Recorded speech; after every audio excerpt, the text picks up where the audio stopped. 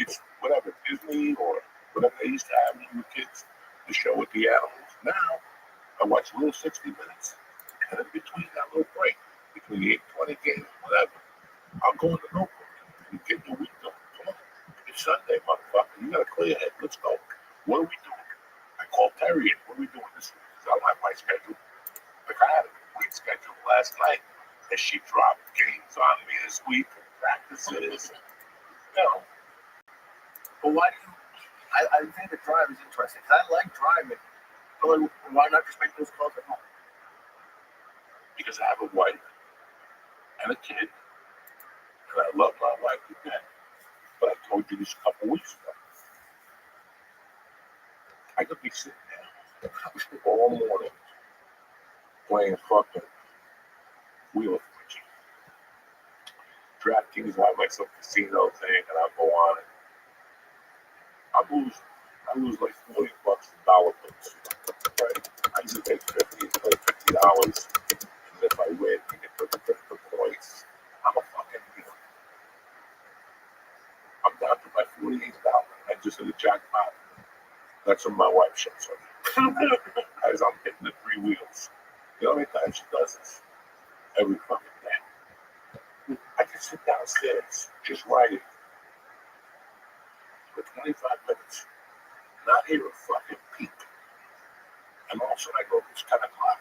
I gotta call the next, I gotta call this guy, I gotta call this guy, I gotta call my agent. And that first fucking call, there she is. Now she has to put a long argument. She could have done it all morning. Then it's upstairs. Then she forgot to bring the stock down. So that's another trip down. Then, what are you doing? Then you get that, what are you doing? And then they go up again. And then there's another load down and up and down. So that's why in the mornings I do everything I do. She leaves work. I eat breakfast. I wash my pussy. I'm out of the house by 9:15. I walk into that gym and I ride the bike for 30 minutes. I do like a hit workout. I got all the way up to 12 now. I stretch. I take off. I either stay there or I go to the boxing gym. But in between that, I park in the corner. I park in lot. I get a bottle of water, a pack of nicotine gum, and half a number. And I call all you motherfuckers. And that's how you do it. So nobody can bother me. Nobody has to ask me a question. You've been here for an hour. You can sit in that chair for an hour. An hour you can sit in that chair. And all of a sudden, I got to make a call. And now you want to talk about fucking Tuesday of next week or whatever. And it never fails. I love my wife. I'm very fortunate that she goes up and down, up and down. I could be unfortunate I don't have a wife that goes up and down, up and down. But at the same fucking time, it never ends. Mercy is a half a pain in the ass, maybe a quarter. She's not bad at all. Mercy's just quick.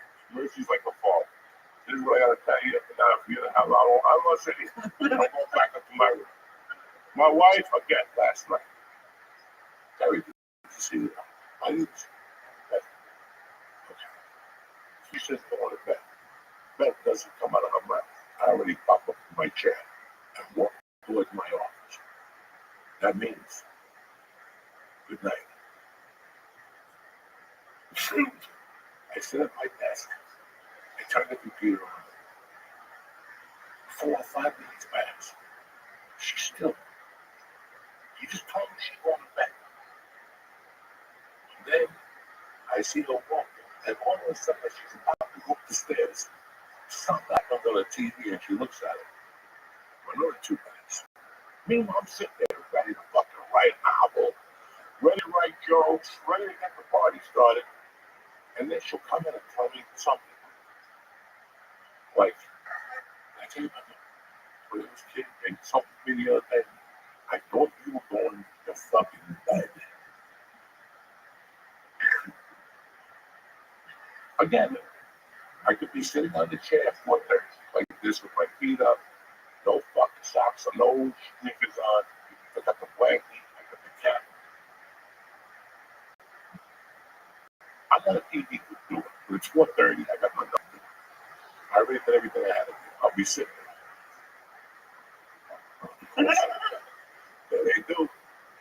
to my wife, okay, so I'm gonna go to Starbucks and then I'm gonna stop at Robotics.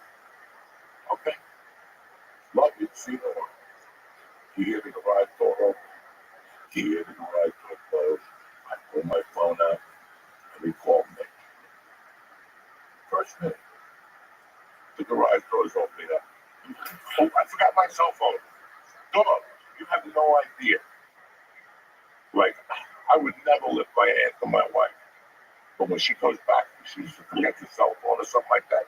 My blood pressure, and I told her, from now on, when you forget something, don't come back. Because now my mind is onto a different exit. It's like when I go, yo, please, I'll meet you at Rudy's at 7:30, right? Okay.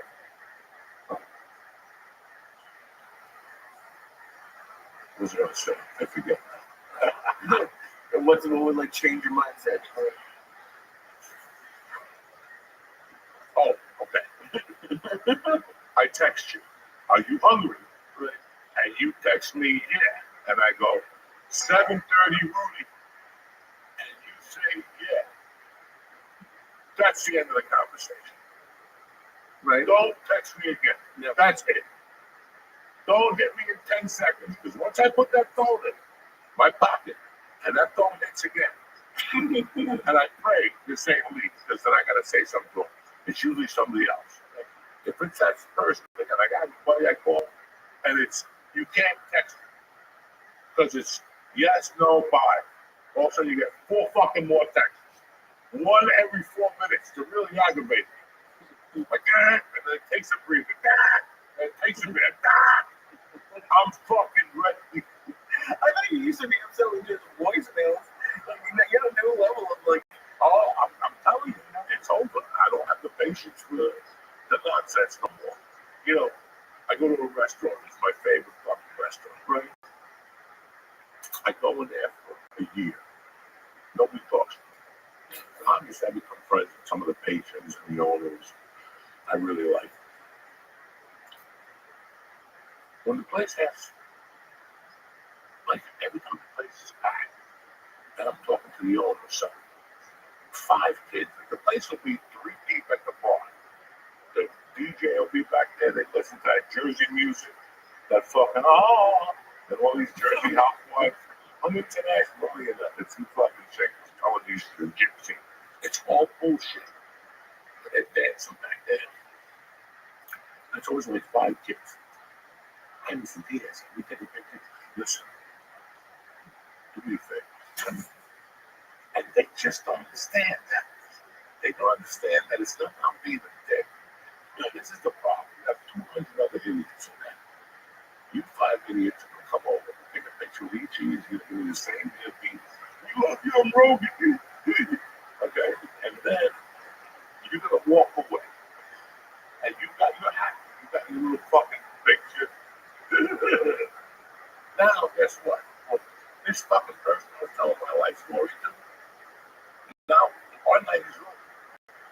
Because everybody was so big taking the pictures with you. Then I come up to me, so you on your way home? I'm getting tortured to the point where, at the back of my mind, I go, why do I even go out? Really that much? There's certain nights where you go there. It's all the people that don't bother you. There's certain nights you go, I want that green store mercy after wicked. I'm tripping on fucking mushrooms. Yeah, I'm out of water. I got a beat. I go, let me go in there. I go in there. It's right away. Midnight. Hey, your Diaz, no, I'm Aaron Rodgers. Come on, you look like Mr. Diaz. And the thought, I know. I should both hands instead of not right now. I'm like, oh, plus I'm tripping on mushrooms. Everybody else would say, thank you. What made you move to New Jersey? Are you still doing comedy? When are you going to be on Broadway? I just fucking tell you. Hey, guy, look at my eye. I'm just spinning like the inside of a fucking wheel of fortune. From the bus, from seeing a black chick that's green and wicked. I'm still fucking annoyed. And fucking, you want to come up to me and ask me to come what? At midnight. Meanwhile, I cooked up. That's the problem. They're really, and you can tell I'm not ready to cook. These are two little fags. Let's go on the vapor pen level. Right? Oh my God, this vapor. Don't drink wine with it. Don't eat cereal with it. No. At least these a long time. People give me edibles. Yeah, please, like, it's fuck Jamal. There's a guy that came back. I started an edible company. These are really strong. Maybe that was telling the way here. He gives me a sheet. It's 100 milligrams. It's the 100 milligrams. Everybody who says it says it's the 100 milligrams strongest thing I've had in their life. Okay. Right in front of me. I took the thing out. I go, this. I just ate it. He got fucking mad. He's like, I don't want to be responsible. No. He goes, you should take these when you're home. You should take these when you need to drive. I called him 2 hours later. I go, listen, don't you ever call me again with that Fanoic fucking animal. What the fuck is wrong with you? He's like, what the fuck is wrong with you? He was petrified. At least been there. Be careful. Be careful with that cookie. Okay, thank you for telling me this. Meanwhile, you've been smoking dope for 3 fucking years, Jamoki. Right. And people are like, I'm surprised people still say that to you. For me, like, they just see me fucked up, and I get it. I am fucked up. But I'm also on, like, tonight, like 300 milligrams. If you give me a 10 milligram edible, I'm not going to feel it. No. So it's like, and it's like 3 grams of questions. That's an RFP for me.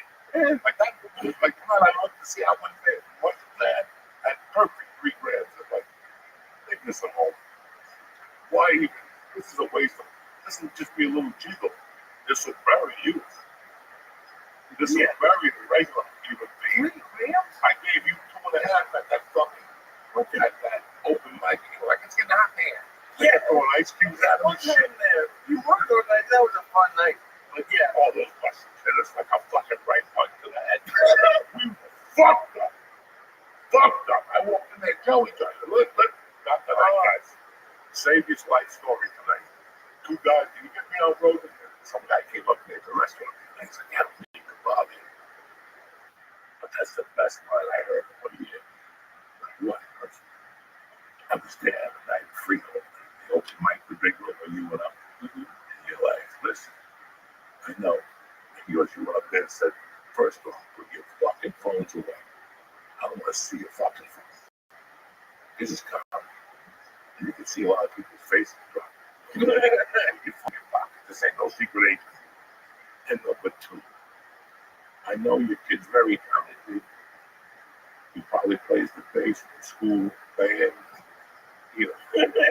But guess what? I can't get him on road anymore. So don't fucking ask.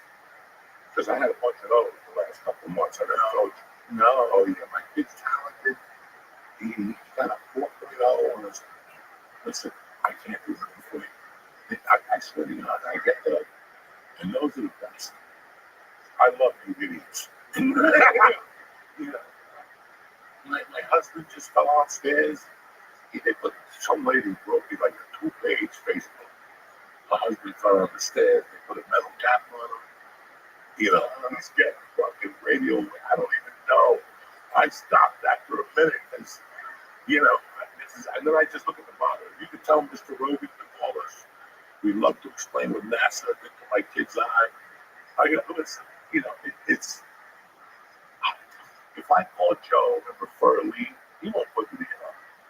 But if he calls me and says, what do you think of Lee? And I go, Lee's great. Put Lee.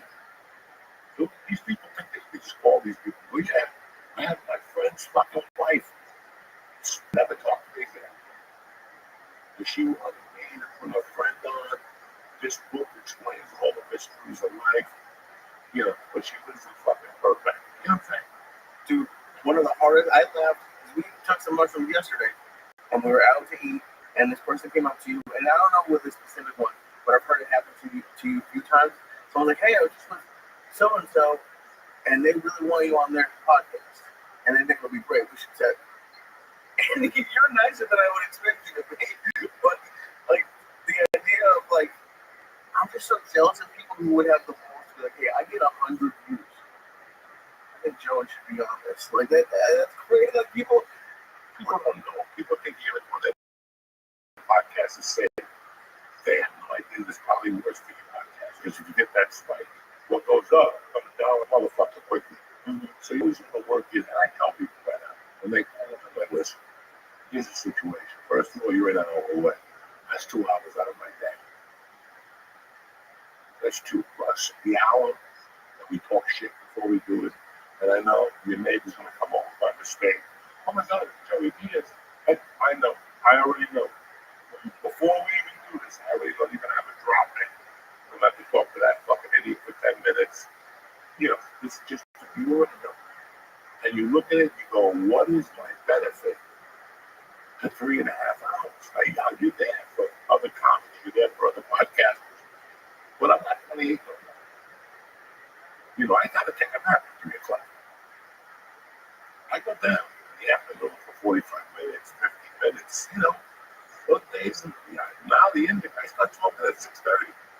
My daughter leaves at 7, and you know, I'm already high by 7:20 in the morning. What did you do today? Do you know what I'm saying? Right. So it's yeah, but I don't know. I can't believe people ask you to get.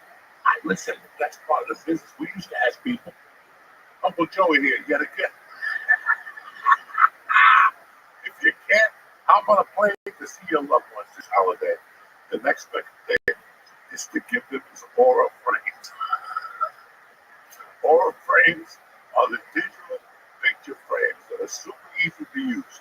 Just upload a picture of your family or whatever you got, videos directly from your phone to your frame. You can even order your frame online and reload it with photos and videos using the Aura app. So it'll be ready to go right away. Name number one, not number 2.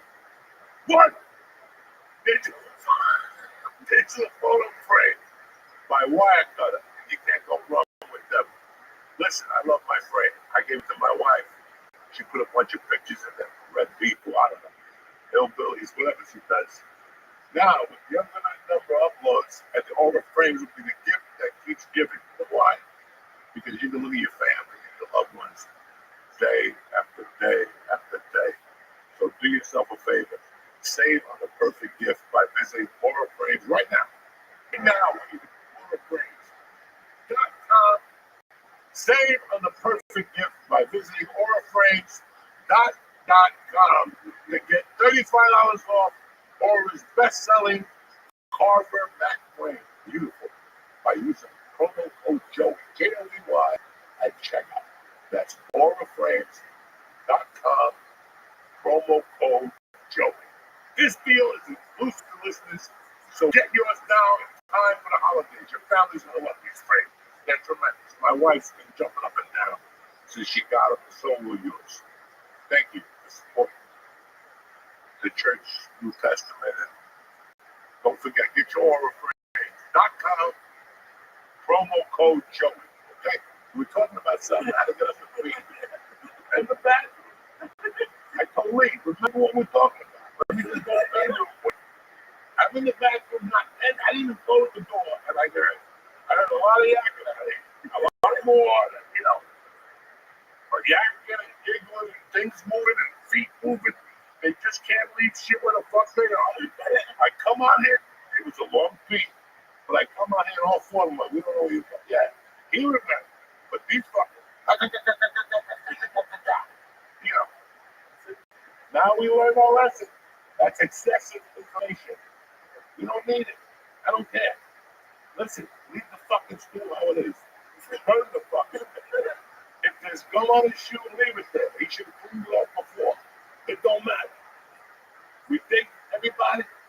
Now you understand where I'm coming from these fucking animals? We only have so much space, like your fucking computer. It's over because the bullshit. So that's why you have the ones that you have. You can also just smoke a little bit less. Smoke a little bit less what? Weed. I don't know. I don't smoke a lot of weed. You know? I just smoke weed to prepare me. So, you know, I'm a positive guy.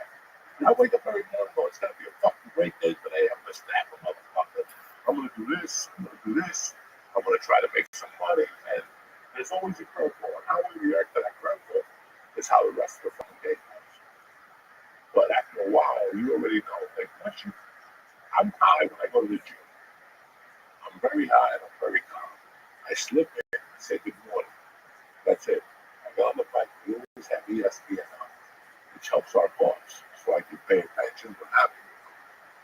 And I sit there and wait. I'm doing hits on the bike, which is 30 seconds of like 10 and then 30 seconds of 6. Then I go back up to 7. I gotta memorize this shit. But then again, there's always that one person that wants to come over and start chit chat. You know me, guys. I almost die. I run out of oxygen. Because the time I'm like, you gotta go. And then they want to stand here, which I got a fucked up left eye, whatever. So once I look this way, I start getting vertigo. It's like when you're in a bar and the TV's there, people want to give you the heat. You got about 10 seconds. 10 seconds, I'm not going to sit like this the whole afternoon. Really, your father was a cop. I don't know what we're at the bar. There's a bunch of women, there's a bunch of people. Everybody likes football, and you want to tell me a fucking life story? Now I don't like this. No, think about that shit. Nobody thinks about that shit. Yeah, it's fucking like simple to something. Right? You know, I go to the gym. I went to the gym. Nice gym. I love the people. But there's two people that they come in. They say Moana. They're 40 years old. They talk about Moana for a fucking half hour. Moana 2. They didn't see Moana 1. Are you fucking crazy? Moana. Jews are fighting in Syria. And you're talking about fucking Moana. Are you fucking crazy? It's a chatty gym. They're older. So it's a very, like, people stop and talk to each other. They stop. They got like 2 seconds. What's up? And I don't insult them. I just keep working out while they talk. I don't have the time. What do you want to talk about? We're in the fucking gym. You know, I don't know how many times. I don't know if this happened to anybody lately. Have you been to a men's room lately? There's always a jerk off in there on the phone, but on the camera phone. What? Like talking to another jerk off. Yeah, I'm here. Fucking Burger Brothers. Yeah, it's right. Like in the last month, 2 bathrooms I've got in. There's 2 jerks. And men, not fucking kids. Men on a fucking cell phone doing audio. Yeah, I told them that I'll pick them up after the game. So get that fucking video off. Somewhere we just went there. Somebody had a fucking, maybe Jersey City, one of those places. I had to look at something. You know, the camera on the back. He was at the urinal with his dick in one hand, with his other fucking hand. You know, I can't do it. Now you want to ask me why I smoked dope? Anyway, listen, it was a fun podcast. We talked a lot of shit. We're high as fuck. And guess what, motherfucker? The church is back with you like it or not. So we're here every fucking Tuesday morning, ready to rock. Tell them where you at this weekend, please. This week I'm with Joshua in New Jersey, Delaware, Pennsylvania, the 11th to the 14th. Check it out, Joshua, ComedianJoshua.com, Newark, New Jersey, Red Bank, Newark, and Wilmington, Delaware. We have the Stress Factory Wednesday night. It's sold out. Do not go to any of the sites and pay any amount of money for $30. If you do, you're a fucking homo. And I'd be really upset. I want to thank all our sponsors. And I want to thank you guys for giving us another chance on a Tuesday morning. And I want to thank Nikki Pork Chops for bringing some Ioris straight out of Hoboken. They've been there for how long, bro? 80 years? 80 years. Jesus was there. What the fuck have you done lately? I want to thank the head technician, George Kaladinsky, and fucking my brother, Nick McIntosh. He's Apple. You ever meet that guy? He was McIntosh. He was a gangster with the Columbus. He could be Mason. He was Irish. See, you always learn something good on here. He died. I don't fucking know. What the fuck is wrong with you? I love you, motherfuckers. See you next week.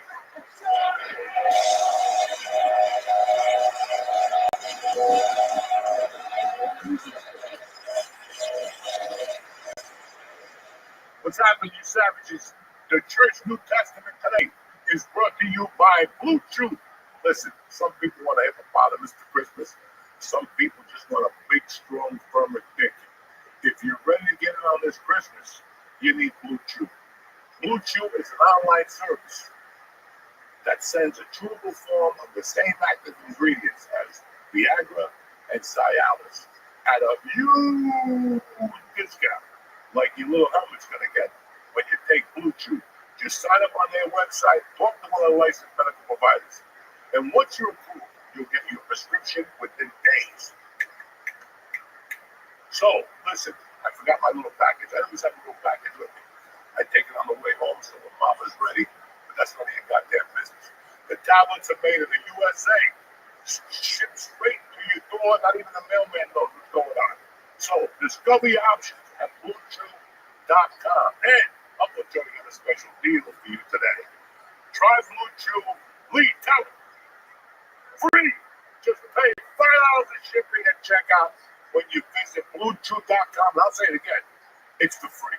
Just pay me $5 for shipping and checkout when you visit BlueChew.com. Again, that's BlueChew.com to receive your first month on the arm. Visit BlueChew.com for more details and important safety information. I also want to thank Blue Chew for sponsoring the show and making you guys into young Marines.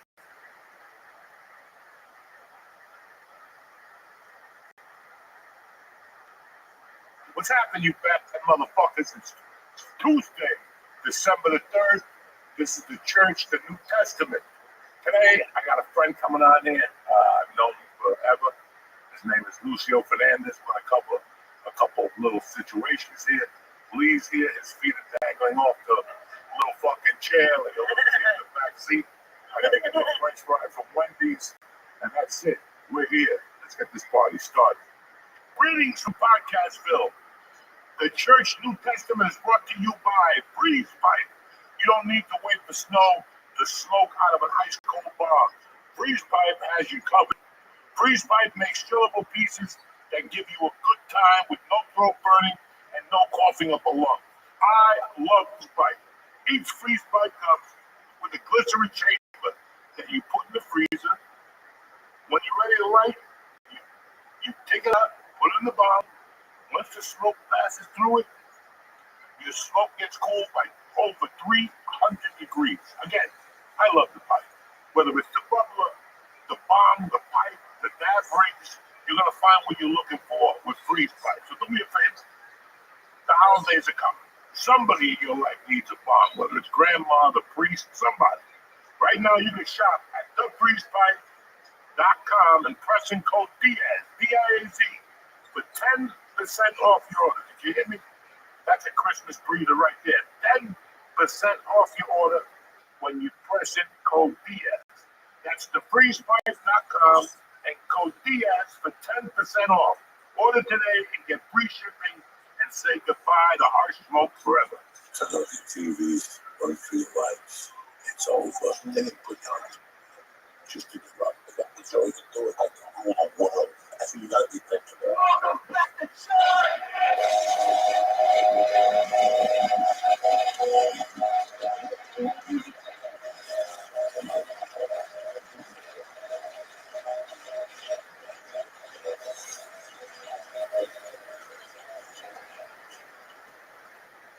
What's up, you bad motherfuckers? Uncle Joey back here with my buddy Lucio and Lisa. Yeah.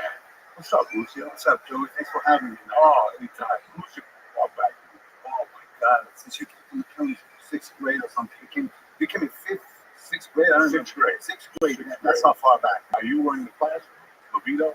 No, man. It's so funny about that. I actually, I wasn't in 6th grade. No, I was in Miss Rabosky.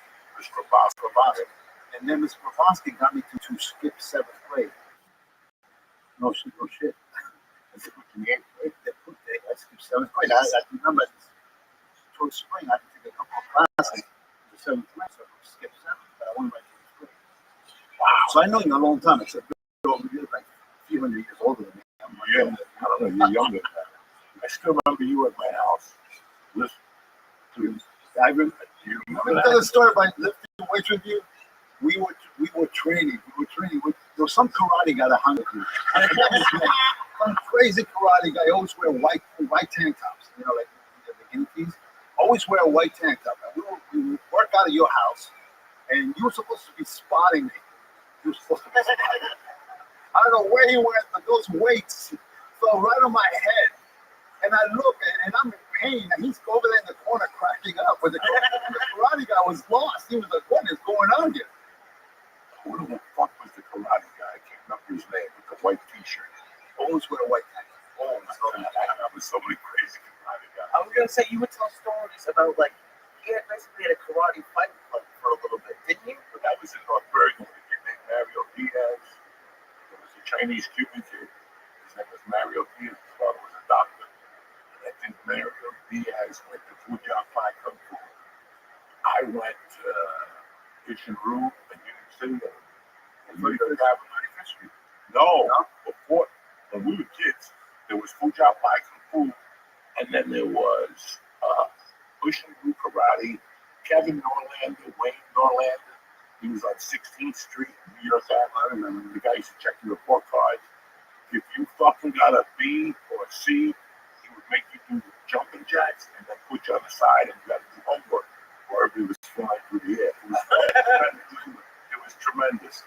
But we had, we're talking about North Bergen, right? We went to North Bergen first. When did you leave? I graduated from McLean in 77. Okay. And I didn't want to go. I wanted to stay in North Bergen. I had it all set up to go to North Bergen High School. I was going to be playing baseball over there. I was going to be playing basketball. I was going to be running track. And all of a sudden, my mom and dad said, no, we're moving to Union City. I couldn't believe it. My whole life fell apart. So in 77, that summer of 77, we packed our bags and moved to Union City. Wow. Big change. Big change. And which school did you go to Union City? I went to Union Hill. Union Hill High School. It was different. Union Hill, it was different. It was all mostly Hispanic, but it was a whole different ballgame. In McKinley School, the teachers really cared. They cared. They wanted you to learn. They were, you talked about Mr. Barone here in the last episode. Mr. Barone. You talked about this, Mr. Agresta. You talked about, Mr. Miss. These people cared. I have a great story about Mr. Miss. Mr. Miss was the best. Mr. Miss was in the class with us one day because one of our teachers got sick or something. And Mr. Miss was a good-looking blonde dude. The girls loved him. He looked just like Robert Redford with a mustache and his yoke. And he was okay. And one day he was the teacher. They put both 8th graders together. And they said, we need to talk to you about something. We have an organization that wants to talk to your kids about helping them out. Okay. Mr. Miss comes in with the white dude. The white dude opens up his briefcase. I'll never forget this. He opens up his briefcase. He starts taking notes out of it. He goes, how you doing, boys and girls? I'm here to talk to you about a disease that's hitting kids. They can't walk. You start walking, something fucked up. But then he goes, and they can only move 3 steps for every 30 minutes. And the guy goes, do we have any ideas on how we could take care of this? And Richie Colombo was trying to raise hand. He goes, give them roller skates. The guy looked down, closed his face. I'll never forget that. He goes, they told me not to talk to this class. That was one of the last times. I don't know when was the last time I saw Mr. Miss. What's your Mr. Miss story? Mr. Miss, he was a hot, like you said, he was a good-looking guy, strong, and he became the basketball coach. And we were great in basketball, street basketball. We played at the court of 28th Street. We played there all the time. David Rudis, myself, a bunch of us. Lefty. Yeah, lefty. Chuck used to come up once in a while. He was really tight. Remember Chucky? Yeah. He was fast, man. He was fast. He was very good. Anyway, so Mr. Miss comes in to coach us. We were great at street basketball, but when we got in the court, man, we stunk. I remember one game they called the 3-second penalty on me like 10 times. We didn't know how to play in the court. We never practiced. I remember we used to say, let's go practice at Kennedy School down on 10th Street. And we used to walk down there in the rain, the snow, it didn't matter. No coach, nothing. We suffered. If anything, one time a week. So we were playing against all these other schools. Stunk. But Mr. Miss said, wait. No, we would start winning it. Every game we would win it by halftime. And then we would lose every single game. We lost every game, but Ms. Smith said, you guys dress up. We'll get all the girls. You guys will get all the girls. So dress up. Doesn't matter how bad you play. you guys will look good. So we did. With our little polyester shirts on and whatnot, bell bottoms and stuff. And we'll go there and pick up the girls. That's what we did. Who was on your team? Man, I know David Ruiz. I remember my Testico play. You remember Marshall? Sure, I still broke. Yeah, great. And I don't want to play. I know Chucky play. Peter Jimenez, maybe. I don't know. Peter. We had some crazy motherfuckers in that school. Now, it's funny that, listen, basically we're both from Union City. Right. I grew up in North Bergen. I went to high school and grammar school for a few years, but I've been going to Union City since I was in fucking diapers, you know. And I went to the Cortadito. This is how this whole shit started with you. I went to a Cortadito one day. I'm here with my daughter. You know, you're sitting outside. It's 80 degrees. I'm looking around. I see this building. I'm like, I know that fucking building. I keep looking at it, and I go, that's where my father died. Rothschild goes out to the hospital. Across the street from every corner. Yeah. And I went, and I'm like, my daughter, I'm like, oh, I know a lot about Union City. Like, I was here when 48th Street was just cigars going down the street. It was just cigar shops. Fucking cigar shops. If you went from Bergen Line down to like Palisade or New York Avenue, whatever the fuck it was. You know, I mean, you got the theater for history, college theater, 48th Street, another theater. You know, I didn't even know. You know that fucking, what's the comedian, the old guy with the cigar? George Burns. At the Hudson Theater. He met Steve Burns in Union City at the Hudson Theater. Your grandmother, his grandmother grew up in Union City. She told me a story once that she talked to Fidel while she was waiting on the bus. Fidel went to her and talked to her. She goes, I didn't know this fucking guy was, but he was a gentleman. She goes, I figured out years later he was Fidel. Like Fidel started his revolution in Union City. He had somebody on 26th Street. Yes. 20-something. So he had a meeting with some people in there. Yeah, everywhere. He got arrested. Yeah. He got arrested in Union City. You talking about Fidel Castro? Yes. What was he doing in Union City? That's where the revolution started. Union City, whatever part of Florida, the Tampa was or some shit like that, and Miami. When they were going to do the Bay of Big, before the Bay of Big, he was going to do these two fucking guys. But that all went down. Are you Cuban as well? Yeah, It's not my fault. I was born there. I know. Oh, you were born there too. I was born there. I was driving back from New Jersey the other day, and you were told me, Joey, that like you moved, like your mom moved here partially because of like the sewing industry. Yeah. And they had a sign right at the hotel, like New Jersey, the home of embroidery, like 1837. Of the fuck? That was true. From the 1800s. You know why? Why? The German machines, the Schiffli machines, they had to stand with solid rock.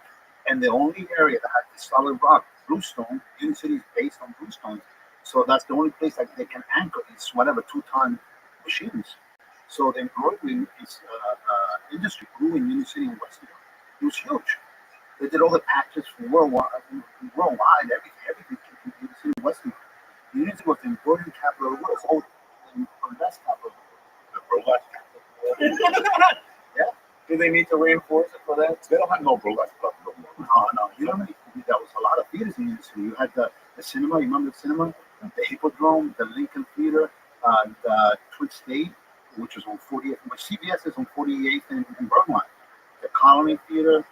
You had theaters all over Union City, and there was a lot of people that started in Union City. You know, Frank Sinatra, when he was with the group before he went solo, they sang at the Lincoln Theater at 32nd Street with Davis. You remember Davis Toy Store on Bergman Avenue, 32nd Street? It was right there. That street. Around the corner where Mi Bandera was, there used to be a theater, the Lincoln Theater. Okay, before it became years and years old, not the Park Theater, Lincoln Theater. And there you had all these big stars that performed there. Now the Park Theater is by the 4-star dive. Right. The best BLT for fucking years. My mother would stop there at 3 in the morning and get me a BLT and shit. Tremendous. How do you have the best BLT? It's really good bacon. It's really good tomato. Okay. Thick bacon, like back in the day. Now, like everybody else. That's Turkey Club. Turkey Club there. What's that? The Turkey Club. The Turkey Club. They made Turkey Club. No, the Turkey Club sandwich there. No, they just closed. The diner closed about a year ago. Really? Yeah. And my florist across the street from us. I had a florist I'd go in and bring flowers to my mother when I'm at. We're in Columbia.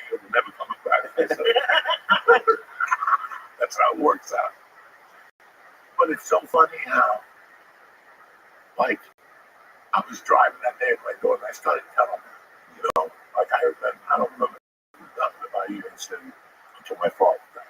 And then I remember we lived across the street from the grammar school on 29th and Central. We lived on that street. We had a garage and the whole thing. And then after that, I don't know what happened. And then we ended up in New York City. My mother always had that bar in New York City. So wherever she went, I went. There was no fucking daycares. You know who lives around the corner? You're gonna die. Tony Orlando. No, near. No. Oh yeah, you said originally. Yeah, Tony Orlando was New Jersey. I mean, it's just fucking insane, And then I would just go visit, and I would walk because my mother had 29th Street, so it covers the 48th. She would go past 48th. And we walked back and forth to 48th Street. When we were growing up, we had our own world there. I mean, Union City was probably one of the most unique little towns. Like I could tell you 1,000 Saturdays that we went to the cinema. Like the cinema is where I saw the Walker Shaw. Right. It's where I saw Rocky. It's where I saw comedy. I saw Bruce Lee. Fuck. They always had the midnight show, and then you walk down Burger Line, and you had Ponte Corvo fruit next to the toy store. That's right. With a load of boxes. Well, that's what I'm talking about, Davis. Davis beat the fuck out of the boxes. They'd be all over Burger Line. And then we'd run away because the cops are going to chase them. No fucking cops. Fucking crazy. And there was a go-go bar there. Right on 32nd Street. Yeah. Now, when I first remember being at my mother's bar, there was an Italian deli across the street. This was 66, 67, 68. And I would go home and they'd pick me up. And I'd stick my hand. He'd always give me an apple or fruit or an orange or some shit. I don't want no fucking orange. I want the candy. Yeah. Things of candy. Then he left and the new Chinese restaurant. Oh, wow. Like there was just so many things. In my head, the most about Union City was when I was about 7, 2 kids got killed. Yeah. When I was about 7, 2 kids got abducted by the towers. Some tower would be Detroit Towers or something. Some went down Edison School. I don't even know if Edison School still exists. No, that's still exists. Yeah, I think it was on 7th, right off of right down there. Yeah, right off of Summit Avenue. I'll never forget. Like, just because I went to my mother's bar and I did all these things in New York City, I felt like I had to go. I told my mom, going to their wake, and she's like, "What the fuck? I gotta go." When I went down, and it had to be 2,000 people. And I'll never forget that. I was like, "This is Union City. This is real. These people are fucking around, and they're gonna find this motherfucker and kill him. What they do, And then I remember that fire on 28th. Olea up the block from Hernandez, which we'll talk about later. They school these motherfuckers on the hard sandwiches. Yeah, these motherfuckers on nothing. And that burned down overnight during the holiday. And I still remember going to my mother's bar, and the front was just filled with clothes and people giving money. And I don't know how old I was, but he had 2 boys my age. 1993, I moved to Georgia. I come back here, and I go to a gym in North Bergen, pay on the gym. I paid for the membership, and they were like, "You're the Morris son. Yeah, here's your money. You remember when you took care of us? So you remember kids? They fucking remember. We work out here for free, and we'll fucking train." Wow. And that was all fucking Union City. Like Union City, it's a small but a powerful little goddamn place. This is a great city. It's a great little city. For the longest time, we were the most densely populated city in the whole country. Into just a couple of years ago, Gothenburg became the most densely populated city in the whole United States. But Union City forever was the most densely populated city in the country. Now, does Gothenburg still have the record for most bars per capita? I have no idea. I'm just blown away because you guys kind of like look not but like you guys have almost like the same beginning. And then, like, you come and you have a little thing in the suit jacket. But you guys started almost exactly the same. And then, like, it's so crazy. You guys came from the same place. And So you graduated Union Hill. Where'd you go? I graduated Union Hill, went to Rutgers. And I was going to go to Brunswick, and then all of a sudden I was already working in New York. So I said, let me stay in New York so I can work in New York. So I was working in New York. Now, what were you doing? I was an actor. Holy shit. Yeah. I never thought in a million years, when I was growing up, I wanted to be a big man. And then all of a sudden, I'm going to think to myself, in freshman year in high school, I won a dance competition. Disco was big. So I won a disco championship in New Jersey, New York. So that got me into Soul Factory Disco. Remember Soul Factory? Sure. So that got me on the TV. So they got me on that TV show. And it's so funny because I used to go to Soul Factory Disco. I was underage. And I remember my cousin used to wait for me outside by the side, just, give me his ID so I can go around and come in with using his ID. I was young. I was like, whatever, 14. So anyway, I got into the TV show. And every week I was on Soul Factory Disco. And sometimes I was featured, sometimes I was just a crowd, but I was on the show. And this is freshman year in high school. You know, nobody like guided me to show business or anything. Nobody. I kind of tripped into it. Can you just explain what Soul Factory? It sounds like it was like what was that? Love Train or what was that? Soul Train. It was like Soul Train, American Bandstand, or something like that. And it was just disco music. You were just dancing the whole time. And then you saw Karen Young. Remember Karen Young would come on, and the Commodores, and all these people come and perform. Lip sync, but they would perform. And there's this little stage that they had, and we were just dancing. And sometimes I got featured because I won the stage, And there I met this couple, Jeff and Donna Shelley. They were dance team, and I started taking dance classes with them. And then that was the beginning. And then I got into Then when I went to Rutgers, this kid that went to Union Hill with me said, "Listen, I was going to be an engineer." He goes, "I want to take you somewhere." I said, "Where?" Took me to Rutgers, the Black Box Theater, Rutgers, New York. I saw the Black Box Theater. I said, "Man, that's what I want to do. I want to act." Within a year's time, I was signed in New York. I was trying to do soaps, and I couldn't act to save my life. I couldn't dance. I couldn't sing. I had no ability, but I had the desire. I wish you could fucking dance. So I got into all these shows, and I got into soaps. I did a bunch of films. I did a bunch of soaps. I did a bunch of musicals and plays and all that, and that took me all over the world. That's what I did for a long time, for a very long time. Sounds like you were pretty good at it. Yeah. I was all right. I was willing to stand on my head. I just do this, and I would just do it. Plus I was athletic. So you're athletic in the music theater world, and you're dancing masculine, and they want to dance masculine. So I did West Side Story for 5.5 years of my life, every day, every main production. I did Chorus Line, I did Jesus Christ Superstar, I did Guys and Dolls. Were you on Broadway? I did the Broadway National Tours. Oh, so like the one that would travel around. Yeah, so I did, for West Side Story, I did the European company, the national company, the world tour, the European tour, the Paris company, and the Japan company. We were supposed to come to Broadway, and West Side Story in Japan? So I did West Side Story 5.5 years of my life, every single day, 8 shows a week. Could you still do it right now? 8 shows. I can't imagine those 8 shows a week. Now it felt when you got off the tour, it felt like you were having to war. Everything hurt. Everything. My knees, my back, I played Chino West Side Story. I was shooting the gun. So I had tendinitis on my elbow from shooting the gun.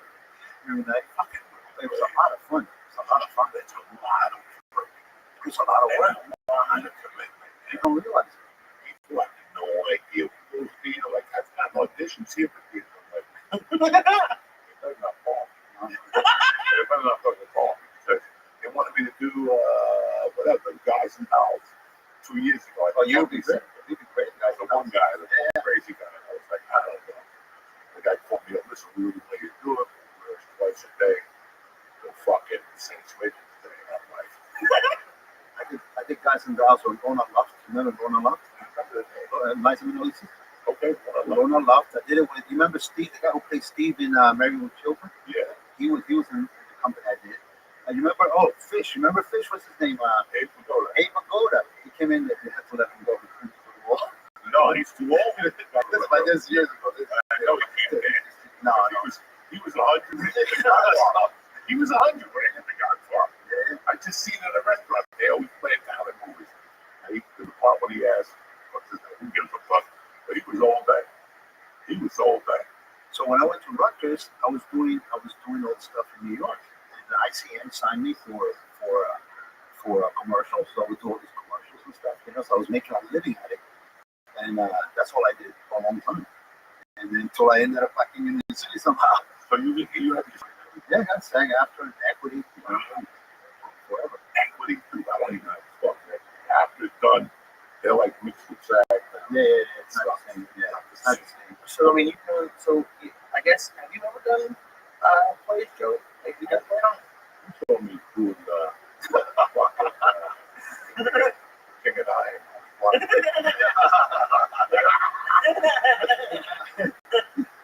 What one was your favorite, Lucio? Between all of them, between plays. The most I mean, probably West Side Story. Oh no, that's like between plays, like commercials, TV. Plays. Yeah. Yeah, that was a lot. When I was at Rothschild, that's what I studied, theater. I wanted to be a theater actor. I never thought in a years I would become a film producer and stuff like that. That was not my thing. My thing was going to be, I was a serious actor. In fact, I worked at, I don't know if you guys ever heard of Spanish Repertory Theater in New York. I worked there for 3.5 years. It's the premier Spanish speaking theater in New York. And I worked there as a lead actor for 3.5 years. And I did everything. It's a repertory company. On any given weekend, 1 weekend, 3 days, Friday, Saturday, Sunday, I did 5 different plays. What? So it's a true repertory company. So you're learning all these plays at once. You can do a classical play, a Lorca play, and you do a contemporary play only. It's insane. When I got off the tour, I had just met my wife. And I turned down all these tours. And I started working with Spanish rep. The first script I got in Spanish, I was like, what? And my wife is American. She had to teach me, help me learn the script. Phonetically, I didn't know what I was reading. I never read in Spanish, So I was there for 3.5 years, and it helped me out for later on when I, becoming a commissioner and stuff. It helped me because that was my language, That helped a lot. I can speak Spanish. I can read Spanish. I can read Spanish. But Spanish or Haitian, I just have I can't because listen, there was a show on in the late 90s on Telemundo. It was a Cuban thing, not ¿Qué pasa yo? no. This was one that came later, and I got a call Mike. It was going down reading. He was reading the Cuban book. Well, I go down. There's all these Cuban people. They're very nice, but they ain't Cubans like us. Okay, so I'll never forget. Like I read the role, booked it, went on the next day and doing rehearsal. I said a line, and they all were like they were fucking up duty Cubans, right? And then we started the scene. They all had problems, like they were too fucking emotional, and he's not doing it right. And I went to lunch and they called me and they said, you got fired, but they're gonna pay for your aftercare. I said, fine, fuck, $1,000 they took out of my future. But I met him about 20 years later, I'm doing COVID. I'm walking around that park. I'm going to get all around me in my house. And during COVID, the guy, the cousin of George Lopez, he was on the show. And he came over to me and said, man, I spoke to you know. I haven't seen you since that day. But it wasn't me the guy you fired. It was those motherfucking Cubans. They had to stick up their ass. I was like, okay, no, I don't give a fuck. But that's why, because my Spanish is completely different than their Spanish. When I say a weird word, they fucking lose it. Because we grew up speaking Spanish. We spoke Spanish. But I spoke that shit that they came with you from the revolution. Yeah. Those people spoke differently. They cooked differently. They acted Absolutely. Oh, absolutely. It's a different fucking world. And it's still embedded. Like it's still in my fucking soul how those guys walked around. And I don't know. I can't. I tried even. They always make me read the fucking Mexicans and Colombians, one Cuban. And, it's not. It just doesn't work. I don't know what the fuck it is. I remember when Scarface came out. Okay. And I said, where are the Cubans? I know Stephen Powell is the only Cuban, but where are the Cubans? There's a ton of Cubans everywhere. The Cuban nuances were not there. I mean, Pacino tried, that his best, and it's that cult classic. But where are the Cuban nuances? The machismo, the way that the Cubans talk, the way my stepdad talked, the way your dad talked, the Cubans growing up in the city were different.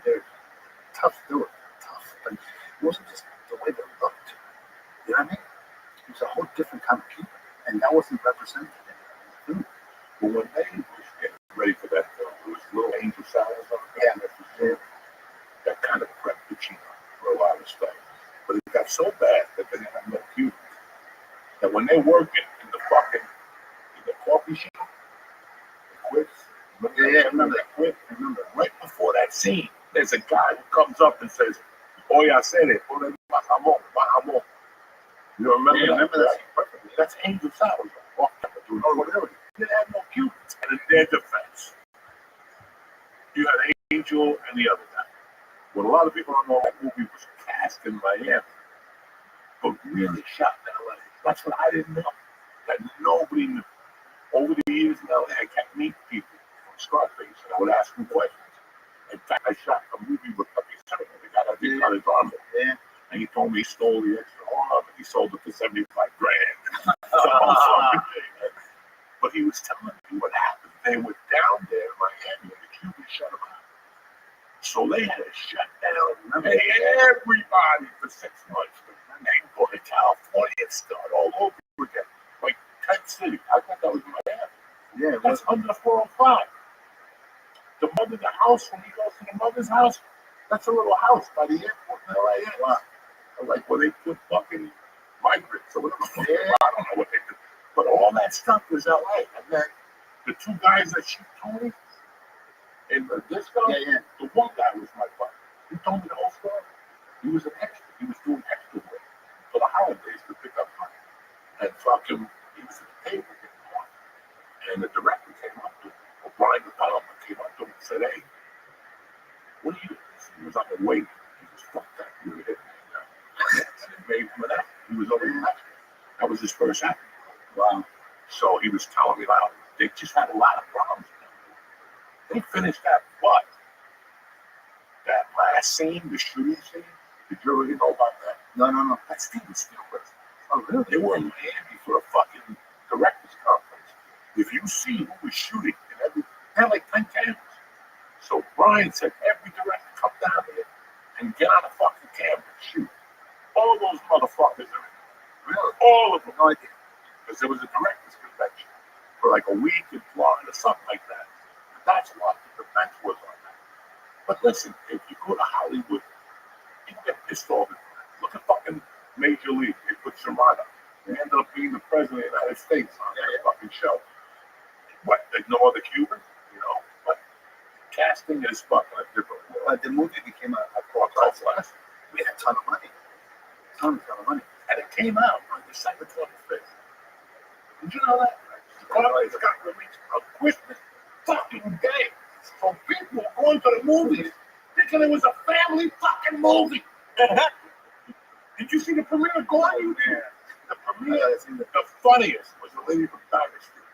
When they said to her, "You leave?" And she goes, "I heard enough fucks for a lifetime." There was a lot of iconic things. When Michelle Pfeiffer comes down in the elevator, the one shot, beautiful. The one scene when he's completely stoned out of his mind and he's talking to her, have a whatever as a wife, you joke, that scene was just unbelievable. So many great scenes. It's a fucking great movie. That's a great film. It's a great film. You know, I don't know. I remember when that movie came out, how it changed this area. You know, Union City, listen, man, when you look at the statistics and shit, like the Cubans took it over, like you were talking about the German, the Dutch, it was Indians there, and then the Cubans started coming in, like in 50, before the revolution, you know, and they just built this beautiful little flag. You know, they really were. When the Cubans came through on there, there's no burger. There was nothing. All the stores were closed. You got a bunch of Italians selling from the food carts. My dad told me, my dad came in 65. It was Burger Line Avenue, all the shops were pretty much closed. The Cubans built it up. As the Italians moved out, we still had some Italians growing up in the village. Italians, some Irish, some Germans, some Greeks, And but Burger Line Avenue was the Cubans built it up. All of you see, all the embroidery that stayed from Antonio, like Cubans.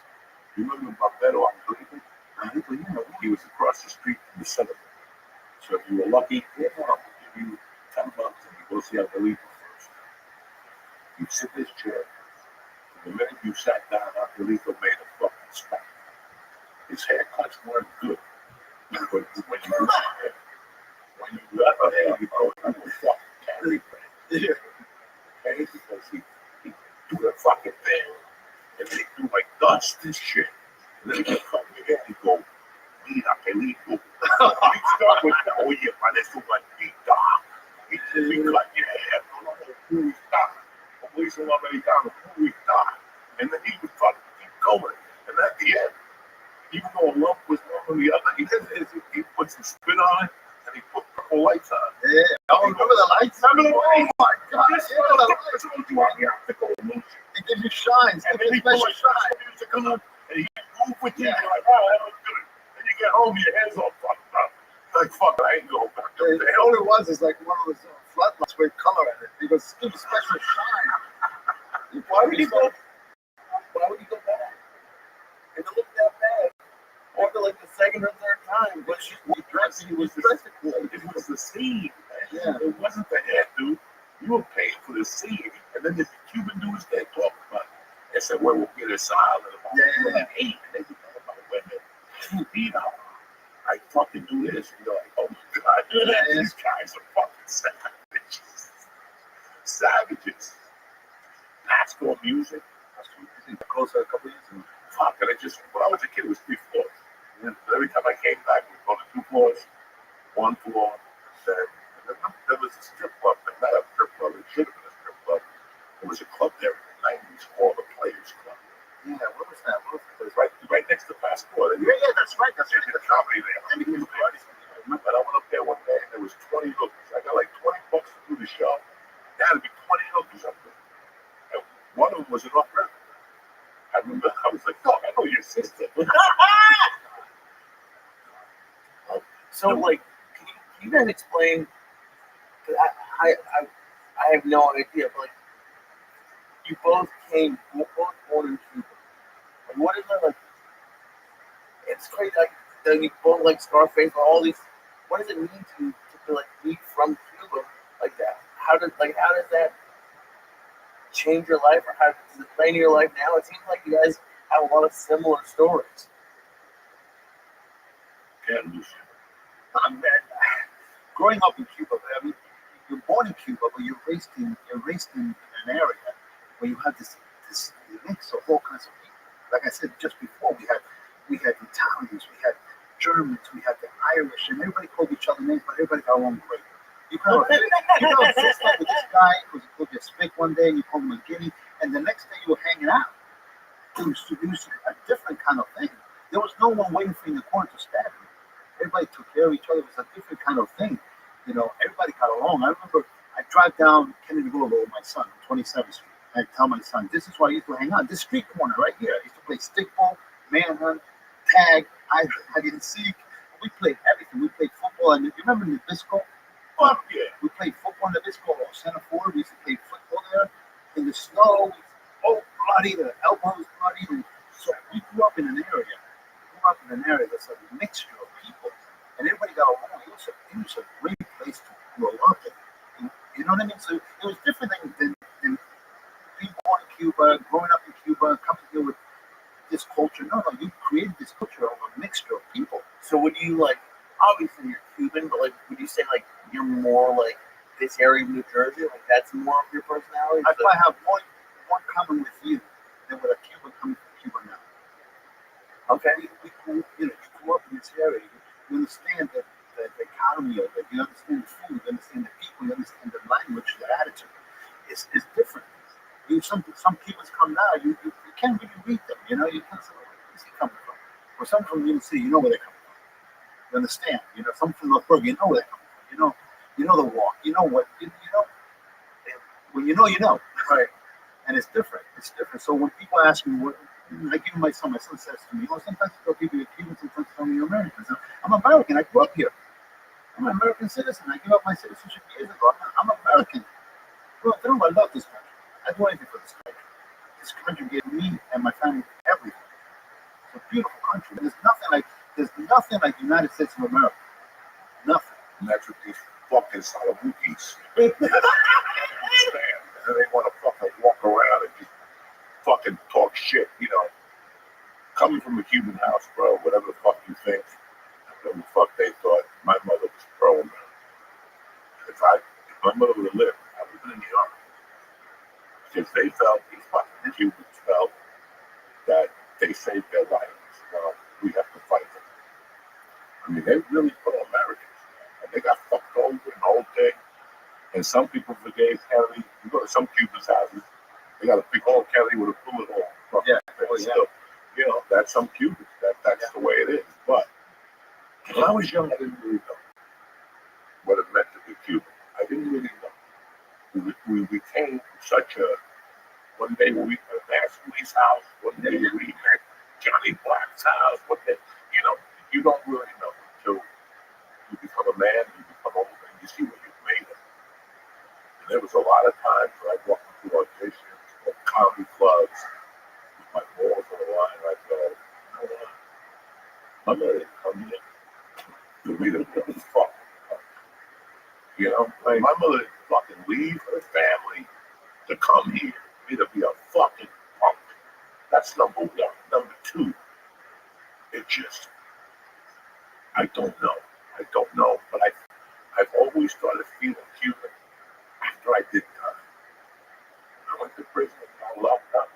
That's when my Cuban asshole came out. It just came out in prison. I'll tell you, if you fucking touch me, I'll kill one of you motherfuckers. You know, and it was just a state of mind. It's just a state of mind. Being from North Bergen, it's a state of mind. Yeah. Those days will never happen again. Absolutely. Now, look at those North Bergen football teams. Nobody was bigger than 16. And they fucking won a state championship. They were number one in the East Coast. That's little Italians that came from Hoboken. Okay, because nobody knows the story about Hoboken. Now, the Irish wouldn't let the Italians pass 9th Street. When you do that to somebody, those motherfuckers get hot. So they came up here to smack Irish people. I don't know what they did. Half of the people, at the end of the day, are all bloodline Hoboken people. From Rome to the Ascalese. I mean, there's 1,000 that are from Hoboken. Thousands of them. And I want to know what happened in Hoboken that made the kids I grew up with, the kids you grew up with, animals. We were fucking animals. You know, we talk about the Peter Jim that was jumping out in front of a car and getting by a car. These people.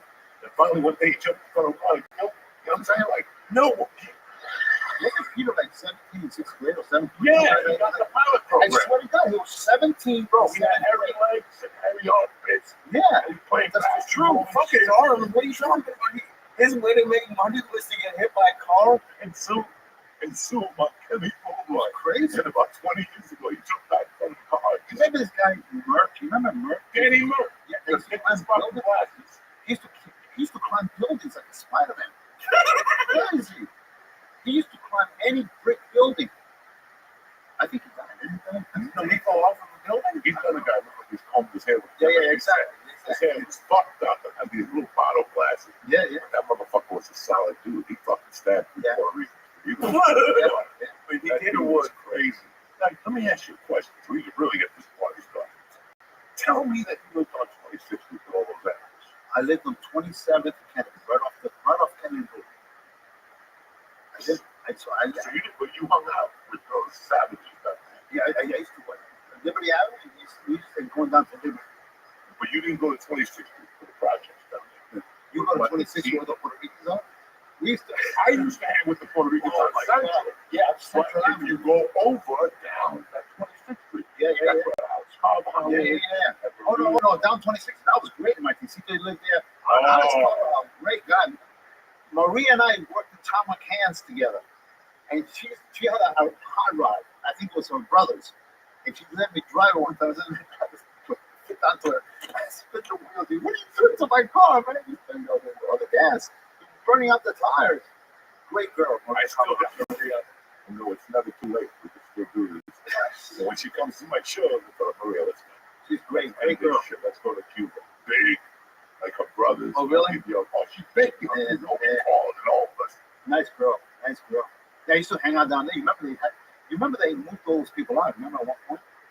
On 26th Street. No. Louis Arias. Remember Louis Arias? Yeah. I used to hang out with Louis Arias, my Concito, David. Jim, you know Charneck? Remember Jim Charneck? No. Jimmy China. He used to live with 28. That's like out Osley. Yeah. Oh, Dean Dupree was his brother. Yeah. For casino. Yeah, man. That was down there. That was like North Bergen had all these neighborhoods. 26. And they all stuff themselves. But that neighborhood down there was off the chain. Yeah. Because they would always battle Union City on Halloween, walk there with fucking socks with flour and eggs and shit. Mischief night. Oh, it was hard down there. That was Mischief neighborhood. The thing I remember the most was the light bulb company. Duracast. Yeah, they used to throw their light bulbs out in all their boats. Like they were the and Juan Ali, the Ali brother. Yeah. Remember Juan and the other brother. I remember the brother. I remember that. Juan and Carlos. They used to go to hooker houses when they went to 6th grade. Oh my God. There you go. Yeah. I gotta go to piss, but when I come out, I'm gonna finish the story. There you go. They were in the 6th grade, and their dad would take them to the city, and they would come back on Monday. And people were like, I went to the cinema. I went to roller skating. He's like, man, you gotta fix $10. And you're like, what the fuck? And we'll take a break, but how does this relate to light bulbs? Because okay, we would jump the garbage can, take the light bulbs out, and beat each other up. Everybody had white powder in them from the fluorescent. Everybody had fucking white powder on them every night. He was the first guy that talked to me about girls, the nitty gritty. Oh, but you I think it's fucking hookers in Oh, high school. man. Yo, we had a kid with Kelly Juan Solo. I remember. Good looking Cuban kid. He got a girlfriend. He quit school in 7th grade. Seventh grade? I gotta go. I didn't even kiss anybody in the 7th grade. Take a break. What's happening, beautiful people? I don't know if you know this, but this episode is brought to you by BetterHelp. December is all about getting comfortable. Therapy is a great way to bring yourself some comfort that never goes away. BetterHelp is 100% online, so it's easy to use, and your therapist will be there for every step along the way through video calls, phone calls, or messages. Listen, I'm doing great. I'm at peace. My anxiety levels are low. Why? Because I had BetterHelp about a year ago, and they gave me some exercises, and now I'm doing a lot better. So do yourself a favor. Just fill out a quick survey to get started and to get matched with a licensed therapist. Listen, if you don't like your therapist, you can switch them at any time at no additional cost. But you're going to love BetterHelp. Find comfort this December with BetterHelp. People struggle through the holidays. Me too. I got no parents. I look around. I say, what am I doing here? So do yourself a favor. Visit BetterHelp.com/Diaz to get 10% off your first month. That's BetterHelp.com/Diaz. This episode is brought to you by BetterHelp. Give online therapy a try and get on your way to being the best version of yourself. The church is also brought to you by Aura Frames. Listen, even if grandma doesn't use the microwave, she can figure out the Aura digital frame. Aura is so easy to use, even with the most tech-challenged relative you can figure out, like somebody like me. Aura is the Wi-Fi connected digital picture frame that shows off all your favorite photos and videos. My wife loves Aura. We got the frame. She started putting pictures in there. It's unbelievable. You can add unlimited photos to your frame from your smartphone using the app, so you can change up what's being designed. If it's one of Oprah's favorite things, you can't go wrong with Aura. Save on the perfect gift by visiting auraframes.com to get 35% off, $35 off Aura's best-selling carbon matte frames by pressing in code JOEY, J-O-E-Y. That's auraframes.com, promo code JOEY. This deal is too good just for listeners, so get yours now in time for the holidays. Merry Christmas, and show support to the show and get $35 off Aura's carbon matte frames. Use code JOEY. We're back, bitches. So what happened with the Ali brothers? No, one Ali was the first guy that talked to me about girls. But the nitty gritty, what to do, how to do it. So What grade were you in? I was in grammar school. And And that's that's like up to 5th grade? I know I met him in the 6th grade, and every weekend him and his brother, he was on the left.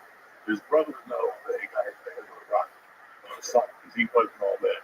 But one day we were outside of his house. A bunch of us started. Julie, my cousin, God rest his soul, throwing light bulbs. They were throwing shit at me out of the roof. So I took a rock, I threw it up in the air. I just threw it up in the air. And also I hear, oh, and I put the younger one who wasn't all there. And he had a big lump on his head with a blood stain. And he just got up. I said, I'll take a soda. You know, soda? I'll take a soda. The 26 was a great place to hang That out. was a great place. We had so much fun there. It was unbelievable. Mischief night. Nothing exists like mischief night. The eggs and the flour. You know what I did one year? I was in Cuba. Yes, I didn't know about the white flour. I put the real, like, not the kernel, but the yellow flour. Oh, The single powder. And you hit someone over the head. It's like, hit them over the head with a rock. yeah. So No, that's what I put in it. I had no clue. I had no clue. I don't know if you were there that night. We were all stuck on, had to be 76, 75. We were all stuck on buying glue and writing the dishes on the tree and light them on fire and then blowing it up. Everybody was there. You go up in our country, that's funny you said West New got no trees. When you up and down fucking North Bergen, they got all these trees on 26th Street. They planted new ones in the middle. And one night we're coming home from somewhere in Martin Garden to put mine. So me and Julie, maybe you, somebody out there, was a couple of them. We're sitting there watching him on the steps like a lookout. And he's put MP. And all of a sudden, he looks at us and he's here. And he lights the fucking initials, but the thing it's like a tree, right? It's like a tree. And the limb is catching on fire. And his Martin's hitting it with his hand. And going, Martin, it's all and before Martin put this thing on, a little fucking fire truck came. So expected and threw him on the floor. We ran. Is he still in jail? Who had Martin? Good kid, really. At some point in the 70s, just before I moved to New York City, they had everybody moved out of 26th Street because they wanted to renovate those buildings. All that tree. Everybody had to move out. They killed. Then it was dead. There were no kids around anymore. Then they started doing Section 8 and all that kind of stuff, and there were no kids around anymore. So everybody, that's when my Francisco moved out, Louis Arreola moved out, the brothers moved out, everybody moved out. Everybody left. And there were no kids there for years, and the place was vacant. They were fixing up all their homes. I remember I was devastated. I was devastated when that happened. I kind of remember them cleaning that up. Even like when I drive by Center 4, Tom's Diner. Oh, I just told my son, oh my God, Tom's Diner. It's this little place right in the corner of 27th, between 27th and 28th Street. I had my first cheeseburger there. You know how much it cost? 64 cents for a deluxe. And it came with fries and a drink with a second drink. 64 cents. And it was an expensive burger then. I couldn't believe it. 4 cents. How did they get the 4 cents? I don't know, 64 cents. That would piss me off. My dad, we lived in that building there with Tom's Diner. Okay, that's weird. And my dad was the super. When he came from Cuba, he was the super there, and he was the dishwasher at Tom's. And then eventually bought Siegel and whatever it's called, Siegel, whatever. And then he started buying, he got bars and buildings and stuff like that. You lived across the street from Lord Rothschild. Yes. I'll never forget. I was talking to my father about being Cuban. Like, some people can take it, some people can't. I went over to Lourdes' house on a Saturday night. And okay, we're going some dance or something. And the mother was there. And the mother was dressed up. She wasn't the best looking woman I've ever seen, but she was nice people. She was nice people. And your mom always said, Clara. And I said, oye, Clara, para enganche. Oye, Clara, para enganche. Paso esta noche. 2 days later, the lawyer's like, you know, what does that mean? I don't know, what's enganche mean? Like, you're ready. You're ready to you're hook up. looking for a fucking hookup. Para enganche means I got the hookup. Lourdes and her sister, Iris, they're in social media. I follow Iris a lot. Really? Yeah, she's great girl. They're both of them great people. And her mom, I love her mom. Loved her mom. Her mom made the best espresso in North Bergen by far. White rice with the little chicha. What do you call it? Chicha. Yeah, the yellow rice. Yeah. Oh my God. She made the best. She made That's fucking burgers. It was great. It was Yellow great. with little hot dogs in it, those little and shit. You put a little sauce in that fuck and you make believe it's a lobster tail. Like, I wanted to go. We used to hang out. Come on, McKinley's. We came down the ramp, coming up from the bridge. There's a little ramp. There's a little wall there before the gym. They're right next to where the gym is. yeah. We used to sit there. And used to hang out with us there. And he turned me on to Richard Pryor. It was always imitating Richard Pryor and the Honeymooners. The Honeymooners. I had no idea what the Honeymooners were. And Richard Pryor, you always doing rap. Fuck yeah. Always. And Richard Pryor, it just crying. And Lotus was there. David was there. Martincito, myself, and a bunch of other people. You know, I remember that clear as though it was yesterday. Do you remember any of the on the podcast for years we talked about loving Richard Pryor? I love that he started Richard Pryor as a vampire, the whole sketch. Yeah. So he's to a T. That's right. Oh my God. There was no one as funny. I can tell you that 100%. Not because I'm here with him. There was no one funnier than Cole. And you're saying that even after he dropped the weights on him. Even then. No, I laughed at the weights. I laughed. I told the story when we reconnected years ago. When we reconnected, I told I've been with my wife for almost 27 years. I've told that story 100 times about the weights. And I know that this fucking guy was just laughing. He was laughing. The karate guy with his skinny teeth, he was just looking at us like, what just happened? The whole weight fell on my head. Oh, he was just laughing. He's supposed to be starting me. I wasn't strong, you know? It was crazy. We had no gym class in the trying to make me stronger. We were talking about Hernandez. I was talking about Hernandez. Hernandez was on 28th and Bergen. Yeah, right by the corner. Hernandez was open till about, with my hands get itchy, just thinking about fucking Hernandez. Hernandez was open till about 3 or 4. I don't even know what it was, guy. I don't know. Maybe the mid-80s. I thought he had 2 sons that took it over with those 2 big boys. Like everybody always tells me, having the Cuban sandwiches on now, go to this place, this one's got pepperoni. Listen. That wasn't for you. Don't look at me. I didn't tell you about a pepperoni place. No pepperoni Cuban sandwiches. Fucking Hernandez. You went in there and the ham and the Swiss were already on the bread. And it was packed. It was a big one. And there was loaves, just sandwich bread with the Swiss and the thing. And you come in, you right there, he had a glass in front of him, and you weren't nothing right. And he fucking cut his pork off, right? None of this, for you motherfuckers that want to sell a Cuban jam sandwich with pulled pork, I'll fucking kill you. I'll fucking kill you, okay? That's no pulled pork. None of that fucking bullshit. So, I don't know, fucking jerk off. You got the Cuban, you're fucking Cuban. You're fucking from Ireland. Why would I bet? They were out pulled pork. This guy would slice white meat and then he had apple. The fucking hand to give it even more flavor. And he'd take a fucking paintbrush, brush that motherfucker with butter and put it in. And then you come to make guarapo, that sugar cane juice with fucking tons of ice. Are you fucking kidding me? That was the real tea. Do you know a place? Joey's been teasing me for years. I'm still fat, but I used to be a lot fatter. He's been teasing me with a preparata sandwich, the Cuban sandwich with the little That's my wife's favorite. Oh, where do you get that? You can get in las prisas. You can get croqueta preparada. That's what you know. Croqueta Oh. But Hernandez, this is when Swiss cheese tasted like Swiss cheese. Not like now it tastes like paper. Swiss cheese tasted like Swiss cheese. It was the real deal. When he's talking about ham, it was ham. It was ham. It was the real deal with mustard and the butter. It was, oh my God. Hernandez restaurant was the best Cuban joint in all there. And all they had was the sandwiches? Or No. I don't know what they had on the ice. They had this. I love to brag about. They had the best empanada. Meat empanada. And my dad, he had a bar. He worked in a bar. So he closed down the bar. We get an empanada. They show me up at the house and said, "Wake up!" I said this mirror behind my door with some sun thing that's made of metal. And he opened the door at 3:30 in the morning.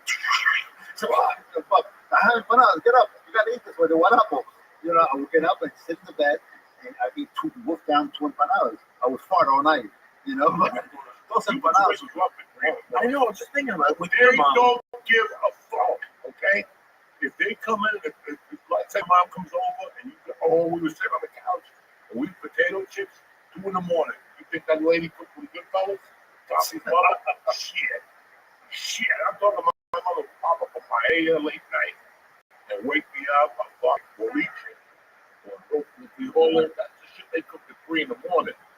When you went to school, you're like, what the fuck? Why does my house smell like fucking? My mom had the pressure cooker. Okay. Make the beans. It used to go to work. Leave the pressure cooker cooking the beans. Used to prepare the night before. You know, marinate them and shit. You know, and then leave the pressure cooker cooking. Chupa would come back from work and finish up the beans, and we had this fresh beans every single night. You know, with everything. My mom cooked everything. Oxtail, you know, even mood, she cooked it. You know, she cooked everything. Everything was and to me, everything was chicken. She said, it's chicken. But what is it, honestly? The little chicken. But she gave me everything. So you wouldn't complain about it? Everything. Yeah. I remember when we lived in New York, we used to get cantina. Yeah. What's that? They drop the food off in front of your house in like little bowls stacked on each other with a thing that had like white rice. We had a white rice. So it's like meal prep before meal prep? Yeah. No. This was the food was cooked. It was meal prep. Because they don't fucking meal prep. Just little containers. One On top of the other with a metal thing at the top. Some of them even gave you fucking Cuban coffee. Yeah. And a prawn. So you have rice, you have beans, you have the meat, then you have like plantains or maluros or whatever, you know. Okay. And you have the whole meal for the family. You know what? Since we're talking about food, he's talked for years about Cuban Chinese food. Do you ever? Latino, that's Yeah. What do you think about that? oh, that was great. What's it? Like Campana China. 57 burger was the best. Campana China. That means the Chinese fucking belt. Nothing like Chino Latino. Oh my God. Nothing. And what would you get? Like, what's your Chinese Cuban food order? Like, what would you get? Everything.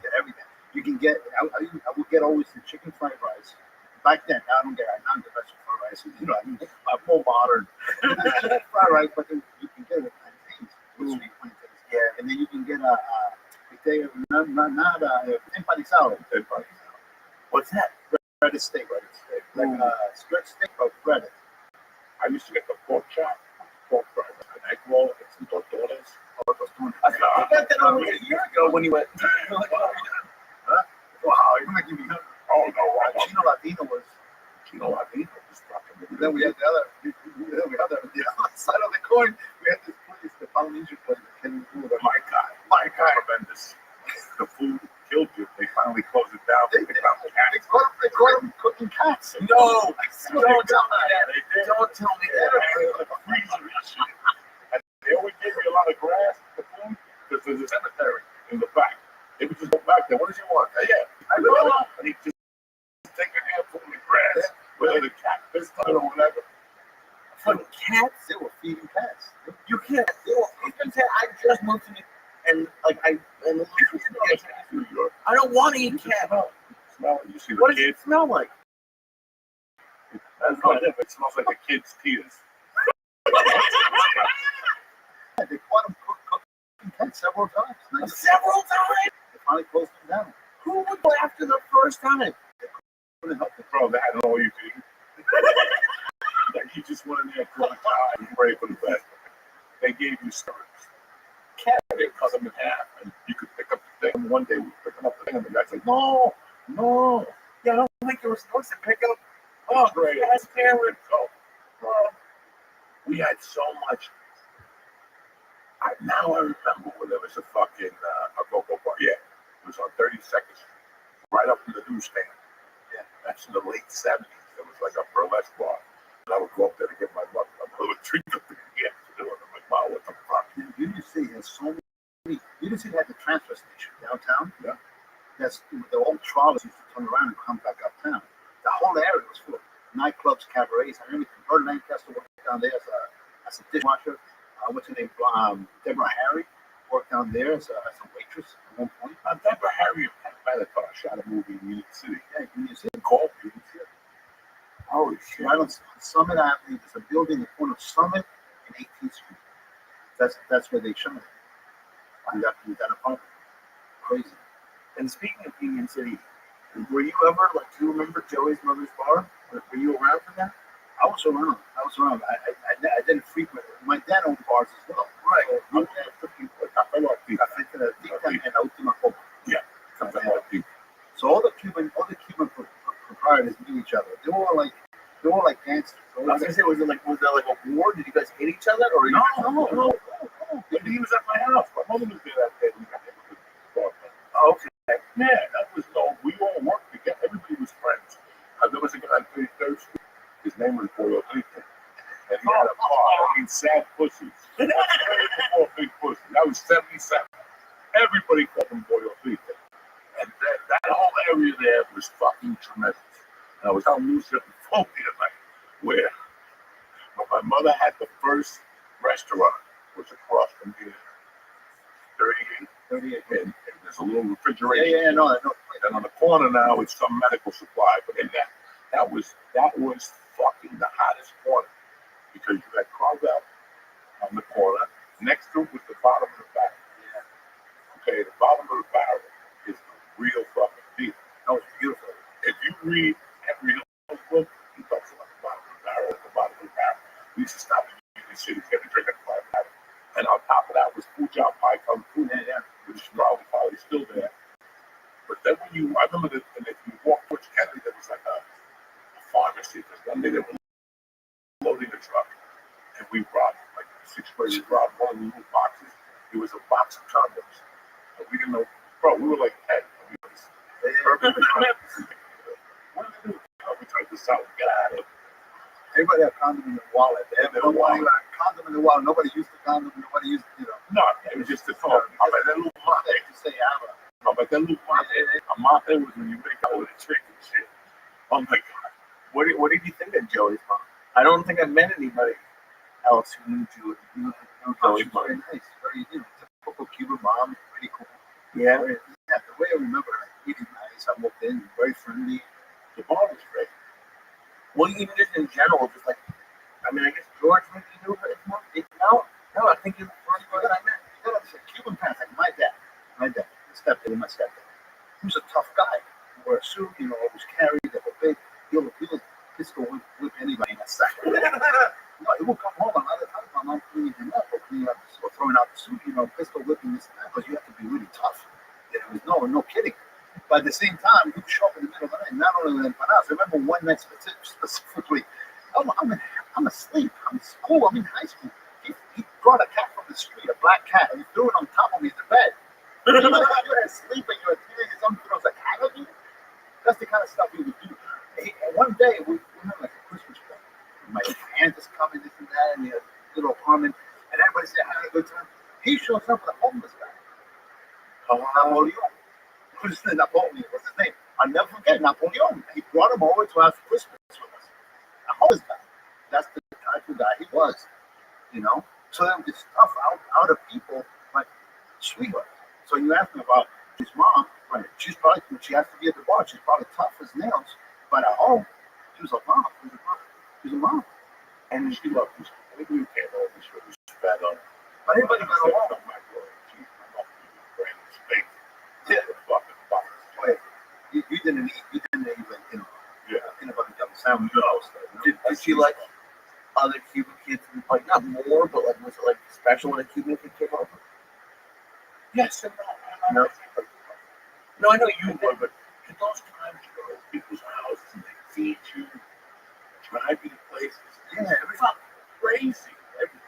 I remember, man, I lived at 27th Street. I played baseball at 64th Street in North Berkeley. My mom would do whatever, I bought it for instance, to take the bus, number one.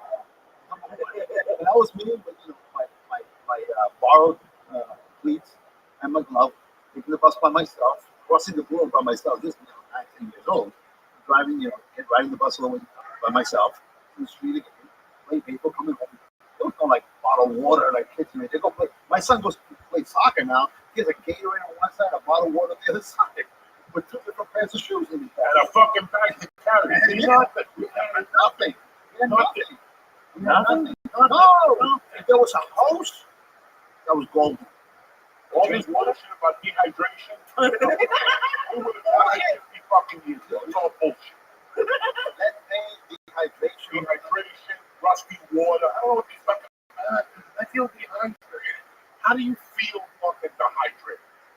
time you think your grandfather stopped doubles with some faggy kid? Nobody was dying back then, right? Every year now, somebody died. Oh, it's too hot. Nobody was fucking dying. They were running fucking 76 hills, okay? So get your shit together. Feed your kids what you're supposed to, you know. But if you came over to one of our houses, you don't get like a peanut butter. No. We did. Rice and beans, a steak, a chicken steak, whatever. Yeah. Yeah, Sure. Go. I went to Holy shit! And then I didn't realize how like you guys were in the same spot. And I'm not trying to get you to incriminate anyone in your family, but Joey's talked for years about like the numbers, and, like doing that. Everybody did the numbers. Everybody. They did the numbers racket and the bars. I think we're shut out. It's a gambling game where every number is associated with a saint or something. the Chinese. The Chinese thing. Yeah, Not China. I have the list. and every bar played it, and everybody turned their heads.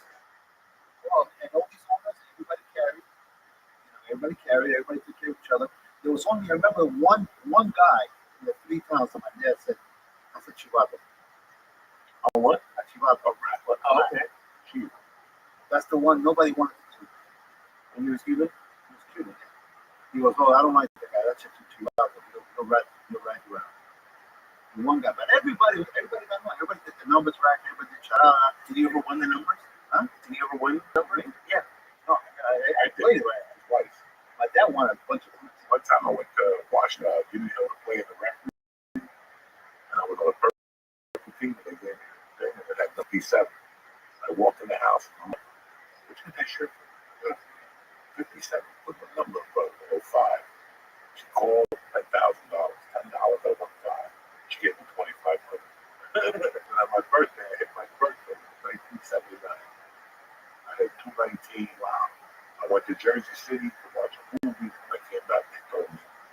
And all those cats, there was a book. His name was like that. Yeah. He sat at my mother's bar. He was about 5'9", 220, but his stomach was all the way out. And he was just sitting like one of those chairs.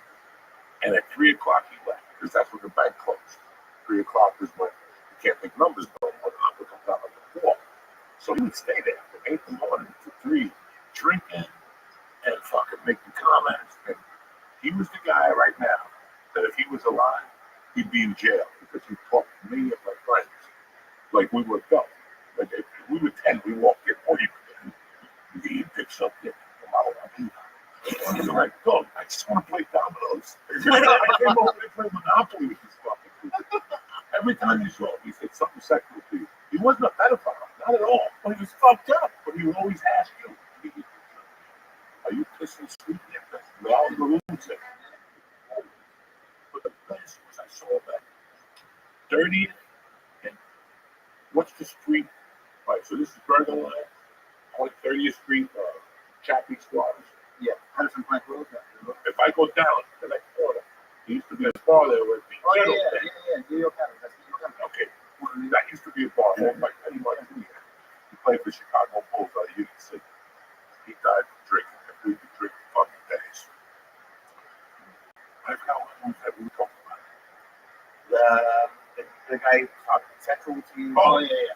We went in there to play a number one thing. I went in there with a kid named Darren Brago. God rest his soul. We were about 18 at the time. Brago White. There was 2 instances of Brago. One was sitting at the bar in the corner, and he had 2 young girls, like that, 25 kids. I was talking to him, and Brago was asking if he wants to smoke pot. Right? So this motherfucker's like, yeah, I'll smoke. Yo, oh, I never saw a smoke pot. He's like, you from out here, I used to smoke pot. He was one of those guys. Yeah. He's, Cubans. Like, I never going to see Bruce Lee. Going back to my mother's bar, and the guys would sit there, and they go, where'd you come from? I went to see a Bruce Lee movie. That guy's punk. I beat him up in Cuba. Like 3 years ago. I lose my mind. What are you fucking talking about? Nobody beats up Bruce Lee. He's a fucking pussy. I smacked him around the corner on 58th Street one time, and you would fucking die. Like, they're just lying to you. They're just breaking your balls. That's what they do. That's the sense of humor. So the one time we're in there, get it from Molly, he goes, you don't move up with her. He didn't want to smoke outside. He wanted to smoke was like a chocolate tie on a big bamboo. And we kept giving it to him. We were trying to impress the young girl. He's like, yeah. And then he's smoking. Finally, the girls didn't want to smoke no more. And the joint kept going to him. He's trying to get away. We're like, no. And he kept smoking it, though. So he passed out. And then I went in there like a month later. He goes, oh, yeah. No, I guess I got what was that weed? He goes, I couldn't feel my legs for 4 days. And then that day, he told us that, I'll never forget this, Lucio. He told us that he went home that night and he jerked off and it was so fucking good. And I go, what are you talking about? My wife was in the shower, legal. And he had a chair. Well, they think get legal. You know they're fucking crazy. And he goes, and he was in the chair at a bar telling me and a bunch of other Bergen kids how he jerked off the night before. He's like, look at noises. Legal. And when he came, he goes, bah! Check. Back of the law. He's like, bah! Don't you make it over. Went right to sleep. What the fuck is this? And that's the sense of humor. I think that Cuban sense of humor helped me later on. That little quick thinking that goes from Cubans just, I remember there used to be a fat lady that lived across the street from the house in North Bergen. Later on, before my mother died, she was a black Cuban woman. And whenever my mother would cook, she would come home. And my mother would be watching the Yankees game. And the black chick would go in the kitchen. My mother would go, oh, yeah, hey, fat fuck. Oh my God. Get your fingers out of the pot. I get feeling for beer. Like they just have a weird sense of fucking humor. That little twist on things, they have no filter. No filter. That's me. No filter. They don't give a fuck. And when they say that. My son, we're having dinner, and he says to me, he turns around, how come every time you talk to a Cuban, you talk so loud? I said, I don't talk like that. Every time I know when you're talking to someone Cuban because your decibel level is like 1,000 times high. I don't know why. I don't know why we do that. I don't know. It's the house. So when you quit acting, when you said that's it, what did you decide to do? No, what happened was because that way, I had gone off my tour. I did the 40th anniversary revival of West Side Story. I was supposed to come to Broadway. We went to LA. Sheeta Rivera came out. The old West Side Story people came to see us. I was supposed to come to Broadway, not to LA. They decided to close down the company because they said, well, we made our money back after the first month. We sold out everything. We made a lot of money. So we were out on tour for 2 years. So they were making, we were using this old set from previous production, So they said, well, we have all these, equity guys here making all this money, making residuals on the commercials. Let's just close down the tour and take it out non-union, which they did. So now we were making X amount of dollars, that they can get a small percentage of that. They can give them our old costumes, because if you're an equity member, you have to get all new costumes, all custom made shoes, custom made everything. But the non-union guys don't get anything. They get nothing. They travel by bus. No days off. Well, we had to have one, golden day to rest and all that kind of stuff. The commercials, we were making not only with $2,000 a week back then, I'm talking about the early 90s, $2,000 a week plus per diem, plus you're making the residuals. So you're doing okay for that guy, single, whatever. So I get off the tour. They closed out the tour because I wanted to go non-union. So they make me off the tour, and I go do something in Westbury, music fair, and the house here. And I met my wife. I got off the tour 2 days later. I met my wife. I met this girl. I had a girl with eyes blonde, gorgeous. Oh my God, she was stacked. So I'm over there. My agent calls me up. They're willing to go back on a tour with us for another year. And of course, not watching go on a tour. Of course, I met Hamilton. I said, I'm done. I can work. I'm done. I'm staying home. So I stayed home. And that's when I started working in Spanish rap, and I was still signed with ICM for commercials and stuff. So I was doing the commercials, so I started working in Spanish rap, and I stayed with my wife. So what happened was I started writing. I had a newspaper, I had a local TV show. A friend of mine that worked at ABC, because I was working on a movie, and this guy was a stage manager on ABC and assistant director. So he had a local TV show, so I got involved with him, and we talk about politics. I knew nothing about politics. I just had I was very opinionated, and I had a newspaper. I started a newspaper. I was writing all kinds of opinions. I made drawings back, and we hit it off, and I started helping him out, doing events and stuff like that. Because we're coordinating events, and then he asked me if I wanted to come in. At first, I was like, nah, I'm an actor. I'm not a government guy. I really wanted to come in. We became friends. He brought me, I was the first director to come in. And the rest is history. I'm there for 24 years. You're the entertainment director? No, I'm a commissioner. I came in as a director over the Department of Public Affairs, which ran 6 departments. I came in as that. And then 3 years later, he asked me to be a commissioner, to run the commission. It's a commission form of government. We have 5 commissioners. Right. Everybody votes with the commissioners, and then between us, we usually make it. But we always look at the Brian, And he asked me to be a commissioner. Because everybody likes you, you don't know everybody, whatever. And so I came in as a commissioner. I was bilingual. I knew the town. I grew up in the town. I loved the town, all that kind of stuff, And I became a commissioner. Slowly, I started giving up acting and producing documentaries, short films, and stuff like that. And then that's how eventually I just gave up acting. My wife said to me the other day, I'm still a SAG. I'm like, I paid my dues. I paid my dues today. I paid them late. I paid them late. I was supposed to pay them in the spring. I paid the spring and the fall now. And so she's complaining to me because I got to pay whatever $30-something for my fee and be late or whatever for $60. I said, I just paid for this and they won't do something. Because you never know. You never know. No, they call you all the time. So I segue into what I do now, which I love. I love that. I mean, it's a great town. I love the town. I love working with clients. I love the commission. Great people. The town look good. No matter what you say about New York City, if you go back and people can say this was that, and it was great. Listen, growing up in New York City was great. We had a mix of people. I love the people. I love that I came from there. But man, the things that Brian's done with all the new schools, and new roads, and new parks, no matter what you say, it's there. You can see it. You can see it. That beautiful high school with the stadium on top, you see the problems. So no matter what you say, if you go back, none of that exists. Bro, I went to that Obama school.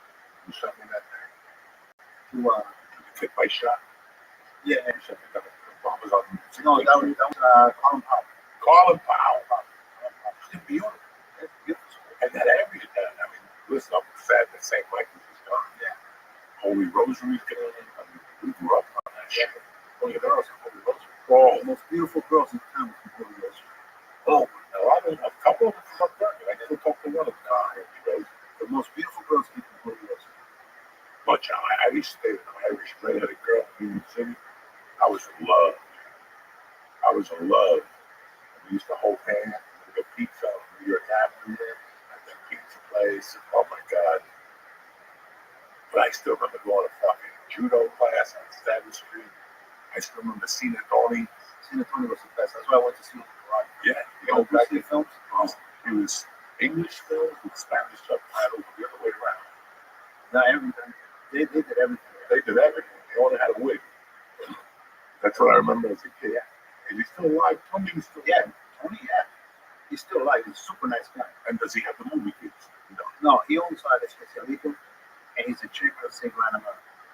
But I just don't get him because in a party with him. He's a super nice guy. He still dresses to the T. He's got the hair, the white hair and stuff. Oh my God. A couple years ago, he got a little old, but he's doing good. So he's cool. He started had a furniture store, I think, in Manhattan. Then he opened up a furniture store in Jersey, and then he bought Cinetone. Cinetone was huge, and eventually sold him when he got out in the city, and then he went to the Specialito. Specialito. First he got into what's that newspaper? Boy, or whatever. Boy. No. He used to be the biggest. No, that's not Oil. But I think it was Oil, the Hispanic newspaper in the country, and he owned that. He sold it for a lot of money. And then he started Especialito, made a ton of. So he's a really good. He's a real cool. Well, that's what, and even like, beside the Cubans, what's his name? Man, his office there. The guy from the mob, Genovese Christ. Oh my God. Yeah, The mob had an office? Yeah. on Summit. Why didn't he have an office? It's a great place. Oh, okay. So it wasn't like he just had an office to do mob shit. It was No, he was a dude. oh, But they used to be an Italian bakery, the second holy shit. That was it. And I stayed with right back to my brother. I think like we went through the sixth grade. I didn't like living in my house. I didn't like that my mom come home late.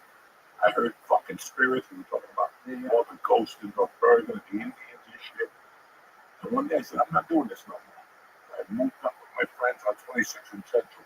And I would wake up, I'd go to 22nd for the breakfast at the bakery. I'd get a bag of Zeppelins and a fucking big thing of Italian bread with hotel bar butter. And I'd kill that. And then as I got older, I would just meet Dean Creek. And we'd go to Tom's Diner. And I always, the toasted corn, God, damn, was fucking on the grill with extra butter and shit. You know, Tom McCann, that center forward. Remember when they used to punt, pass, and kick that? Oh my God, center forward. You know, Kenny Boom, punt, pass, and fucking kick. It was great. And it would be packed with a bunch of fucking Upbergen savages, you know, city. Elbows all ripped up, knees ripped up. I mean, I was all ripped up. It's all bloody and the whole thing. And we never remember the Dave and stuff. Okay, yes, David. We used to play two-hand touch. We came full tackle on the blacktop with the snow. Oh my God. All ripped up. I would get home all Different. These kids, no. And you remember the swamps? Fuck yeah! Remember the swamps? We used to go to swamps and steal fucking those things. So the mosquitoes. Yeah, remember that? Punks, whatever the fuck that is. Where is the swamp? It's gone. Now it's all, the swamps all built up. This hotels and shit. God damn it. Where is the fucking swamp? Where was it? It's down. Okay, you remember they used to be a motel down 39th Street. Once you pass Tunnelly Avenue, with that new buildings that we're talking about, you pass Tunnelly Avenue, keep on going down before you get to that whole new It was in my neighborhood. Yeah, Yeah, I remember that. We half a mile down, and that's the swamps right there. That used to be all swamps where Walmart is and all those box stores now. But the swamp went like, It went from from I tell the avenue, went from down there all the way to Route 2. absolutely. Because I used to ride my motorcycle. Yeah. All the way to Route 2. Oh, I got a story with them. Then you have we had a mini bike. Yeah. I almost killed myself in the mini bike. His mini bike? We were hanging out. I think it was John Bender, David, you and me. We were hanging out, and we were the mini bike. I never got on it. I said, get on it. Come on. So I got on the mini bike, and I went down. There was a blue stone wall. Coming down you remember that ramp? Coming down the ramp, blue stone wall right there. I almost totaled that wall. I made the curve. I almost killed myself. That was the last time I got on a bike. The last time I got on a motorbike. I don't blame you. I thought I was going to die. I had no control. I can't believe I turned the wheel and I love my motorcycles. So I had like 8 of them. And then I fell on my mother's old before I got back to the hospital. Cuban mom, don't even play. She took a loss on it. I took like a $300 loss on it. I didn't even get the $300. She just said, no money. That's it. Quick, no family meeting. Yeah, none of that shit. Kids have a nice. They have nice lunches, breakfast. They have breakfast in school, lunches. You remember mechanic school, the little counter. It was 8 inches. It wasn't even a full foot. It was 8 inches in the basement, gray. It was painted gray with that cement paint. Yeah, you remember that? Yeah. All the way across the basement. Where we ran track there. That's where we ran track. Back and forth. And we got a milk, we got a small juice, we got a soggy tuna, and sometimes an apple with luck. Mrs. Sabatino. Yeah. Anthony's mother was the cookie lady. She used to always give me an extra. That tuna, man. Nowadays, I think about what the things that affected you as a kid. The kind of tuna the way I want the tuna to taste nowadays is the way we used to have it. McKinley. Yeah, me too. Crazy. Me too. I love it. I fucking love it. You know that gym? You talked about Bologna, like that gym. Yeah. I had a class right here. I forget what class that was.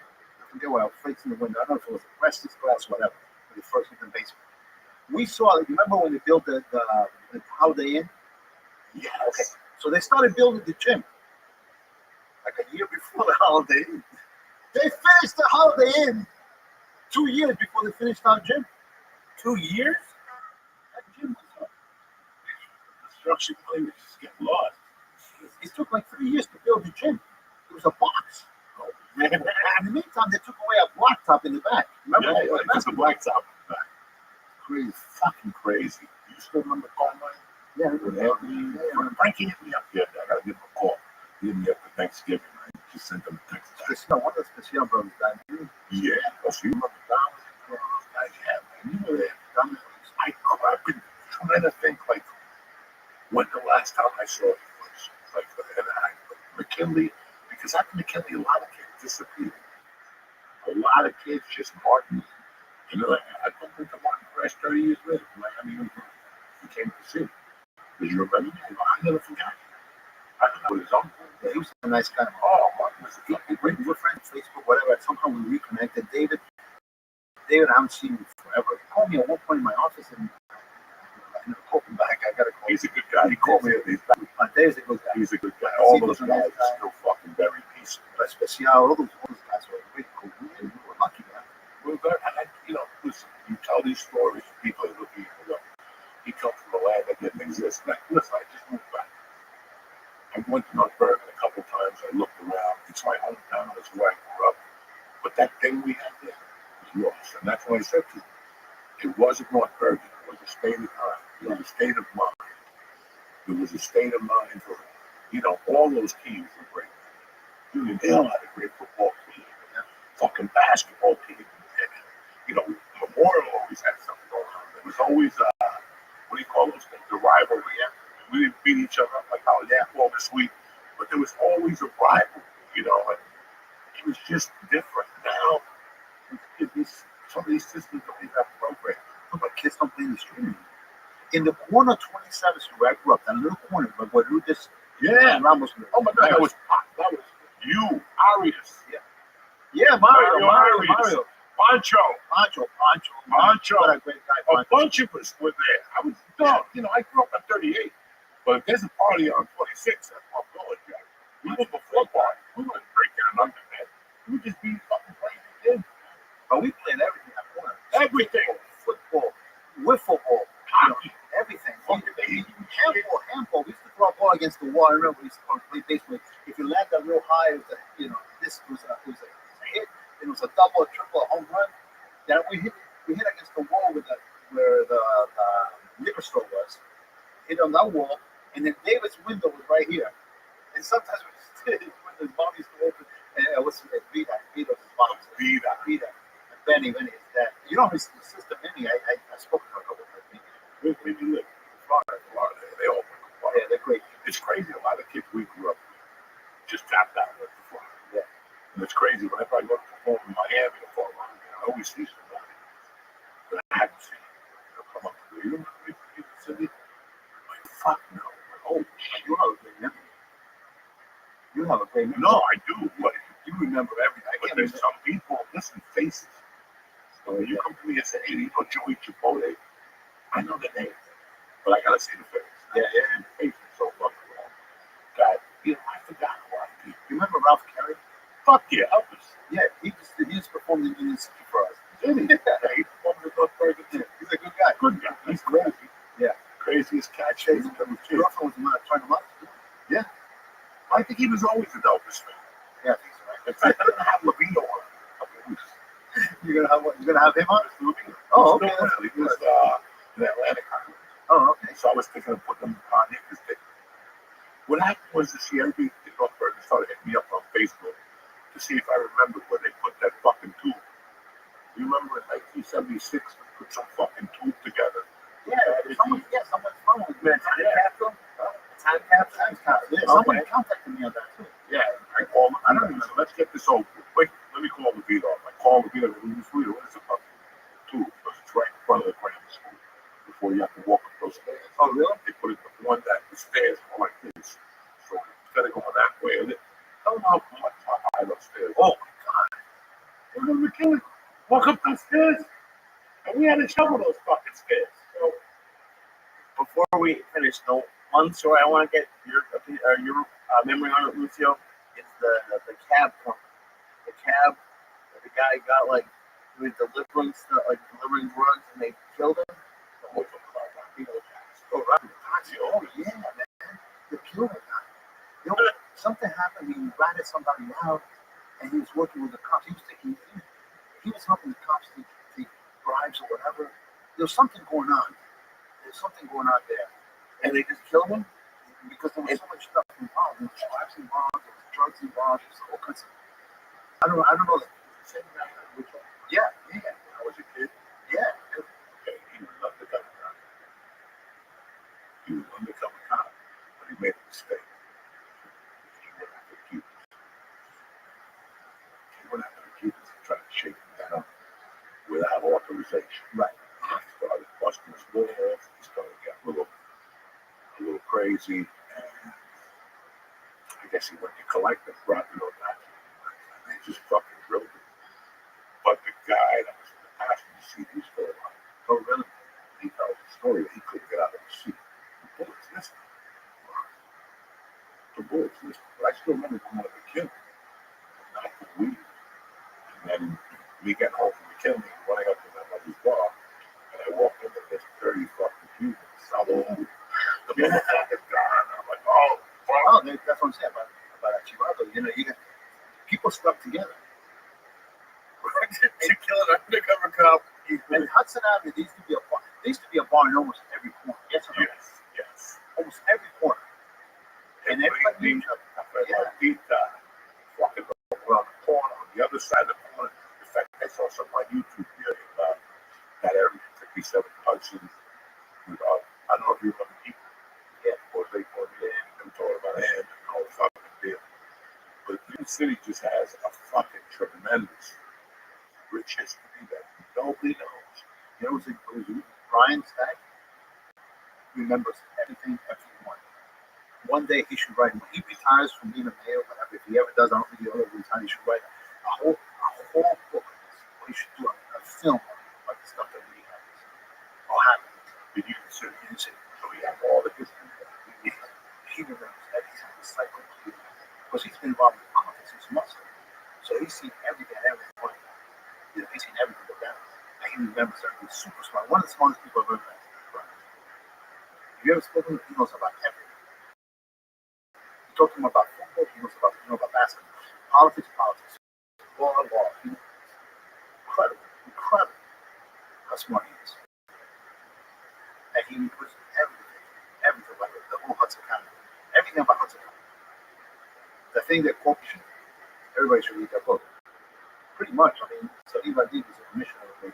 He says there's a couple of things that were not accurate. Because some of these families also own bars and stuff. They're Bandinis. They're like, about because like 10,000 of them now.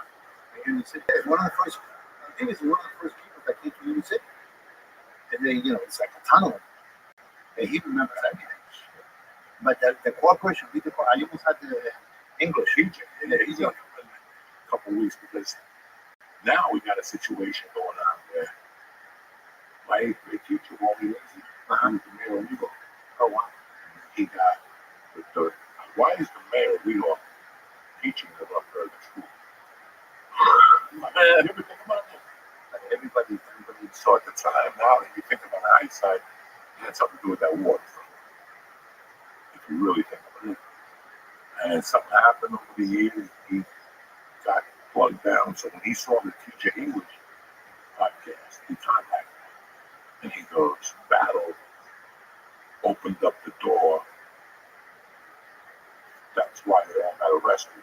Not that Battle was a rat. Right. He contacted the CIA, whatever, some fucking story. And they all the way to something crazy. So they're going to come out and talk about it. We're talking on what it is. He's going to bring his case on. He had a whole fucking thing and his attorney. And I'm going to bring PhD. We're just going to fucking hammer this. I have no dog in the fight. I don't know what they're talking the arguments about, but they just want to talk about it. I don't hate those conversations, political conversations. No, I know nothing about you. I know how to bar there. I know I shot there. I know Castro was there. I know Castro was there. I saw Cher, Fred Goldman, there. You know, I had some good fucking BLTs, the 5-star guy. I paid St. Michael CYO, which I till this day I think serious. I picked St. Michael. I could have been on the same fact on shit, but I was like, I like St. Michael. There was something about St. Michael's plus Tommy Heinz with it. That was my boy at the time, so I said I'm gonna play St. Michael's. In fact, we'll get together with the coach, my CYO coach, and fucking gonna do a dinner for 4 days. Oh, it's great. Steve Rubinaccio. He was my coach there. But he had been there forever. He was a good guy. You know, he's part of the community. Steve Rubinaccio was another guy. Steve Achardi or something like that. They were like part of the community. They're Irish. They spoke Spanish. You know, when you fucking Italian, you speak Spanish. I still remember sitting with him on my block. And he worked for Rubinaccio, worked for ABC for Good Morning. So I would always call him up. So we didn't get a job. You know, you don't even go to acting class. Acting class. I didn't know you had to go to acting class. And that's the last thing I saw. Wow. And I went to eat dinner with him. He was sitting at the table right across the coach from the place. We started talking. Nobody was telling me let's get together. We'll go to dinner with Chucky, a bunch of the coaches. They could talk their problems out. Eddie Ford, all those fucking reps and shit. Michael, I went at the captain there. And where? St. Michael. Oh, you did? Yeah, I know we went to the other place. I went to St. Michael's, and I don't know why my mom sent to St. Michael's. I went to St. Michael's. What's the one on 30th Street? Right by the time, 30th Street. That's the Holy Family. That's Holy Family. Yeah. You went there for captain? Yeah, because either you went to the ecology club, or you got out of school and one. You either picked the ecology club or catechism. I wasn't going to fucking pick up no trees. So I said, fuck it, hang on. I think I'm the fucking priest. And we lasted about a month and they threw us out. I said, Michael's, I never finished because you got the real nuts there. I couldn't take it. I just, I'm not going back. Saturdays or Sundays, whatever day we had to go, I said, I'm not going back there. Who's yours? One little question. I know you're part of like a music group. I haven't seen no videos. No. I was managing after I stopped acting or myself and doing films. I started to manage this band called Maxima Electric, which is the #1 reggaeton band from Cuba. So the guy, the owner came. The father of the owner of the band, the director of the band, used to be my sound guy for the events in the city for 20 years. So before he died of cancer, he said, "I'll take care of my son." You know, so I helped out his son. We regrouped the group here and cut out a bunch of records, and then just before COVID hit, we had a situation where someone appropriated some of our music, and we were taking them to OP1, and so my friend, my friend won the case, and he won all the awards, platinum, double platinum, gold album, Illinois, for everything. He won all the awards. They gave him an award. They gave him the rights to the music, so he's waiting for his payday now because they gave him all the rights that he rightfully owned. So what happened was we started using the original members from Cuba. We started recording songs here and there and coming out with and editing the videos in Cuba, which is a penny per dollar, So we started doing all the production work over there and then released the songs with him. And so I stopped performing because I was getting older. I didn't want to be jumping around a monkey, doing that kind of music. And I'm a Broadway guy. I'm not a reggaeton guy. You know what I mean? But I was the MC. I was good at MCing. So I was MCing in Spanish or English or that stuff. So we were crossover. But then we started recording the original guys in Cuba and just getting them into like the whole reggaeton thing. And then the guys, now they left Cuba, so two of them left. And then two of them left and the others were here. So my buddy, but I'm not cutting any albums or videos or anything anymore. Yeah, that shit is simple. What are you? I'm Commissioner of Public Affairs, so I run municipal court, federal seniors, cultural affairs, and history. So all the events that come out of Union City, it's pretty much my You left it at school? No, He teaches at Washington. no, I didn't say. Go to Washington. He did. I got a book on it. Washington. I mean, for 30 years, that's Washington. to Washington. Oh, wow. Oh, look at that. Look at that. Who's really good? It's great seeing you, man. It's great. What do you got to say? No, that's it. It's great seeing you. It's great being here. Absolutely. No, that's it. It's great to meet you. Great to meet you. Do you have any questions for me? I'm still getting over a lot of shit. Mainly the guy who jumped in front of cars for a living and then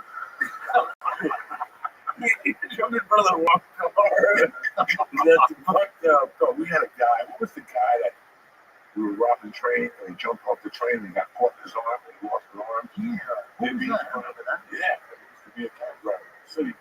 So if you ever get in the cab with a one-armed dude, he's from North Bergen. You had no idea. Oh, You it's had no fucking idea. insane. No idea. When I first moved to North Bergen, it was scary.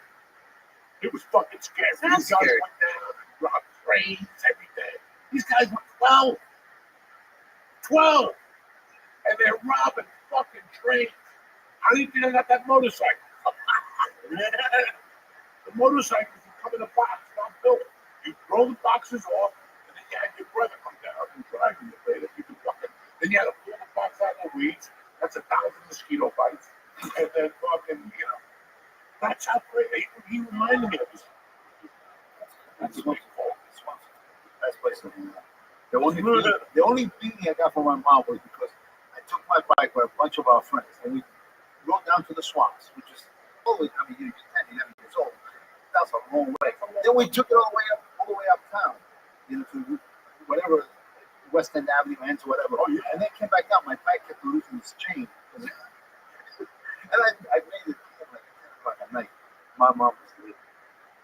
I got the beating of my life. My dad, you're going to kill him. You're going to kill him. Dad was saying that. Holy shit. I got one beating, man. I'll never forget it. Lucia, it was a real pleasure. I'm happy you came on. Same here. Union City's a lovely place. Like I said, I'm from North Bergen. Man, I got a lot. My dad died in the city at the bar 20 years. They never signed my death certificate. Let's talk about that. Those motherfuckers. I never collected my insurance or protection. Probably worth $10 million. But they wanted me to go back to Cuba and dig up scrap his bones. No, I'm not doing that shit. That motherfucker's not. He's done. For $10 million? It was a $500,000 policy in 1966. He was fucking ready. Let's go. I'll do whatever you need. Go to Cuba. Yeah, can I go to Cuba? Try to see how people don't understand how Cuba is. People in this country don't understand how Cuba is living over there. When we left Cuba, we didn't leave only for some political reasons. There was nothing to eat. Times are tough. My mom comes from 16 brothers and sisters. Damn. What are you going to eat? So you're eating because there's nothing to eat. You're eating because you're oppressed, and they humiliate you on the way out. Because you have to go work in agriculture, in the war camps and stuff like that. And we go to Spain, spend a year in Spain, so you win before you come here. Oh man, people don't know the struggle. The struggle is real. The struggle is real. People don't know it's real to do. Not only for Cuba, also for Cuba. I had no idea. You got the time to come over and talk to me. See your big fucking thing in my childhood. I can't believe we're still here. We all went through as kids. People fucking disappeared, but we're here still. Absolutely. Union City forever comes up. Don't forget, we're adding some shows. I got the 11th of December at the Stress Factory. And I had the 17th open mic at Uncle Vinny's Tuesday night. Just to keep working on material and stupid shit. Anything you want to talk about? Who's next? Next week, the 11th to the 14th, I'm with Josh and Tara Cairns, Kenneth Tracy, all over New Jersey, Pennsylvania, and Delaware. There you go. If you live in Delaware, I know you have nothing. Mine's dead and I don't feel so good myself. And, it's winter time, so go catch my brother Lisa. I love you, Lucio. Thank you for everybody being here today, and we'll see you next week. That's it. 2 weeks, 3 weeks for Christmas. I hope you had a great Thanksgiving. And that's it. Take a hike. I love you guys. Stay black. The Church New Testament.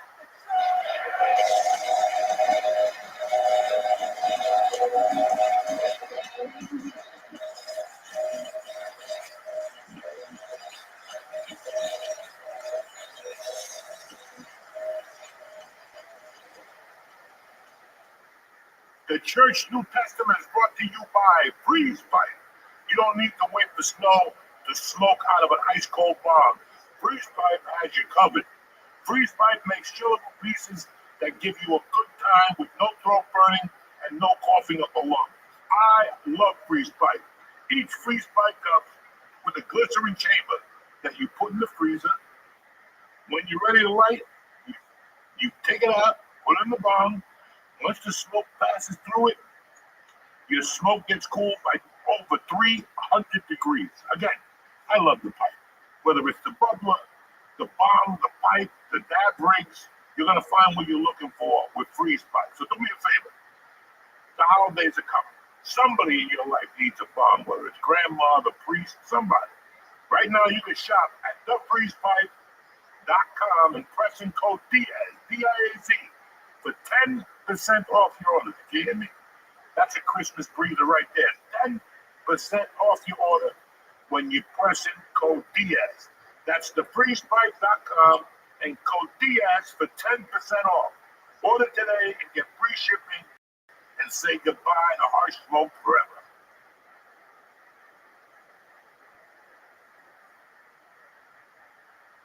Greetings, you bad savages. It's Tuesday, the 26th of November. It's the Church, the New Testament. Let's get this party started. The Church New Testament is brought to you by Blue Chew. Listen, if you've been wondering if Blue Chew is all it's cracked up to be, the answer is yes. Blue Chew is an online service that delivers ED meds right to your door with the same active ingredients as Viagra, Cialis, Levitra, but at a fraction of the cost. And you cannot go wrong. I love Blue Chew. You know, I'm old, but every once in a while you have a little loving for me, and Blue Chew never lets me down. Don't miss out on the best sets ever. Blue Chew got you covered. Understand me? When they're laying there looking at you like, what the fuck just happened? That's you, Captain Blue Chew. Now, Blue Chew wants you to have the confidence to perform at your best. So discover your options at BlueChew.com.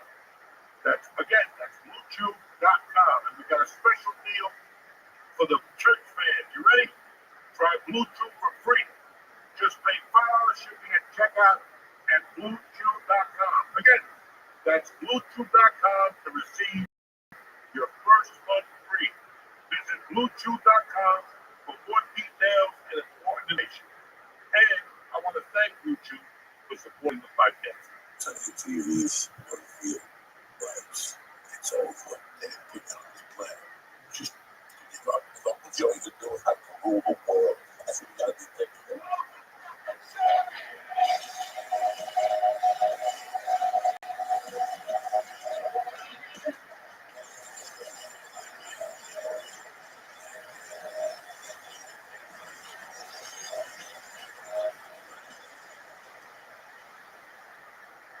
What's happening, you savages? A beautiful day to be alive. We're back. Don't tell me the walls are there. You know, who gives a fuck? We're coming at you, and that's all that matters. As we build, we get prettier and prettier and prettier. All right? Today, my guest is, Lee's always here. He's like a fucking, he's like dog shit. He's everywhere. But my guest is something that's very special to me. I'm happy I got him on the podcast. I promise you, real motherfuckers. And this is real to get Mr. John Perone, my 7th grade teacher, the second time. What's happening, Mr. Perone? You're doing much better after 1 year of practice. Yes, I was a lot better. It was really amazing. We were just talking about where you came from. I always knew that come from a different school. And then your first year there, I had Kingdom. Oh, you did. And he was rough, this dude. He used to give you all the book reports. But I'm happy now I read because of it. We got in trouble. He broke the kid's arm. He just punched him because the kid, I forget his name, walked up to King on his home and he said, let's have a contest. So King said, yeah, let's go. He said, let's see who can punch the easiest. So he goes, you go first. So King goes up the stairs. So now this kid says, now it's my turn. He hits him so hard. They heard it in the first room all the way down the hall. He went, oh, he got so mad. Ran after the kid, broke his arm. says, Kitty, I gotta get even. And he broke his arm and broke it off. Came in there a couple of days, couldn't move it for a year. I started McKinley in the 6th grade, so I had libido. But throughout that whole year, there was drama with McKinley. There was always drama with it. I was not there the day Alex Carvajal's father, the beast, he said something to the kid's daughter. He said something to Martin Perez's sister, or something happened. She went home and told the father. Now, for anybody who doesn't know, I don't know if you ever heard of the house, Alex Carvajal. This was a different type of animal. His father used to sit on 26th Street with a big Cuban cigar on the corner. Tremendous, great family. Maria, I still see the right. Maria was in our class. All of us. This fucking Mr. Carvajal at 2:45, all years. And it's like, what's going on? Come in. Mr. Carvajal comes in with a cigar with a big gold chain. He goes, I'm going to do you what you do to my son. And they started fist fighting. I mean, this is raw. So everybody, and he had another beef with somebody else. So this is the reputation he had at that school. I wonder what they did. Go ahead. He drove the kid crazy and like on him. The kid said, I'm going to get my uncle in here. So he says, get your uncle, bring him in. Sure enough, a week or so goes by. There's a Marine in the hallway one day. You know how our hallway was. So I can help you. He said, yeah, I'm looking for a keyboard. I said, he's in the room next to me. Because I knew he was going to kill him. All you heard was like when he punched in the teeth. That not bringing his teeth. Was he wearing the Marine's outfit? He had his Marine thing. I said, what is this guy doing here? And King keep talking to me for months because why did you tell him I was there? Because you always, because you always bully kids. I think you deserve something like that. He did something. Remember this? My 7th grade year, he ripped his Achilles tendon. So we got Mr. Miss for a while. And that's what was pretty fucking cool. Mr. Miss was a good looking motherfucker. He looked like Robert. So whenever he taught, the girls would fucking be like all fucked up in the 7th grade. Big old white yoke motherfucker. But then I still remember, McKinley was buck wild. And it wasn't buck wild in comparison to Horace Mann, Lincoln. I remember you used to always say the kids at Lincoln, they bring them to the games with chains on. I used to fucking die, They were throwing 6 one year on the 3rd floor. So that's it. They got like tortured after that. Lincoln School. Kennedy School was buck wild with Colangelo and all those guys. Every school in the system had like this weird thing. When I went to the my first year, it was okay. Here's the funny thing. Miss Brando was pregnant. Who's the art teacher? The art teacher in the 6th grade. But I had the biggest crush on Miss Brando. So I grabbed her tip one day, the 6th grade art closet. And she's like, what the fuck are you doing? And I was so in love with Miss Brando all the way till high school. Every time I saw her, I just grabbed the shit out of principal. And she goes, Charlie, what the fuck is wrong with you? Oh, no. Yeah. This is McKinley in the 6th grade. You realize if one of these things happened now, the entire school district would be shut down? Oh, no, shut it down. It's something like that Every fucking week, we torture people. And the people didn't get arrested. And they write a book. Yeah, you have to. And they write a book. Listen, man, I remember the pilot program. We were very vocal about the pilot program. Pilot program back then was you hit 16 and you were still in the 7th grade. Oh, that heaven so free. You became a sophomore automatically the next year. It was called a pilot program with Mr. Bromwood. You see these kids, they drive to school, they got hair on their legs. He goes, I seen the one guy, he had a kid in the back. Fucking hysterical. This is fucking, you can't write this shit, guys. So I had Kingwood, and then I got caught playing with a girl, you remember, in New York. And then I failed in 2 classes, so I had to go to summer school for geography, which I fucking hated. And I went to summer school, but before you leave the summer school, you're supposed to go to the class you're supposed to be in. Okay, so if you're in the 7th grade, you sit with your teacher in the morning, then in the afternoon at 12, you go to your class and you meet your teacher, and he tells you what's going to happen in the summer, what do you expect from you next year. So they didn't send me to the 8th grade. They sent me to Mr. Barreau's class. And Mr. Barreau started fucking torturing. I'm going to have you sit up front because you're definitely going to fail. You're a fucking loser. You're a book. And I'm like, this guy's trying to. You actually did well. No, but that's what it was with you. But this is how we met. So he pissed me off so much that I stole his fucking car keys. Right. He had the Toyota hatchback. Threw him in the dumpster. I threw him in the dumpster. I'm home an hour later. Everybody's going to play basketball and shit. And I see a fucking Toyota coming around the block. You fucking took my keys. You yelling the whole thing. And I'm like, I'm dead. I'm dead. They're never going to like it ever again. So I go to summer school. I play hooky. Mr. Bob pulls me aside and goes, listen, don't come back no more. Just like karma, I call the school and we'll push up for the 8th grade. That didn't happen. And in my mind, how was I?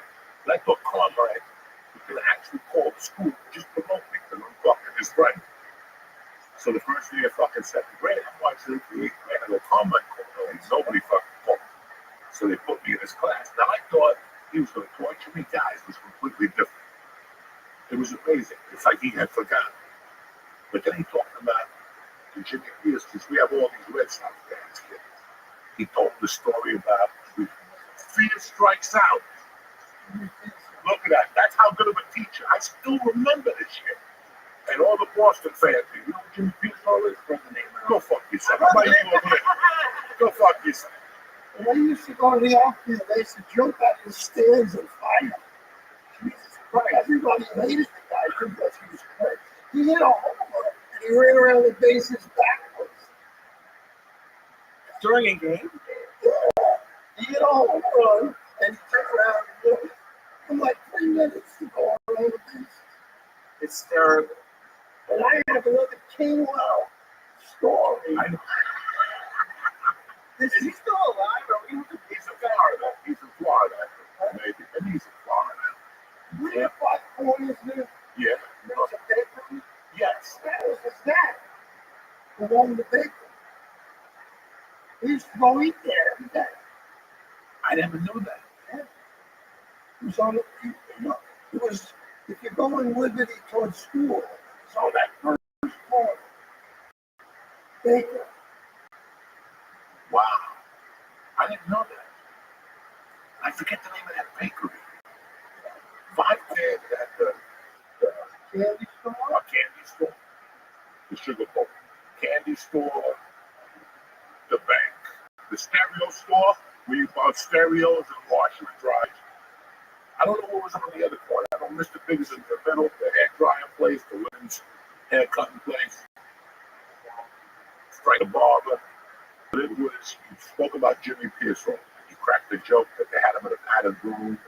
You fucking killed us. You killed us. They got him in the room and they tied him up and he ran around the bases backwards. It was a different approach to teaching. I had been a Catholic school. And then I had fucking Vito, who was a great teacher also. And then Kingwell was just, Kingwell meant well. My home room, we used to play volleyball at lunchtime. Yes. Yes. The only reason why I played, I tried to knock this wiggle. Levito. Yeah. And once I did it one time, I hit the square of that hit. The ball and the kids went nuts. So I wanted to keep doing it. I was never able to do it. Wait, are you saying volleyball or volleyball? Volleyball. Okay. Dog, the year that I got to the kid, I was on the up and up. And like the first one, so we put acid in Mr. Brester's coffee in the morning. And at lunchtime, he never came back. You know what? Mr. Brester and Mr. Levito came to a show of mine in Point Pleasant. And I go, Mr. Levito, put the fucking acid in this coffee. He goes, ask him, he's here with us. I had a big argument with him. We used to on Fridays. and all the kids buy bagels on Friday. Ooh, Levino? Every Friday, over in his class, you can buy a bagel. So now, a couple of weeks went by, and I said, I can't believe he's doing this for the kids. He don't do nothing for the kids.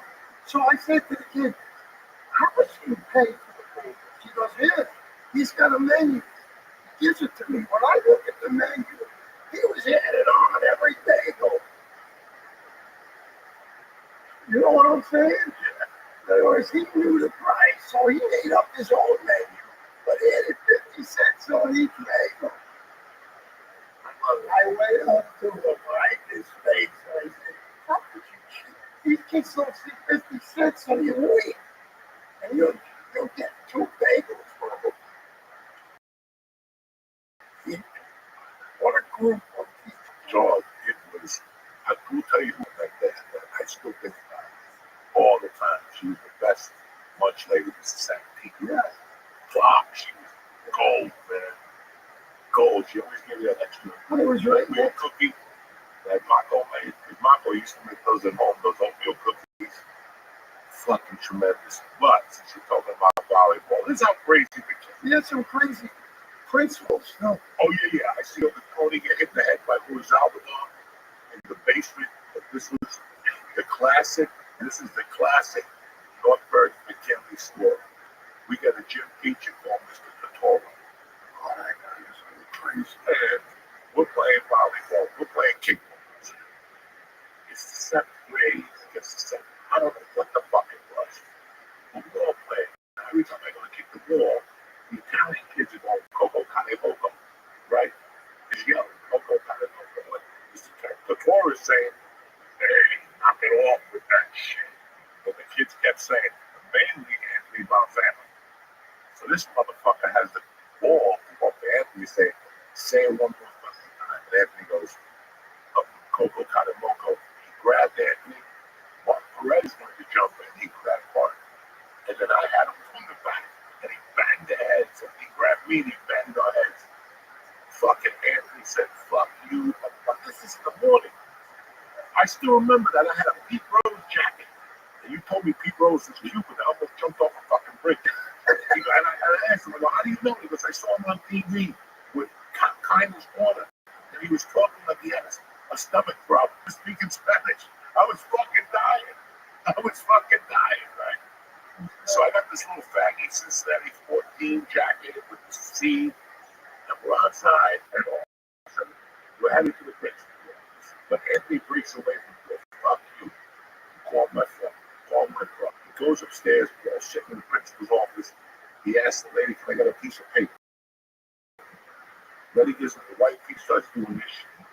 He puts all his hair on the paper. And he goes, take your hair, shake it in there. And Carmine walks in. Like he called Carmine, there was a peephole in there. The principal's office, there was a little paper. He called him, Dad, I don't know what's going on. Dog, it must have been 8 minutes later. You heard the walkie-talkies through the hall.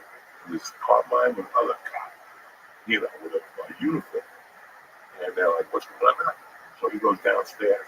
Carmine comes in. He asks Anthony what happened.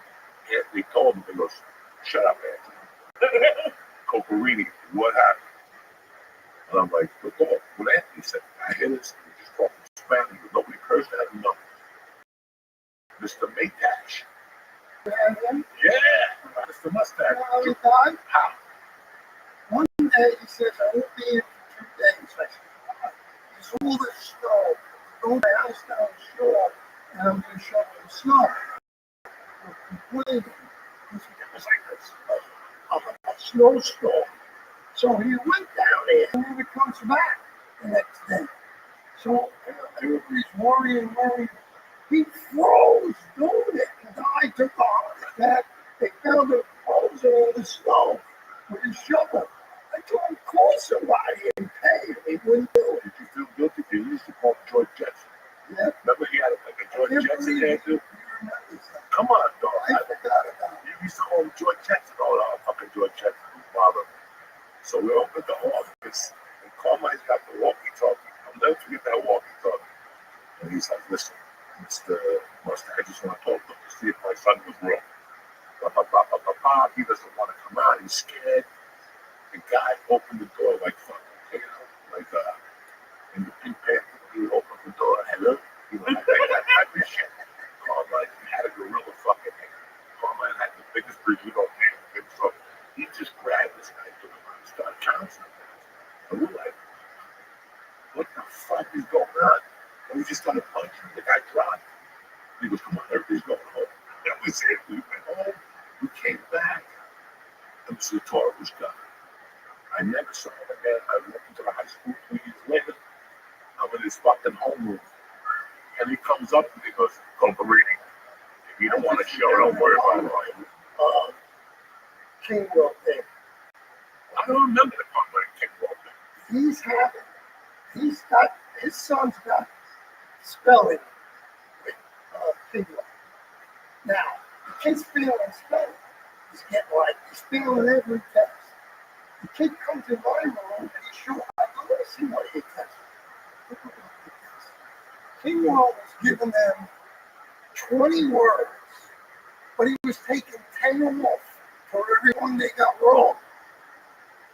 So nobody noticed it but me. I said, if the kid got on the roll right, you gotta give him 2 hours.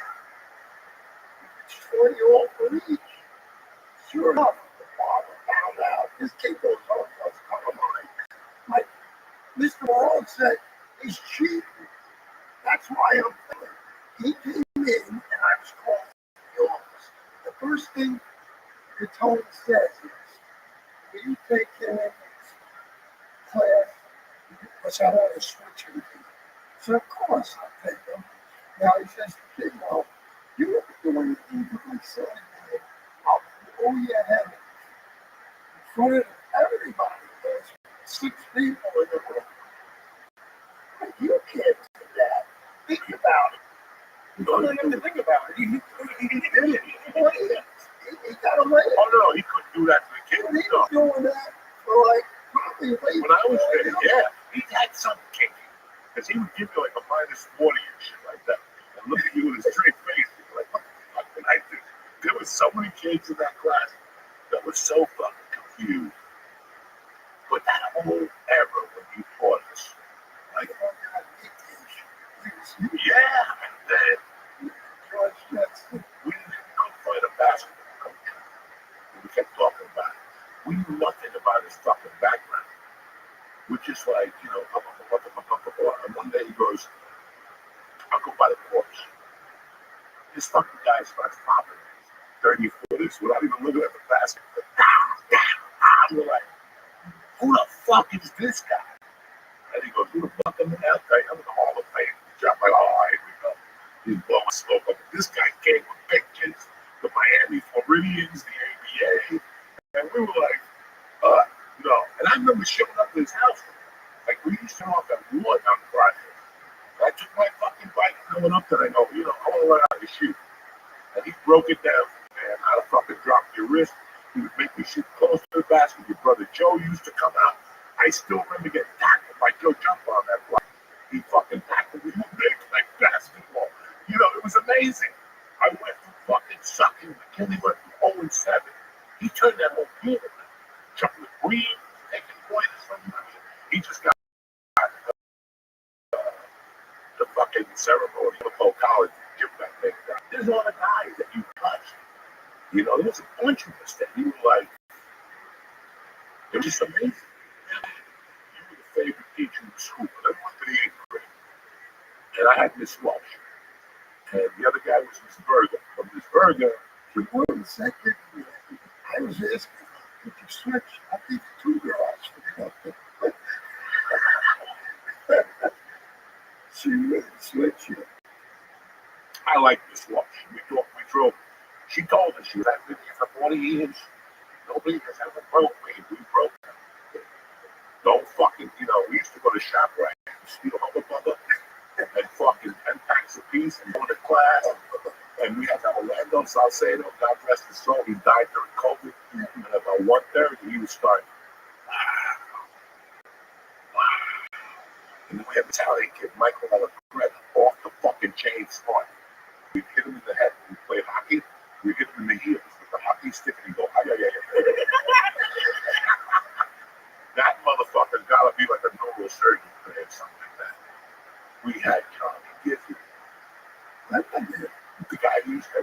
plane went by, he'd get up and shoot it down.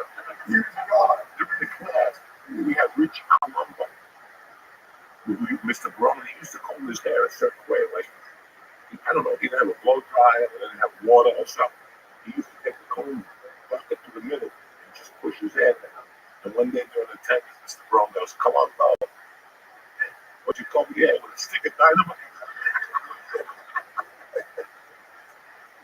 That motherfucker didn't know what it. He was just cracking people. And that's attendance was the biggest thing I got first. Some people didn't lane and some people did pretty good. But the day I knew that there was something weird about us, that something was not right. You know what, Santa? Teachers today can't do it. I know they don't do it I either. would get arrested and fined if the teacher ever did what I did with the kids. I mean, nothing was bad, Nothing was but it was fun. It was fun getting along with all. Because once they left my room, they were the same. Even just the haircut thing wasn't enough. The haircut thing was All things. That did it. That did it. I'm in the high school, my high school home where I played. I'm in the North Bergen one for coaching 30 years. I'm in the Hudson County one. And my ball's in the real Hudson County. So I got all the free throw records. I have the one right. You know, nobody has touched your record. so. Really, 74, 74. When I checked it, sometimes it says stolen, sometimes it says it's not. So then it would be. But they didn't realize once they left, people would say they would come in my room because they saw these guys being good. You gotta be nice to them. I still remember they had that group, elements, not the fucking white stuff, but no, not the some blue. And I'll never forget, we sit in the front row. Mr. Brown's playing with all this. What's this remind you of? And I fucking, I had just seen it, but I had just come maybe 2 weeks before that. So I'm fucking dying. I'm like, he still got it, Mr. Brown. If I didn't know your name, I called you Wolfgang. Do you know how many people I see today? I'm in ShopRite, I gotta go, oh, okay. They call me. and this is way before Wolfgang Public. Where did you come up with Wolfgang? It's just that name. That was every month's fucking something. I just got Nope. Wolfgang. Yeah. And this might be the wildest start to a podcast we've ever had. We barely introduced him, and we're talking. Like, how old were you at this point? What do you think? I started, When you had Joe? I started 22. I don't think your daughters were born. No. They were born while I was The there. daddy was a fucking sucker. The first time I saw your wife, oh shit. Got it going on. Shit. Holy fuck, she was good looking. And like, so you knew, it's not that you knew, like you heard Joey when he was coming to your class for the 7th grade the second time. Like, like, did the other teacher warn you? Kimball. Yeah. We got along, but I was strict with him the first time he was in my class. Did you have any, what did Kingwell tell you about him? What have you heard about Joey before you met him? Kingwell hated everybody. So I could do it. If it was normal, I could say, yeah, I remember him saying something. He hated everybody. Hated every nationality. And I don't know what that is. He was German. Yes, he was. He was German. He hated everybody. He hated the teachers. He hated, one time, Ray Cash says to me, want to play a little, what do you call it? Open. On the board. That game? In the gym, we used to set the table up and we used to play. I can't think of I what don't remember what you thought. Bobby? table thing. Oh, okay. So now, he said to me, hey, come on, I don't get it. So Kingwell, he is, he says, I want to do it. I said,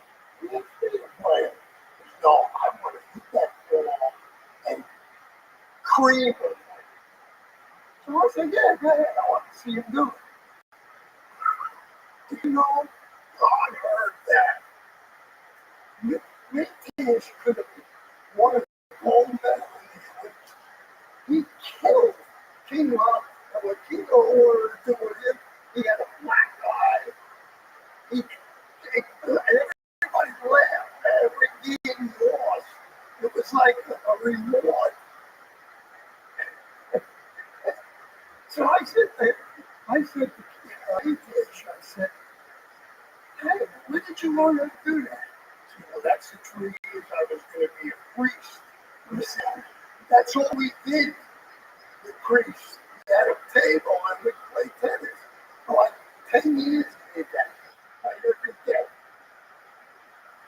Because I had got shovel. Because at the time we had the Tony, and then I first started with the King, Mr. Pure Jack. I just, Come on now. I went there. Come on now. Mr. Muir, he was just abandoning ship when I got there. God damn it. And then we had Virgo left. And then Mr. Lindsay, who was yeah, he's coming on the show. Yeah, he's coming on the show in a couple of when he comes up from Florida because I grew up with him. He lived right across right around. He comes up to me one day and he said, you work in the summer. Did they give you a job? I don't know. I guess I give you a job. Come to we hope you this. I go in. And he says, I go, what am I going to do? Do you know Turk Jordan? oh, we'll get to Kirk Jordan in a second. Okay. He said, here's your job, John. See that guy over there with the wig? I go, yeah. He's crazy. I want you to work with him, do whatever he does. And if I only lose 10 votes a day, you're doing a great job. He's crazy. Turk or what? He's a crazy from Hoboken. Nuts, I know from Hoboken. He was worse than all. Okay. He was the coaches in the 8th grade. He showed up, he had felonies, something happened. Hey, when that So we get busted his chops. He's like, I'm going out, right? Because we're in the fucking 8th grade, 2nd grade. This guy's going out, right? I'm getting my big son. Holy shit. So in the 8th grade, we found Mr. Kirk. What are you going to get us? Because we already had an adventure with the city. He took us to see the Sixers against the Knicks on Christmas Day. He told us he had tickets the day of the day of the game. We get them. There's no tickets. We're stuffing our way in. $85 a piece. He took us into the Knicks game. We're like little fags. We had the basketball, the Knicks t-shirts and shit. You know, and this guy got us all the way to the top. Some guy kept walking past his family. He grabbed us. Get up one more time. I'm fucking idiot. Then they threw us out there. Then he went to another area. The guy was getting up. And he told them we got more exercise at the YMCA. Then they threw us out of that section. Now there's 3 minutes left. This guy bet the loser because he's a fucking snake. But I loved him. And some guy goes, he's on the floor. Some guy goes, can you move, please? Ask Whitey. It's me, Whitey, Chucky, and somebody else. And he tapped him, and he turned around, he grabbed the guy's wrist, and he started, the guy's like, and we just ran on there, ran to the Port Authority. So he asked us what happened. We're like, listen, we have a winning record. Dennis Lane. And he goes, absolutely, I'll get you late. Okay. 8th grade summer, I go to 5-star basketball camp. I don't graduate because it was a huge snow week. It was like 18 inches of snow every 2 weeks. Closed for a week. I come back from 5-star. I got caught. It's like July 8th. And he's like in the lunchtime. I just happened to be home. Hello? Hello? Kirk Jordan here. You're going to be at the 38th Street courts for a little while. I go, yeah, all of us are going to play right now. He goes, I'm bringing you down some presents. And I had forgotten about the lady. I had forgotten all about that. He was going to get us late. I thought he was bringing his basketball shirt. Sure enough, we're on 38th Street running back and forth. He pulls up with a fucking Cadillac. And he's like, guys, something. I'll fucking use it. He goes, guys, I got something for you. I'll never forget the way you grew up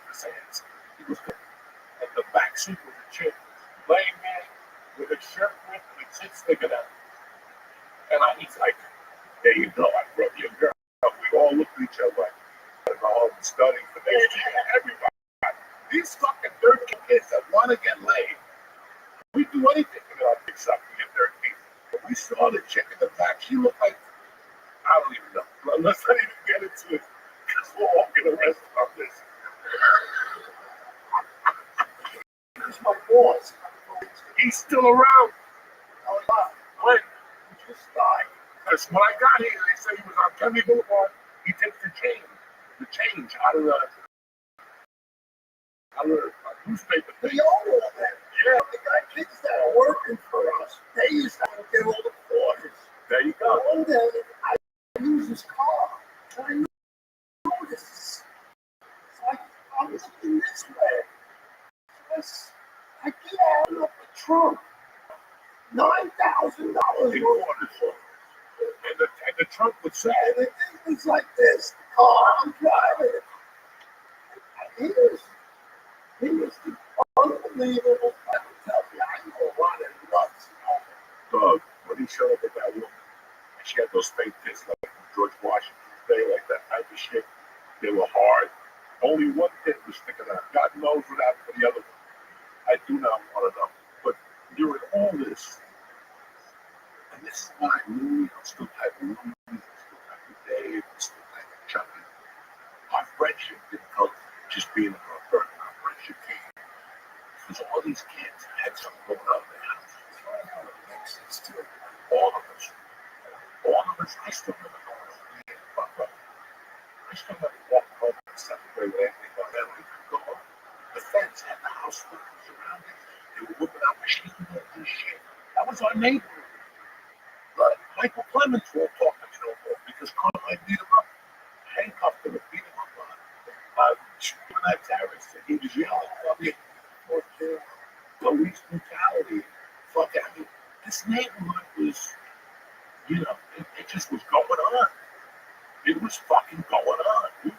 Every night we ripped that fucking paintball off the fire department phone. We ripped it, the cops chases. Who does this anymore? We used to run across Connolly. I mean, I go to work one day, and he says, you can go home, you don't have to work. Why am I going home? Because today, we got to take 2 bus loads to Yankee again. I said, oh, that's not. We get there at night, 2. All the parents, kids, like, beautiful. Got their uniforms on, and pennants. Everything's going. Everything's going. Okay? We pull up at the stadium, good boys there, and it says, oh, where you from? He goes, Weehawken and Red. I don't have no Weehawken and Red. So I have the tickets from the sure, you don't say nothing. The cop arrests him. I got to bail him out. They take it easy. This guy's crazy. And another time I bailed him out in the traffic. He says to me, you got any money? He calls me up. You got any money? I said, yeah, let it buy. He goes, I'll pick me up. He picks me up. This guy sitting in the back seat. We're going to the track. So we're driving to the Meadowlands. And all of a sudden, we get out. He says, better on 7. God keeps us. He says, better on 7. So this is all. They're going to make glue out of this horse. He said, he ain't going to win. He said, you know who the driver is? The guy that was in the back seat.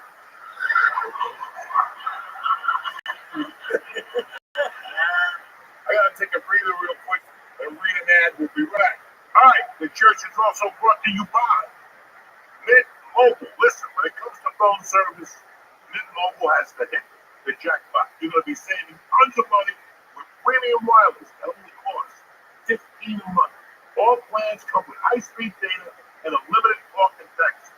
It's all delivered in the nation's largest 5G network. I love Mint Mobile. Keep your same phone, keep your same number, and keep all your contacts, Jack. The only thing that's going to change is the change in your pocket. And and you save a little money every month.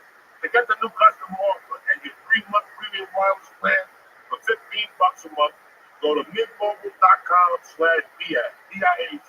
Again, mintmobile.com/Diaz. Cut your wireless bill to $15 a month with mintmobile.com/Diaz, D-I-A-Z. $45 up front payment required, equivalent to $15 a month. New customers on the first 3-month plan only. Speed slower, above 4 GB on unlimited plan. Additional taxes, fees, and restrictions apply. See Mint Mobile for all the details. We're back, bitches. So I had you in the 7th grade, and then I went to Ethel Walsh's class. But the 8th grade, we had Mr. Lindsay. He took us to fucking Philadelphia. He took us to Philly to see that. No, we were in DC. So he took us for a year. They were a little scared of us. All right, so they took us to see the knuckle. What is that? Something. The guy with the fucking sticks, whatever. They took us to this beautiful thing in Philadelphia, which we had Wednesday night. And we started shooting paper clips at the guys on the stage. And they fucking threw us out there. We went to Betsy Ross's house. They were mad at us because they stopped at Hiram's and Callahan's and got us all that shit and came back. And we were all just playing basketball. I'll never forget that. I went to the porch the other night. And at 6 o'clock, Marianne said, Coco Anthony coming in. And my mom spoke. I can't go there.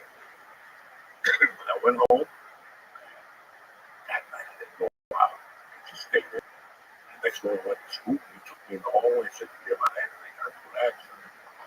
Wow. So this is already right here. This fucking wind is windy. I still remember the parents being on Saturday Night Live. Carmine and Marion doing Saturday Night Live and cut it.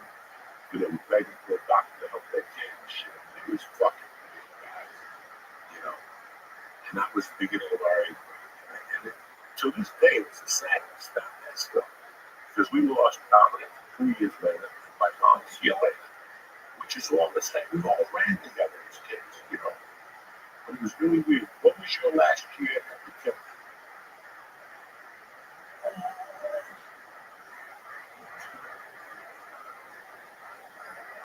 You wanted to high school more than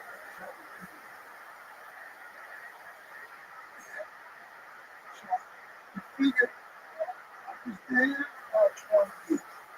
at the high school. No, really, I went to high school for Because and that 1 year in Horace Band that they said 3 guys, Spurger used to buy lunch every day. And I used to say, where did you get this one? These photos every day, every guy, all the nice lunch. It was a bar. And right now, my lady in the back, it's a doctor's office now over there. okay. But then we went to that bar every day and had lunch, steak, sandwiches, whatever. They were cheap. Spurger. So I said, what are you getting all this? What are you getting all this money? You could buy lunch every student. And I'm so happy you're here. So sure enough, one day, a girl comes in the door with collecting for Biafra. That was a country in Africa that you get raise money and send it. So I'm saying, hey, who's sitting down here? She said, Spurger. Because the girl came in every day for like 3 months. And we were eating everything with the money that everybody was throwing in.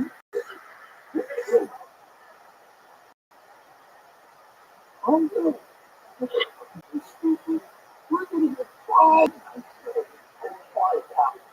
Because it's on me. You're not going to get fried. Because I'll scream on it. I'm not going to get. I I'm not worried about it. It's not stop. You know, I was telling McAfee, we went to school, but just weren't teachers. You know, I always said that we get to school at 9, and we get to 6, till 3. And sometimes if you play sports, you get till 5. You're longer there with them than you know your parents those days.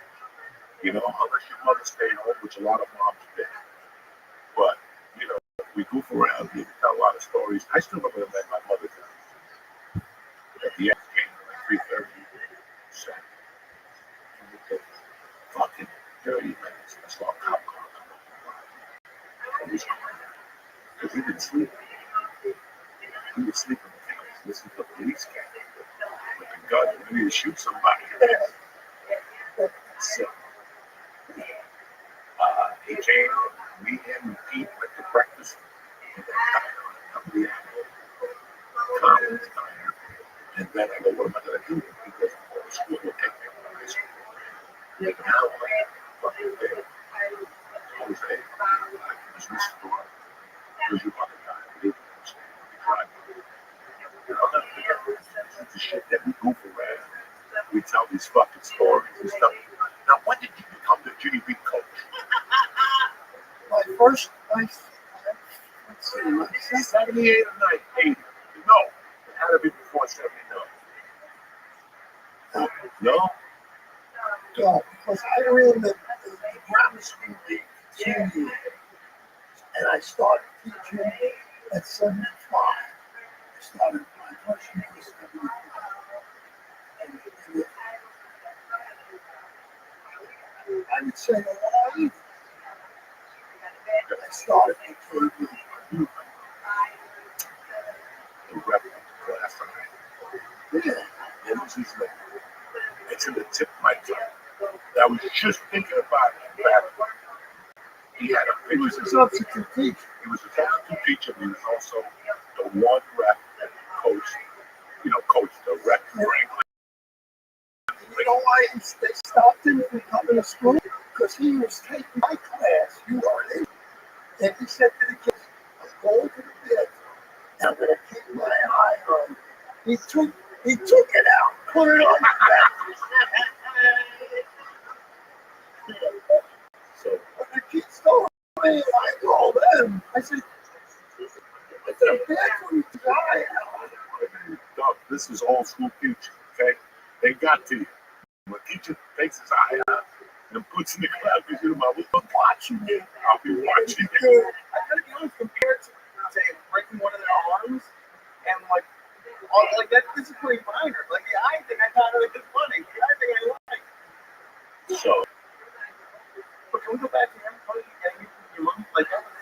yeah, he came together. He told me home. He told me to keep it together. He just told me.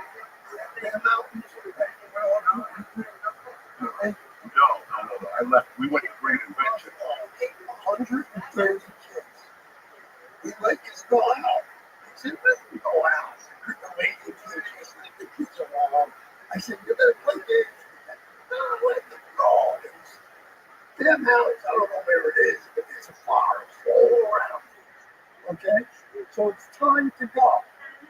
It's time to go home. I said that certain people have clipboards. You know, how anybody missing? So I see them talking. 62 kids are missing. How did you not notice that? We only had 170. And 60's missing. You just find it out now. I was in charge of that trip. I almost killed the one lady. So you don't tell me 60. I haven't all the while, but I figured they'd come back. They didn't come back. We got home 8:30 at night. We're supposed to be home. The mothers were waiting at 3:30 by school. We got home 8:30. By the time they all come back, girls had their pants ripped. I said, we're going to get in trouble. We that the last time you went to Bear Mountain? Yeah. I didn't go. You know, It's the bro, the red snake. This is killing me. You're gonna love this one. The red. No, the red had a glass eye. So we walked around the red. And I'm opening with Anthony Balzan. He's pissed at my son. And we're all walking home, and Dominic was yelling. And he goes, that fucking red. He can't call him Miles on the head. He goes, that motherfucker, he's my cousin. We're like, what? What do you mean he's your fucking cousin? He's my cousin. He was only home to my father in the house. We walk in his house, all fucking right up. He's like, Balzan was eating with the thing, with the thing on. He goes, Dad, that's a cousin. He had it because he was a cousin. He was a cousin who married his son. The Capitora. Capitora. There you go. So, he goes, Dad, Pat keeps calling Miles on me. Cousin Pat. He goes, yeah. He fucking gets up, he wipes his face, fucking $1,000 number. Cat, let me go get my son. You might think my son Anthony, couple of you all follow them and you have to fucking go down there and kill you. And he went up the phone. We're playing Guerrero and Compasso, karate shop with them. They're like, foul, foul. And then we would get a glass eye. So if you're on the right, and your eye is fucking glass, how do you fall the fuck? So we used to challenge him all the time. Challenge, no. You did not see that. You have a fucking left eye that's glass. How did you see this thing here?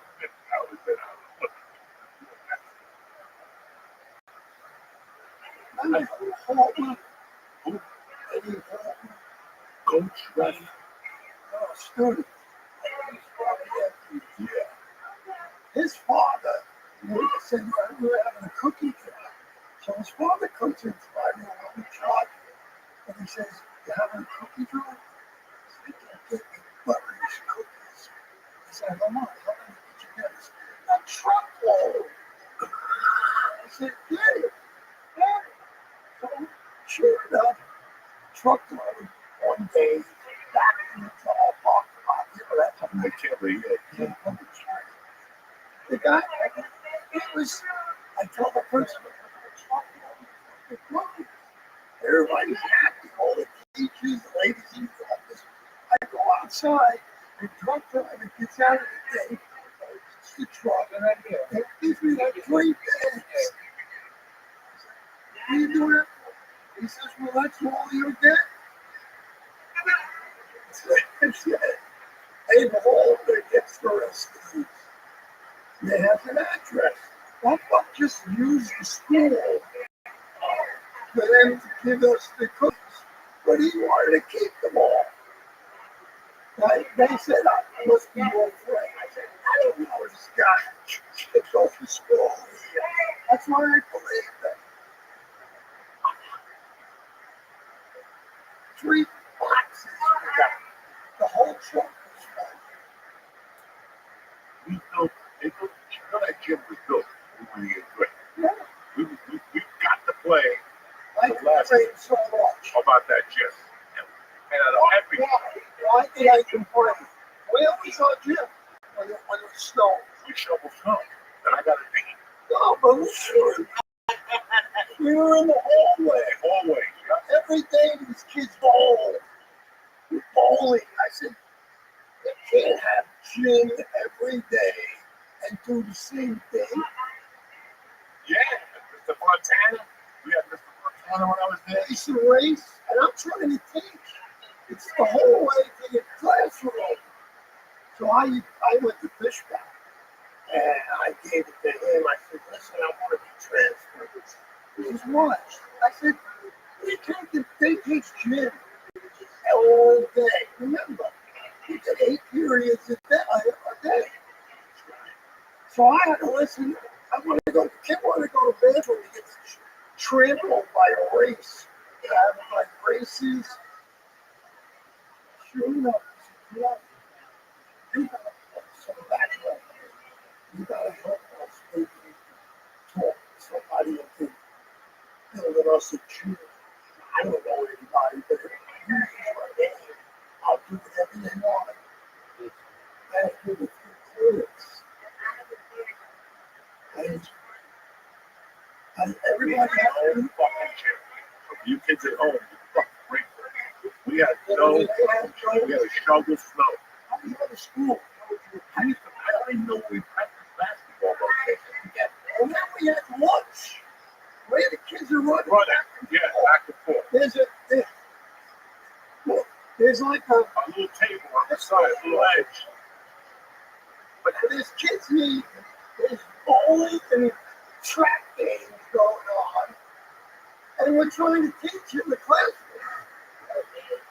And Richie Vanacek take nails and hit him in the thing upside down. So you put your nail hand on the nail dog. That's cool. I was there one time with Richie Vanacek. His father was over at Kingwell.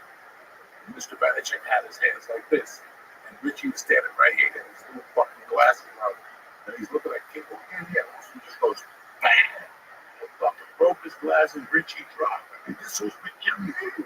It was, you gotta remember, I was everywhere at that time. Parents would knock you the fuck out, anywhere. And nobody would say jack shit. Parents would just block And you. they end up complaining to kids. You know what I mean? What about the cat? At the end of this thing that I just set up, there's a little room on the floor. Remember the way they say, where they made the food? Yes. As soon as you walk in there, Eddie Munster's house. Yeah. And the walls like this. Like this. And you walked in there. Yeah. This was real. And two ladies making lunch every day. fucking ham and those Christian County lunches. The ham with the pasteurized cheese with an apple, an orange drink of milk, and Mrs. Sabatino gave me a cookie to bail you out in case you didn't want the liverwort sandwich. So it's liverwort for most fucking days. Idiot, we used to go to the fucking New York hotel.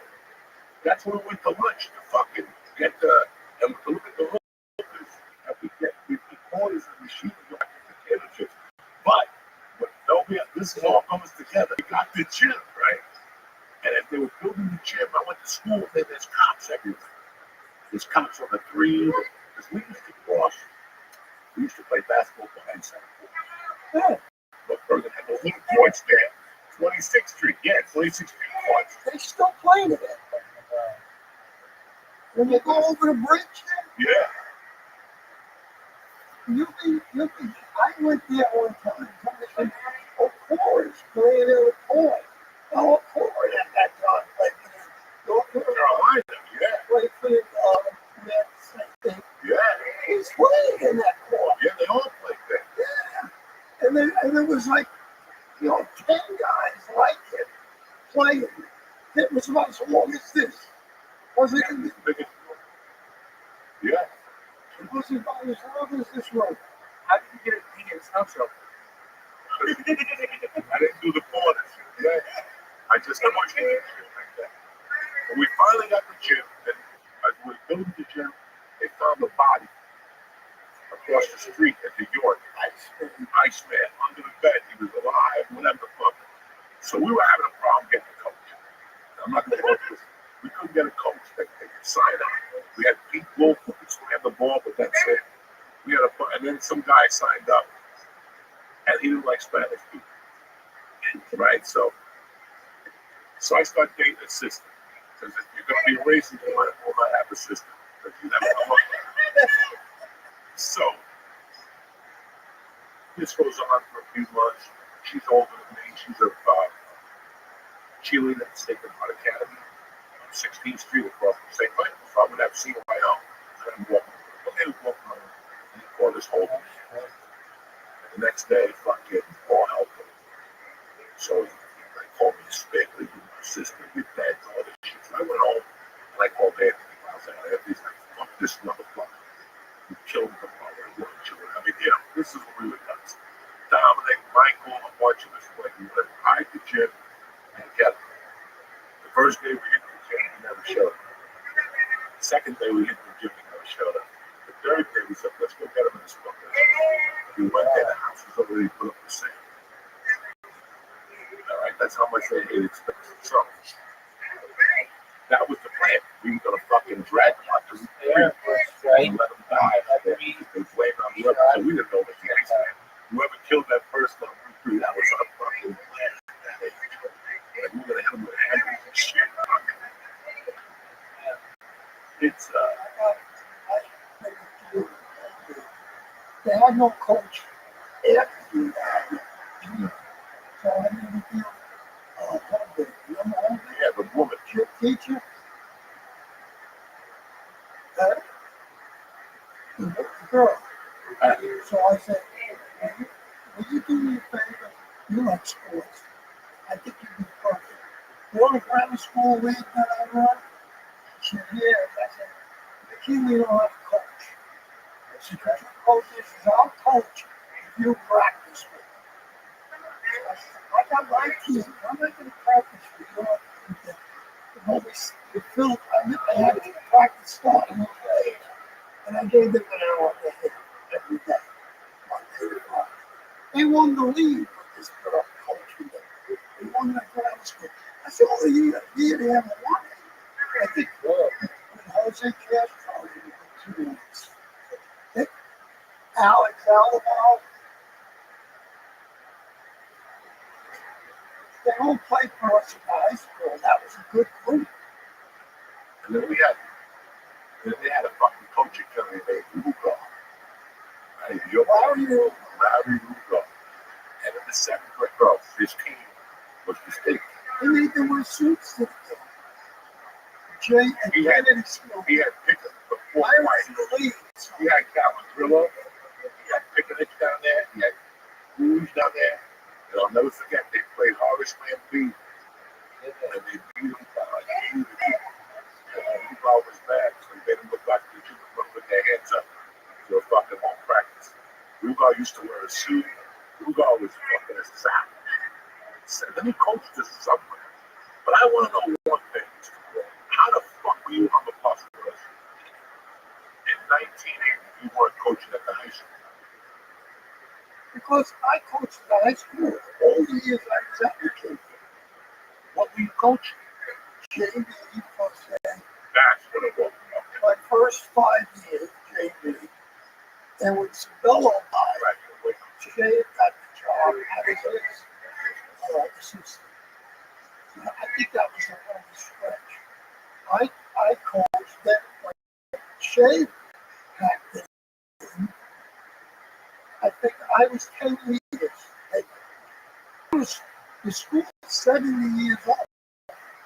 And we only had 4 coaches. You had any other school, any other sport. They got 15 coaches. It's something that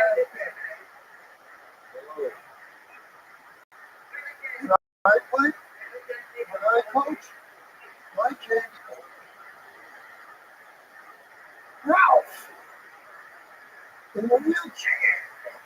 Wait, the JV coach is in a wheelchair? It's paralyzed. You was 15. He played baseball. Yeah, which I coached the Bill Better boys. Remember that? Yeah, at the high school. Holy shit. Okay, I coached North Bergen for a couple of years. Ralph was on the team. He was a catcher. Okay? And sure enough, basically, they're on second. The kicker's the mayor of Union City's nephew. And Ralph's story, and I said, in conclusion, Marino, instead of just sweeping, he put his head down and he got the guy's way like this. And the guy ran him right over. He hits the ground. I run out to him. I said, he goes, Mr. Rowan, paralyzed. I said, no, you got a concussion. He was paralyzed. He knew it. So now I go to see him in the hospital. When he's in the hospital, the year and he says, you want to do me a real good favor? Yeah. He says, I want to tell you about that. Oh, I missed this one. They were doing something. And exercise. So sure enough, I said, good night. Thank you.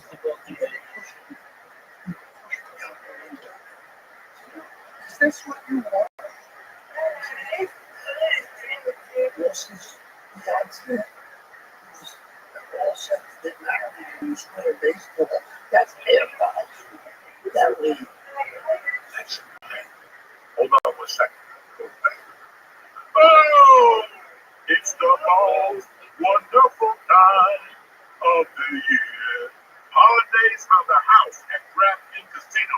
With this season's offering, you'll unwrap everything on your list. Exclusive games, huge jackpots, and exciting rewards. Like I got one this morning. 20% back on all your spots. Who better than DraftKings? Nobody! Make the season way more fun with DraftKings Casino. DraftKings is offering a warm welcome to new players. I'm going to give you $100 instantly, just like that, in casino credits with $10 wager. Again, we're going to offer you a warm welcome to new players, $100 instantly in casino credits with a $10 wager. Plus, everyone can get in on the action with a holiday reward every week. So sign up with code Joey Slots. Again, Joey Slots, JoeySlots, because the holiday cheer is here, Jack. Only at DraftKings Casino. Gambling problem? Call 1-800-GAMBLER. In Connecticut, help is available for problem gambling. Call 888-789-7777 or visit ccpg.org. Please play responsibly. 21 and over. Physically present in Connecticut, Michigan, New Jersey, Pennsylvania, and West Virginia only. Void in Ontario. Eligibility restrictions apply. New customers only. Opt-in required. Casino credits are non-withdrawable and expire in 168 hours. Terms at casino.draftkings.com/promos. Ralph Marino is a good story. I coached him in baseball. He gets paralyzed. He wants to kill himself. And he wanted to use me. Nobody was going to do it. He figured being on his way for these years, I would do. Slide me out that window all day. He pushed the thing, and he told me how to do it. So how am I going to do that? I can't carry with you. You don't have to. Look at this bottom of that window. It's perfect on the table. So he says, you open the window, put it up against the window, and you push me out, pull me out, throw me out. So I said, no. Now, because of that day, I walked out. I said, I can't go. Get somebody else. I believe I always had that guilt feeling because I used to see him watching the game. He didn't want to do anything. He was a great baseball and I think he could have been a professional golfer. That's how good he was. I went golfing once. He was unbelievable. If you're a better golfer than you have to be. So sure enough, I said to him, I got the thing for you. I said, be my assistant basketball. That's it. He loved, you ask Frankie, nobody loves basketball like Ralph did. He'll watch it 10 games in a row. He'll drive to California to see a game. He was the best. That was impression. But too many, I said, somebody asked me on the show, hey, how is Ralph Marino as an assistant coach? I said, let's put it this way, if I didn't have Ralph Marino as a coach, I would have won 20 more games. Because he cost me with technical, nothing to wheelchair. He used to go, what the fuck are you looking at? To the ref. Or he said, scumbag. Like, curse these guys. I'm going to, I said, what are you doing? He said, I'm a chair. That call sucks. You suck. You know, he's, I think because he was in the wheelchair, he could say what he wants to. Before the game, the ref would call up to me and say, you're going to control this guy tonight? The game didn't even start. I said, come on, should be great. You know how I got him not to get the technicals? Randy told me that I did it. And Randy did it first. As soon as he got a technical, he got somebody to wheel him into the fucking corner of the gym. So So he's looking in the corner of the gym. Somebody come and get me. Coach, I'm sorry. I eat out of my sleep sometimes. Coach, bro, come on. I won't say a word. You can take me. I remember being a freshman. Colangelo played Washington. Colangelo, he played his best year. Okay. He never got that. He was my best player. But then he was a junior. He went to Boston. Right. And they caught him. Listen, I like probably he was a troublemaker or something, but Yeah, Earl didn't like that. no, he didn't like that. He wanted the guys from Rothschild. We don't like him. Boss wanted to be with. Those guys do their home.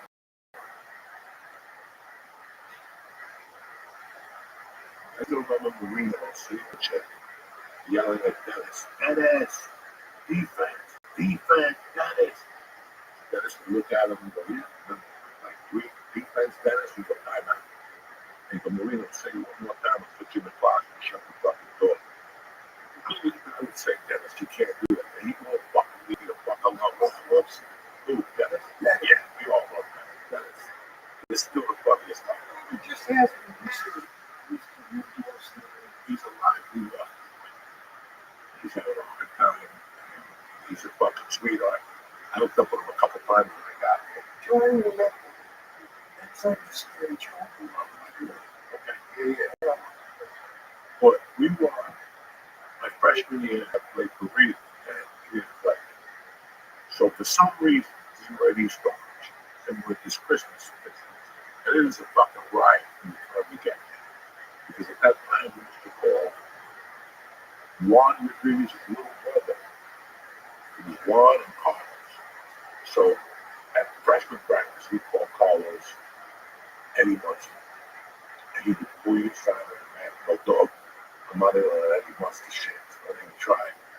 And every time the practice got hairy, somebody would say, Eddie Munster, he would stop again. No dog, I couldn't find that Eddie Munster shit. So now we're in East Orange for the Christmas tournament. And we're losing. It's like 3 minutes from the halftime. I'll never forget this. And he was taking the ball out. He was going to chuck it into Chucky or somebody. He gets the ball. And the two little black kids go, look at my man. He looked like Frank, right? And that's all they said. I was sitting on the bench. I could hear the crack. Like his whole demeanor. Like, and you can see on his face, I do look like Eddie Munster. It just hit him. We were dying on the bench. We ended up getting killed. But at the time, my mom was always up at the bar. So my mom would leave me $40 or a steak. I had an option. So I would say, fuck the steak. It was too Cuban and barbecue. The asshole that I am now, man, I would get steakums and get all right of fries, throw them in the oven, and throw 2 steakums on white bread with the American cheese. I kept eating. That's what I ate every night. 2-3 weeks. So there was a week making shit. I went for like 6 days without shit. I didn't know what it was. Now we're in this Christmas tournament. And we're out in fucking East Orange. They're shaking the bus, the whole fucking thing. We get out there. And finally we take off. I'm like, man, my stomach hurts. And I'm in the middle of the bus. I'm just like, oh, I'm looking around. Because he was around me. I can blame it on him. I didn't know what type of fart it was going to be. So I let the first fart out. I'm like, oh my God, I don't think people say, what the fuck is that? Jesus Christ. What is that? Open the windows. You couldn't open the windows. I wanted you to sit down. They were all fucked up. And again, another fart came out. Right? And now everybody's fucking going, Jesus. What is that? And Chili's like crying and shit. They were crying. That's how bad that fart was. I gave it about a 30-minute window. And he was like, oh, God, who was that? It was 17. We were just blaming it on me. You were blaming everybody except me. I was like, it came up from over there. It wasn't me. Finally, I thought it was a tremendous spark. This one's worse than the other thing. Mr. Ruff over his face and goes, he's changing flavors.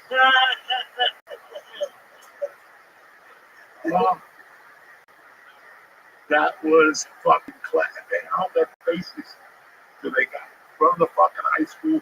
They got turned off because now, what year was it? When you read out, I was a freshman, so I played everything I did. I fucking but I was the JV coach then. years. I don't remember you know. No, but it was 8th grade. I was buck wild. I could jump this shit. Reading just didn't think me. So I used to torture him from time to time. I had people threaten him and shit. He held his ground. We never really spoke. And then I went for spring track with Composto, and he broke me. Really didn't like. I was like, I'm off my basketball. Just one day, I just got out. Like, I'm not doing this. And then I would play by the high school, after school, for money. With those animals, Rubio, Bulgario, and all those guys. We played for like a sandwich and hash browns. It was sweet. Did you play back here? Practice? Where did you practice? We practiced at Horace Mann. We had to leave the high school. I didn't see you when this was going on. No, and then we used to. Came out, let's say you were practicing back here, you came out. Don't worry, next year you're not leaving.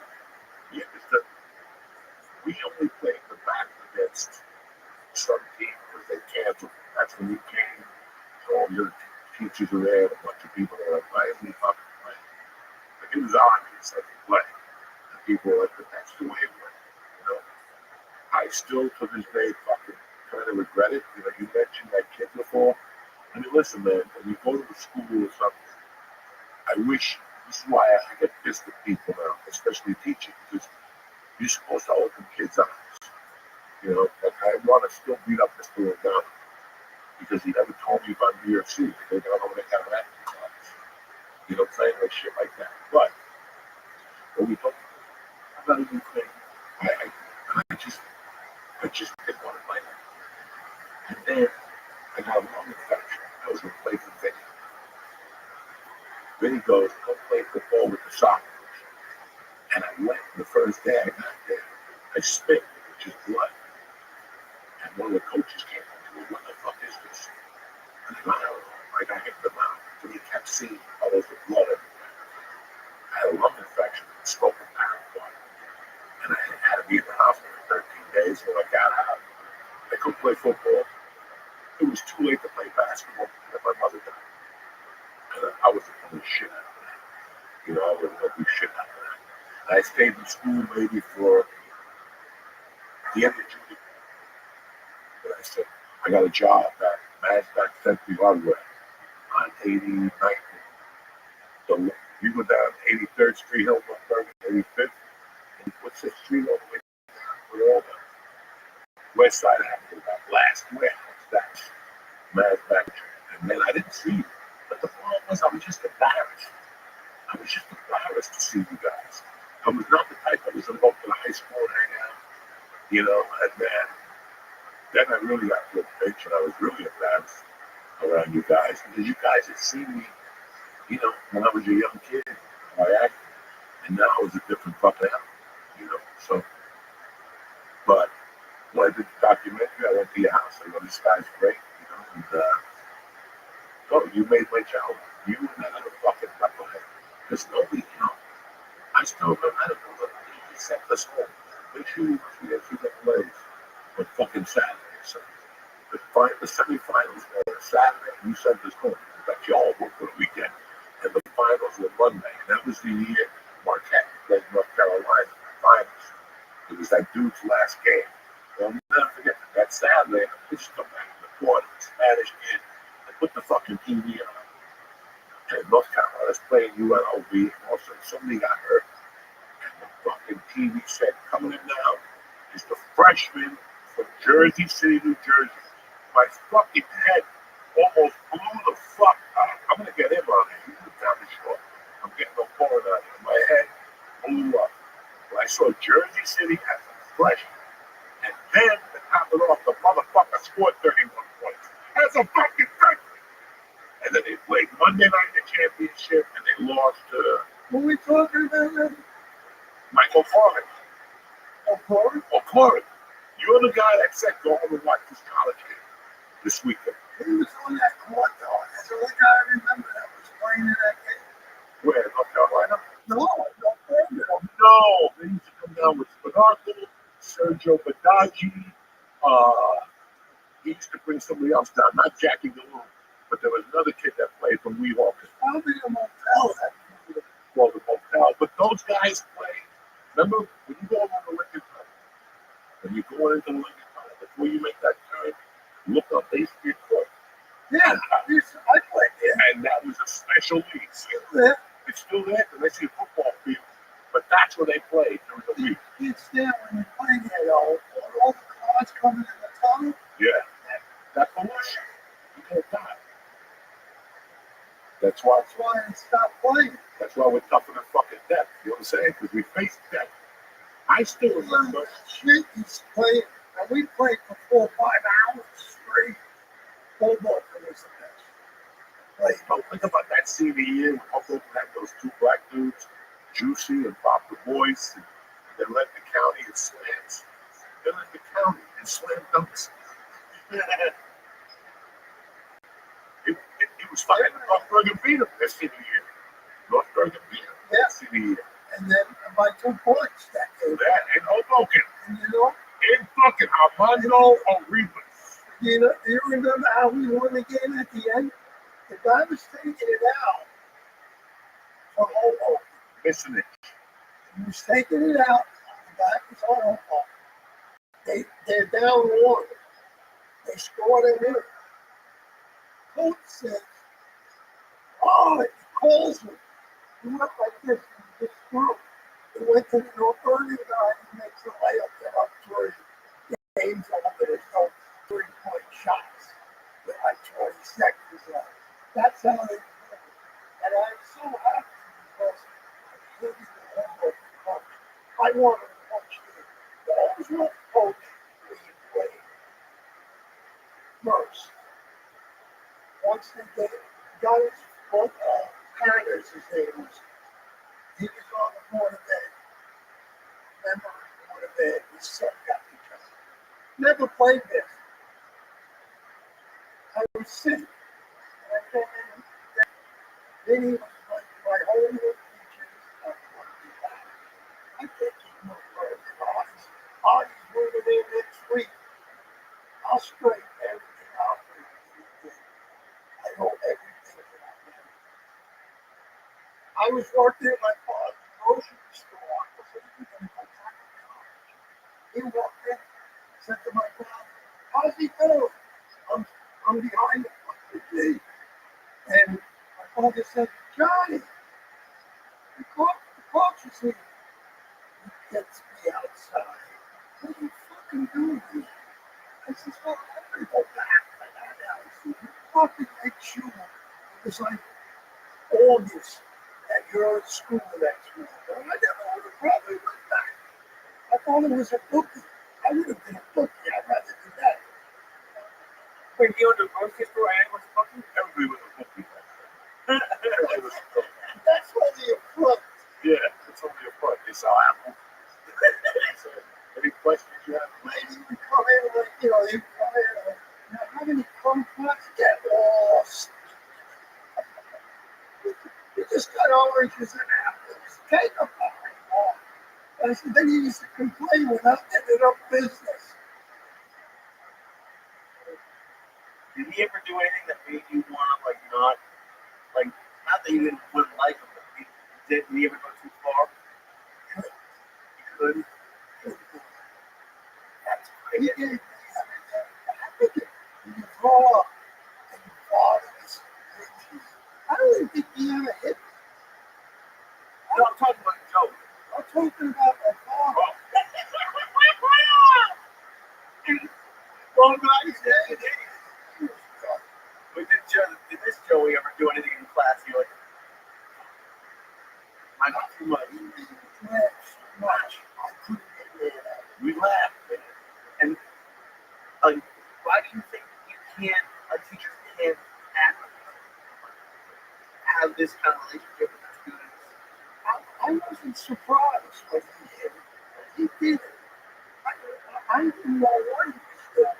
And then I saw him in the prison movie, the football movie, and he said, "This guy made it." Do you remember the last time you saw him before then? I used to see him at games. Sometimes he used to come to a game. I remember like calling him. I left at 85.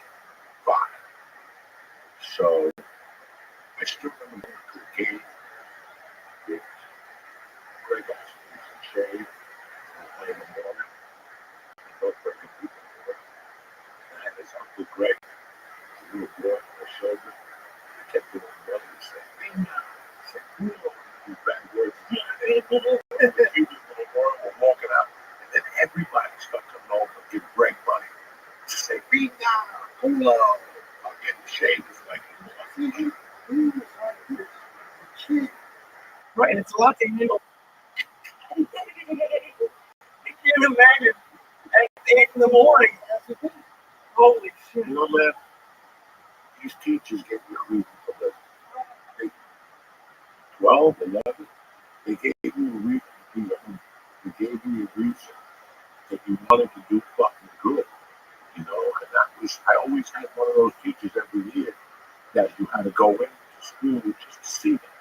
So you could feel better about yourself. I look at my daughter's teachers. There's no fucking personality. They're young. They're fucking. They're white, but I mean white. Like they're white, like white. Like they're on the level. Like that pen doesn't have enough ink. Shit like that. Like it's. And I can see why kids are the way they are. But I told my daughter I was coming up here to see her. Yeah. Straight out when I yell.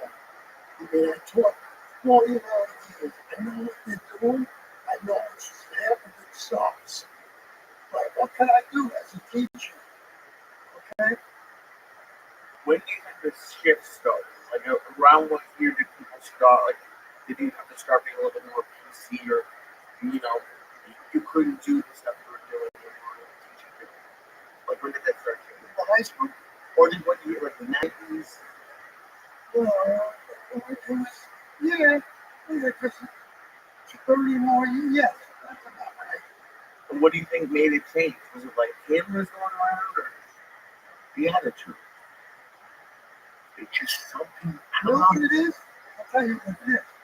It's that kids don't sit at the table with their family at night and have dinner. Think about it. How many people, watch movies at Sunday? I used to ask kids, you eat with your whole family? No, because the mother works this time. Father works. You can never get the sister has a job. You can never get them together.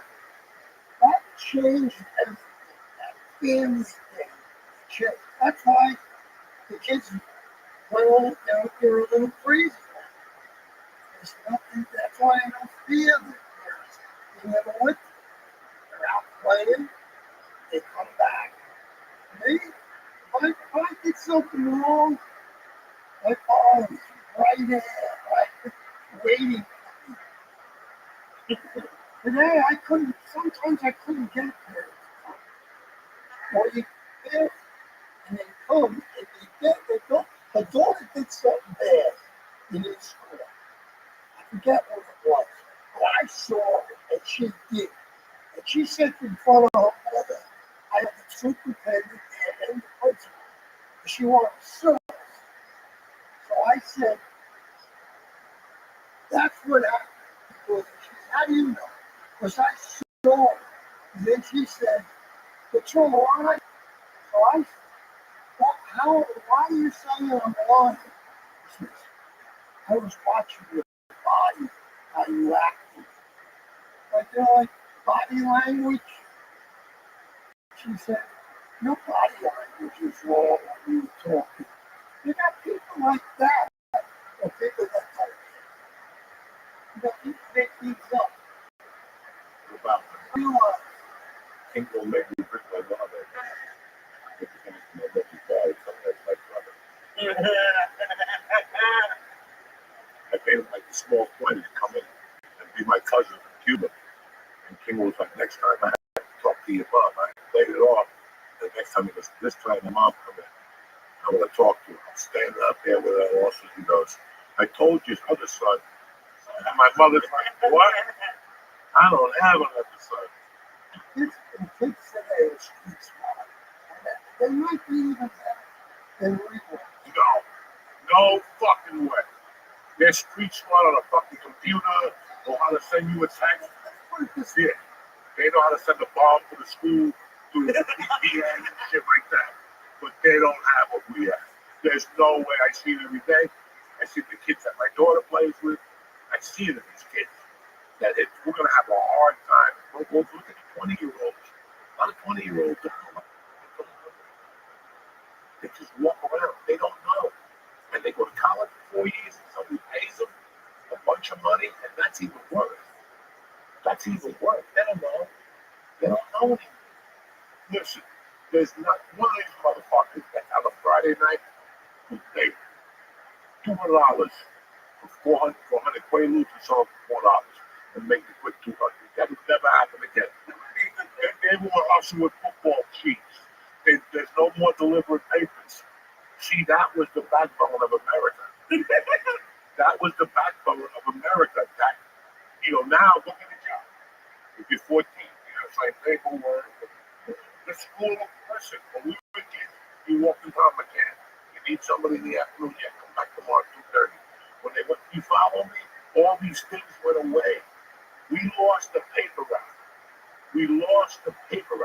Nobody knocks on your door for the American Heart Association and says, I'm going to walk around Hudson County Park, give me a nickel for every fucking loop. You think I walk that thing every year?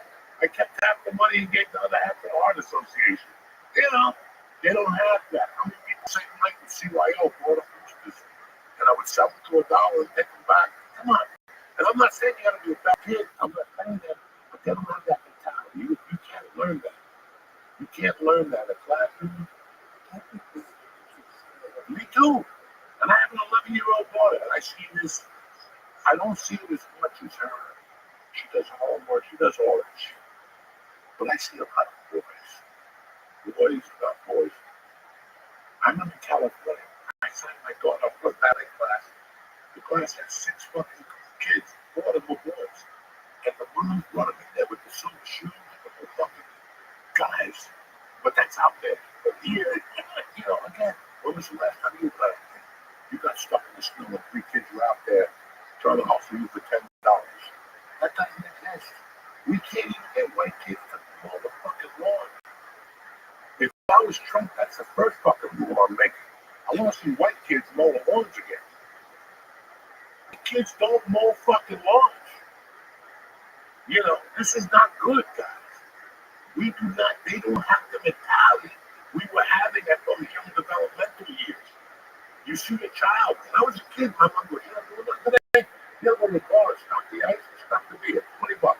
Instead of just hitting me up for a 10, I'll give you money. They don't do that. It's unheard. They have no social skills. Have you gone to a restaurant lately? Have you gone to a CVS? Have you gone somewhere and seen the process that they put you through? They just don't have it. And then, you can't find nobody. God forbid. Let's call it the Cuban American Association. So, Portuguese, whatever the fuck you want. I'm not looking at anybody. But these are all the things you have with these kids. It's not good. It's not good. Instagram hasn't helped us. Social media hasn't helped us. Look, I had to threaten my daughter to go out. But she goes out. I said, at least 15 minutes. Go dribble the fucking ball 15 minutes. And what kills me is that the kids I'm dealing with, their parents all grew up like we did. Why don't you encourage these fucking kids to go out? They got them in the house all day. Mr. Strawberry, stop coming to my neighborhood. No kids come out, only me, my fat ass. My wife and my daughter out there, Mr. Strawberry. It's not good, Coach. It's over. Kids don't have that American ingenuity we have. They don't want it. Until a lot of trees, man, sorry, you think more of them would have what I had. The girl, my granddaughter had it. She was on the party. She played freshman. She played varsity as a freshman. And this is she's a softball. She stops. Basketball. She's got the thing I wanted the guys to have. They're playing with their computers. I tease them all the time. How could you have your sister a birthday here? I go to the gym Doesn't look. and I see kids boxing. Like, what happened? That's the first thing your mother told me. Your father told you got to put your hands up. These people, they got no legs. What's the difference from my area? Doing wrestling. See? Hey, starting paces. Did you know that? He's down like that. She got a scholarship. This girl, I went to see her wrestling. I don't watch any wrestling. Not even pro wrestling. But she spoke on Bergen. This was like the state champion. Yeah. She kicked the shit out of me. And Donald, I like Donald. It's like a close. What you said, watch. I have a watch. If you were 22 again, would you be a teacher knowing what you know right now? Like right now, you are. Why even with everything going on? I think, for me, I don't want to do anything. I get, even just being in school, I used to be proud when I left, and I saved 2 kids by talking or yelling at them and embarrassed them so they could catch back and can't treat them the same way. But it's a great feeling. And how do you find out? I bump into these kids every day. And every store shop right. And they make you feel good. Kids say, oh, look at that kid. Mr. Broad, I want to thank you for taking the time. Thank you for being a great fucking teacher. Everything that you've done for a ton of kids, especially me, you changed my fucking life with humor. And that's it. You guys got to meet these changing flavors finally. Tomorrow night, tonight I'm at Freehold, sold out. Tomorrow night, me, Lee, Rich Voss are at Arch Casino. Next Tuesday, we're at the open mic again. And Wednesday, we're in Jersey City at White Eagle Hall. We sold out. So I don't know what the fuck to tell you. I had some one-day slave and Lee. You got anything? This week I'm leaving. I love you guys. Happy Thanksgiving to your families. And thank you for supporting the Church New Testament. Stay black, cocksuckers.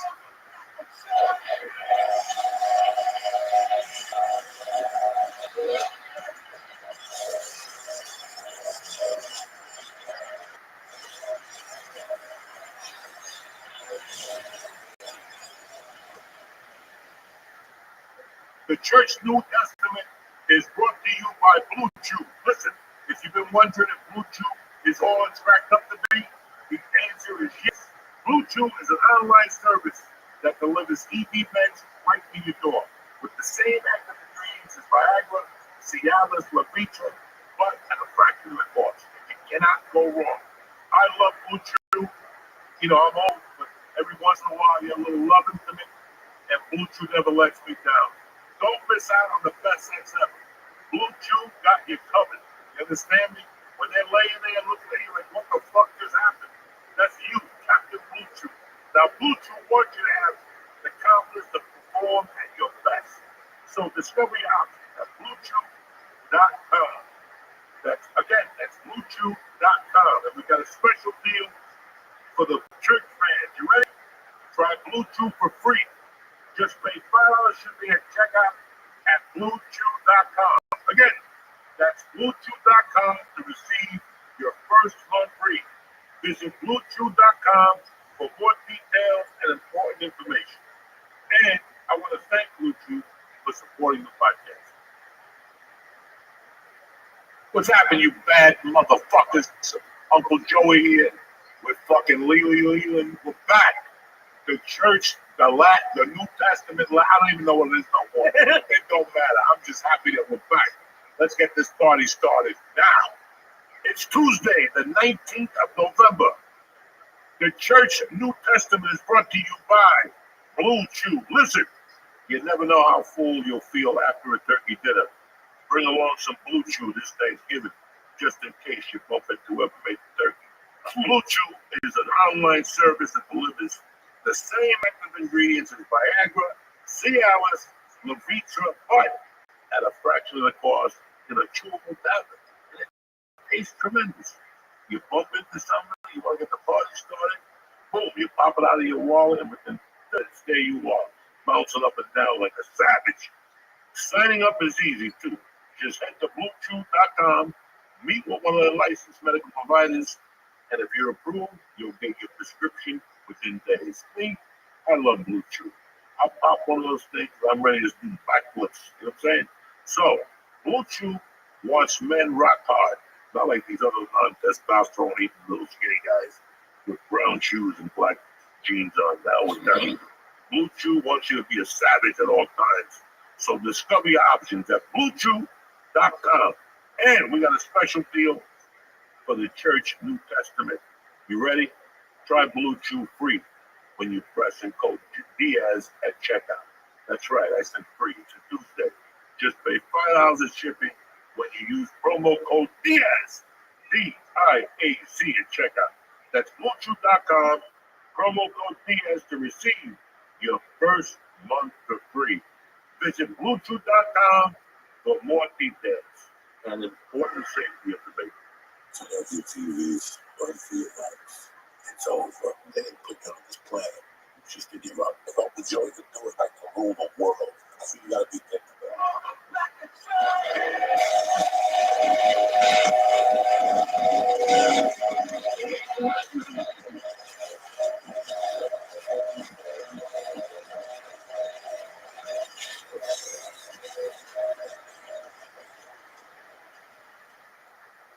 What's happening, beautiful people? It's Tuesday, November the 19th. What up, dog? Dude, it's crazy. It's crazy. We're here. I was thinking about it when you walked in. When we were closing up the old office, I had no ever idea it was coming back. Never. I thought the chapter was done. But you know what, man? I'm happy to be back. Listen, this is the first week. The studio's still a little bare. We got it up. We told you last week was the last Zoom, but we stuck to our fucking word. That's all that matters. We're ready to rock here. We're already fucking tuned up and ready to go. Let's talk about a few fucking things. What? I don't even know how to get this thing started now. Is it crazy? It's crazy doing it personally. It's crazy. It's great to see this little guy. For the last couple of weeks, we've been trying to put this together, and I've been taking him to all my old haunts from fucking Hiram's to get a hot dog on you. I gained 6 pounds in 2 weeks. We ain't fucking around here. You understand? You got to work out every day in this fucking neighborhood. So You got to go for a walk. You got to do something. explain what Hiram's, they deep fry their hot dogs. And not only do they deep fry their hot dogs, they're ready in about 6 seconds. Because every time we get a hot, like every, you order 2, but then you want another one. And the chili's amazing. And then they have steak fries and onion rings. Oh. And then It's a little shit. Yeah. Like I went there when I was up in the 8th grade the first time. And then about 200 times after that. That's how you become a fat fuck. And then tell them, this is my favorite thing that I just found. I learned milkshakes last week, and this week I learned you have like a rotation of restaurants you call to find out what the specials are every day. Every day. I like soup, man. I'm a fucking soup dude. And there's 2 restaurants that make the kind of soup I like. Rudy's up here and the Brass Rail in Manalapan. They got the best soup ever. So I call around. If I'm going to come up here before I make the trip, I don't want to walk into Rudy's and get to be a fucking surprise. I'm like, God damn it. So if they tell me they got Rhode Island, I get fucking excited. You know what I'm saying? Now I'm cutting people off a little bit. Now I'm trying to beat the fucking the waves. Like the waves. Yeah, the waves will give you a time. I've always beaten that fucking wave. Except tonight, they hit me with that. Go through here and we'll cut the time off by 5 minutes. Yeah. But then they put me behind some old lady. I guess the fucking, the computer didn't see it or whatever. She was doing 30 and a fucking 90. Oh, I love being on the phone with you because every once in a while you'll just start screaming at traffic. I think was it yesterday you were pissed? You're like, yeah, everything. Listen, the ride up here is magnificent. You just cannot do it with traffic. It's an hour up here. You know, my brother George comes down. He always tells me it's a long ride, especially at night. Especially if you smoke a reefer, the fucking lights start, blinking. You step on. I mean, that New Jersey Turnpike. If you go on it 10 times, you're gonna get a flat one time. I did it already. Yeah. Yeah, it's you're gonna get a fucking flat one time. But it's been great living in Jersey. It's been 4 years now. Lee's been out of LA for 4 years now. Everybody went back. Everybody, like the 20 people we left with, I think we and the guys in Austin, all the other ones that held up. Everybody already went back, but they go back every 3 weeks. Hollywood's calling. Hollywood ain't calling nobody, Jack. Things are bad all fucking over. You understand me? I haven't worked all year. The first year, this is 1997, and it's November 18th, 19th, and I had never. What does that mean to you? That means I'm getting older and uglier. Or, listen, this year a lot of people didn't have fucking work. Because I talk to people. Right. And they'll tell me, we haven't even auditioned. I did have auditions, but I have eaten dick on all of them. I bombed on all of them. I had an audition for one fucking line. One word. You know what the word was? Go fuck yourself. Steve Martin, that little fucking booty. Short. I fucking said the fuck you. He was a New Yorker, rough. Fuck you. I thought I was already cashing the bank. I was already fucking. I got this. They didn't even call me back for callback. I did a bunch of one word auditions this year. When you do one word and you don't book the audition, that's fucking pain in your Jack. Do you think they could think you're overqualified for something like that? No. The problem is that the strike killed production, and you guys are seeing it. They ain't shit on TV. You sit there every night looking around, telling me I'm watching a new show on Netflix, and the show sucks. It does. The show fucking sucks. You sit there. The only thing we live on is the one about the prison with the fucking dude that got run over by the snowplow. I did. Hurt Locker, whatever that name is. That's a great fucking show. I haven't seen it yet. You have not watched that show. That is a great fucking show. Oh, it's about a dude who goes to prison and comes out and gets a job as whatever for the prison. Like between the guards and the liaison or something on the street. So he runs the prison because he talks to the black dude, he talks to the Spanish dude, he speaks to the people with black people and Mexicans, the fucking triple Z's, those dudes. He talks to all of them. I forget the name of the fucking show. I watched Tulsa King this year. I haven't seen that yet. What's the second Which is a really good episode. Dominic Lombardozzi was great. That they shot him off. Sylvester Stallone is looking rougher and rougher. Last week they were shooting from behind. You can see like they put lifting Sylvester. What are you gonna put hair on there? We can't find a fucking bear. All right, we're just gonna spray paint a little bit. They don't show a lot of the back of his head, but he's fucking hanging in there. What else? I already watched the show you recommended on Netflix. That was brilliant. With the kid from Office Space and Loudermilk was fucking brilliant. I haven't seen it. But besides that, I sit there every night. We get that with my wife, waiting for the fucking world to end. That's why I fucking go out. That's why I eat mushrooms at night, because you just fucking sit there like, okay, so I try to get out of the house about 8:30. I take my ride and see what's going on at Carvel, what's going on at my pizza joint, you know what I'm saying, like this. And then I go home waiting that, maybe something good's gonna be on there. You shit up. I caught Bullet the other night. I caught the Hot Rock, back to back. The Hot Rock was 1972. I was 9 when that movie came out. And I saw him in the fucking movie theater across. Robert Redford is in that fucking movie. A dude robs a fucking place and he steals a big diamond. He's in prison, so he shits it in the pipe. So they have to break into the jail to steal the pipe with the shit in it before it goes into the fucking New York Hudson River. Tremendous. We're back, cocksuckers. What? I love it. We got a little cave between you guys. It's beautiful. It's got no heat though. So in the winter, I'm gonna do this like my little fucking igloo I built for that girl sophomore year when she did show up my little fucking igloo. I forgot about your fucking glue. Do you ever think about that? If you're just like making out with somebody, like this used to be so much cooler and like harder to do. What? Making out? Didn't even making out. Making out. Yeah. Swap and spit? Yeah. You don't swap and spit anymore? No, I don't ever. I haven't swapped with nobody in 30 years. I don't want to end up with a shot of bad breath. It's either gonna eat my monkey or that's it. At least after you eat that monkey, you're like, oh, you can breathe whatever so I can breath. You know what I'm saying? Pickles. Oh, I'm in. People are doing great. Like when one of the last girls I hooked up with, I went down on her and she licked my face. You're gonna have to erase that.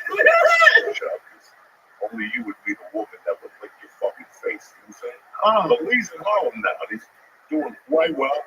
He's got the 4 floors, which is he never wants to go home. I'm sure right now I know. This motherfucker 18 times just he's like, man, I ain't ready to go home yet. Yeah, I see the like 10 o'clock. He just goes over there and he knows when I go in, I ain't coming back out. You don't want to make no mistake. There's 4 floors, there's 4 floors. I told him. Herbie says, oh yeah, 4 floors sucks dick. Okay. I don't care how much you spend on rent. I don't care what your apartment looks like. Because when you get there, after you check the mail, you always gotta look up those stairs and go, oh, God damn it. And God forbid you got groceries. What about that as a suitcase? I've been traveling so much. That's the worst. The fucking suitcase. That's the only part that kills me. Everything else has been cool. But New York's been great. Not laughing. Like, you've been great. I haven't fun. I had the worst show I had in 2 years. I felt like the only way I could describe it was, remember when Cowboy Cerrone fought McGregor and got knocked out by his shoulder? It just wasn't his night. Yeah. That was how I felt. I just was getting knocked out by his shoulder. Like it was, I couldn't blame anything. It was just the worst. Sometimes you just blow people's minds. You have that effect. You walk in, they're like, what the fuck? Oh, I guess. And you know, listen, anybody who's been following this fucking show was just started talking about stand-up for 10 years. And this motherfucker moved to New York to do stand-up comedy. I mean, it's still like a dream to me that this fucking guy that used to sit in the room with all of us, you know, the Ralphie, you know, that he picked up little things. He used to go to this 4-wall place. He'd give him $5 every night to sit there. I would go there too. For years. Oh, you would do There that. are some retarded fucking people there. Yeah. And then we moved back and he continued to do it. He goes on the road with Josh Wolf. And this is what a comic does. You have to pick a place. He picked New York, which was great for me because I'm down an hour from here. Right. There's no way I'm coming up here every fucking day, but even tonight. You know, now I got the option if I want to go into the city real quick and go over to the stand, I can go right and come back as long as you get on that. You got to beat the Lincoln Tunnel, close at 12 or something like that. You got to beat the Holland Tunnel.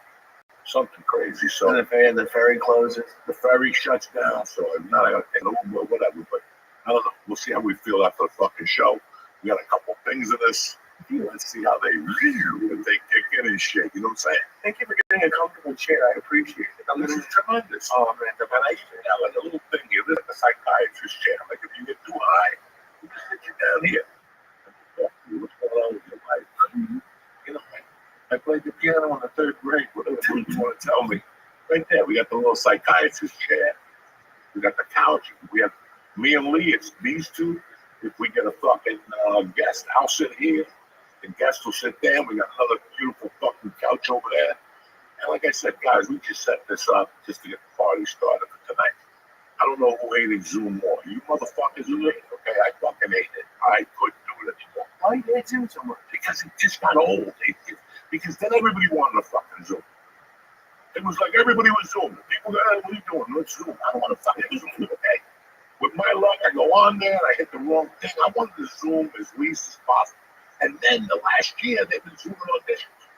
Right. They've been Zooming auditions. So if the person likes you, they'll say, set up a Zoom for 4:30, and he reads for me. You know how fucking, I'm reading into my fucking phone, guys.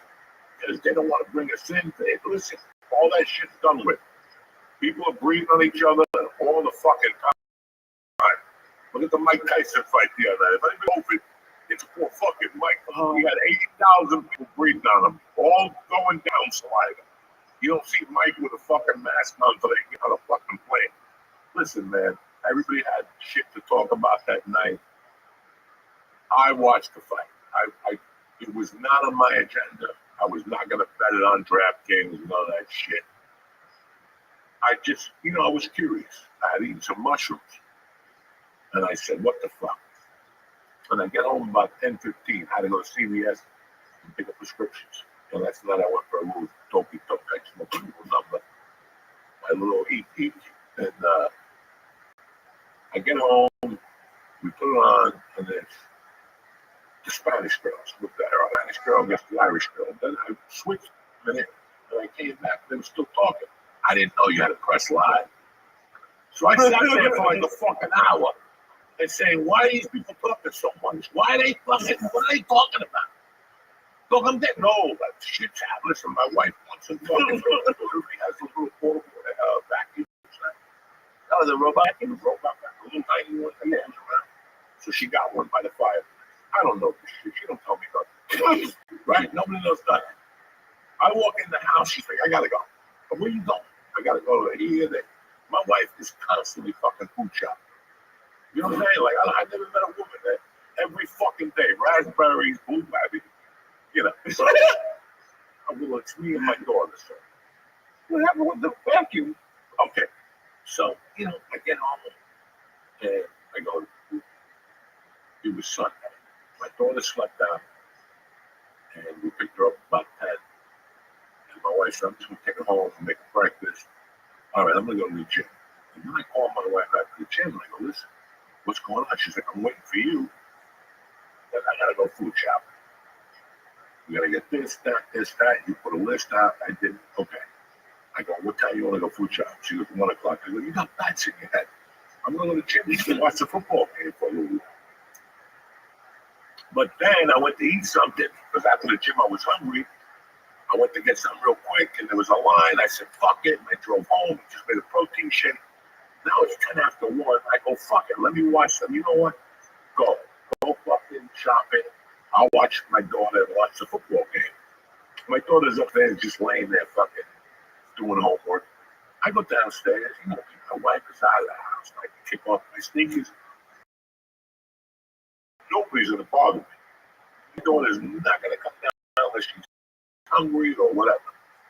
So when I got that, a couple fucking, I put a little mushroom gummy under my thing. I already had a couple of mushrooms in me, so I was already feeling it. And I'm on the fucking chair just reading because I didn't want to watch TV. And I hit boom. Like, this was honest. Somebody trying to break into my fucking house. I'm like, nah, it's daylight. It's fucking 1 o'clock. Who would rob a house?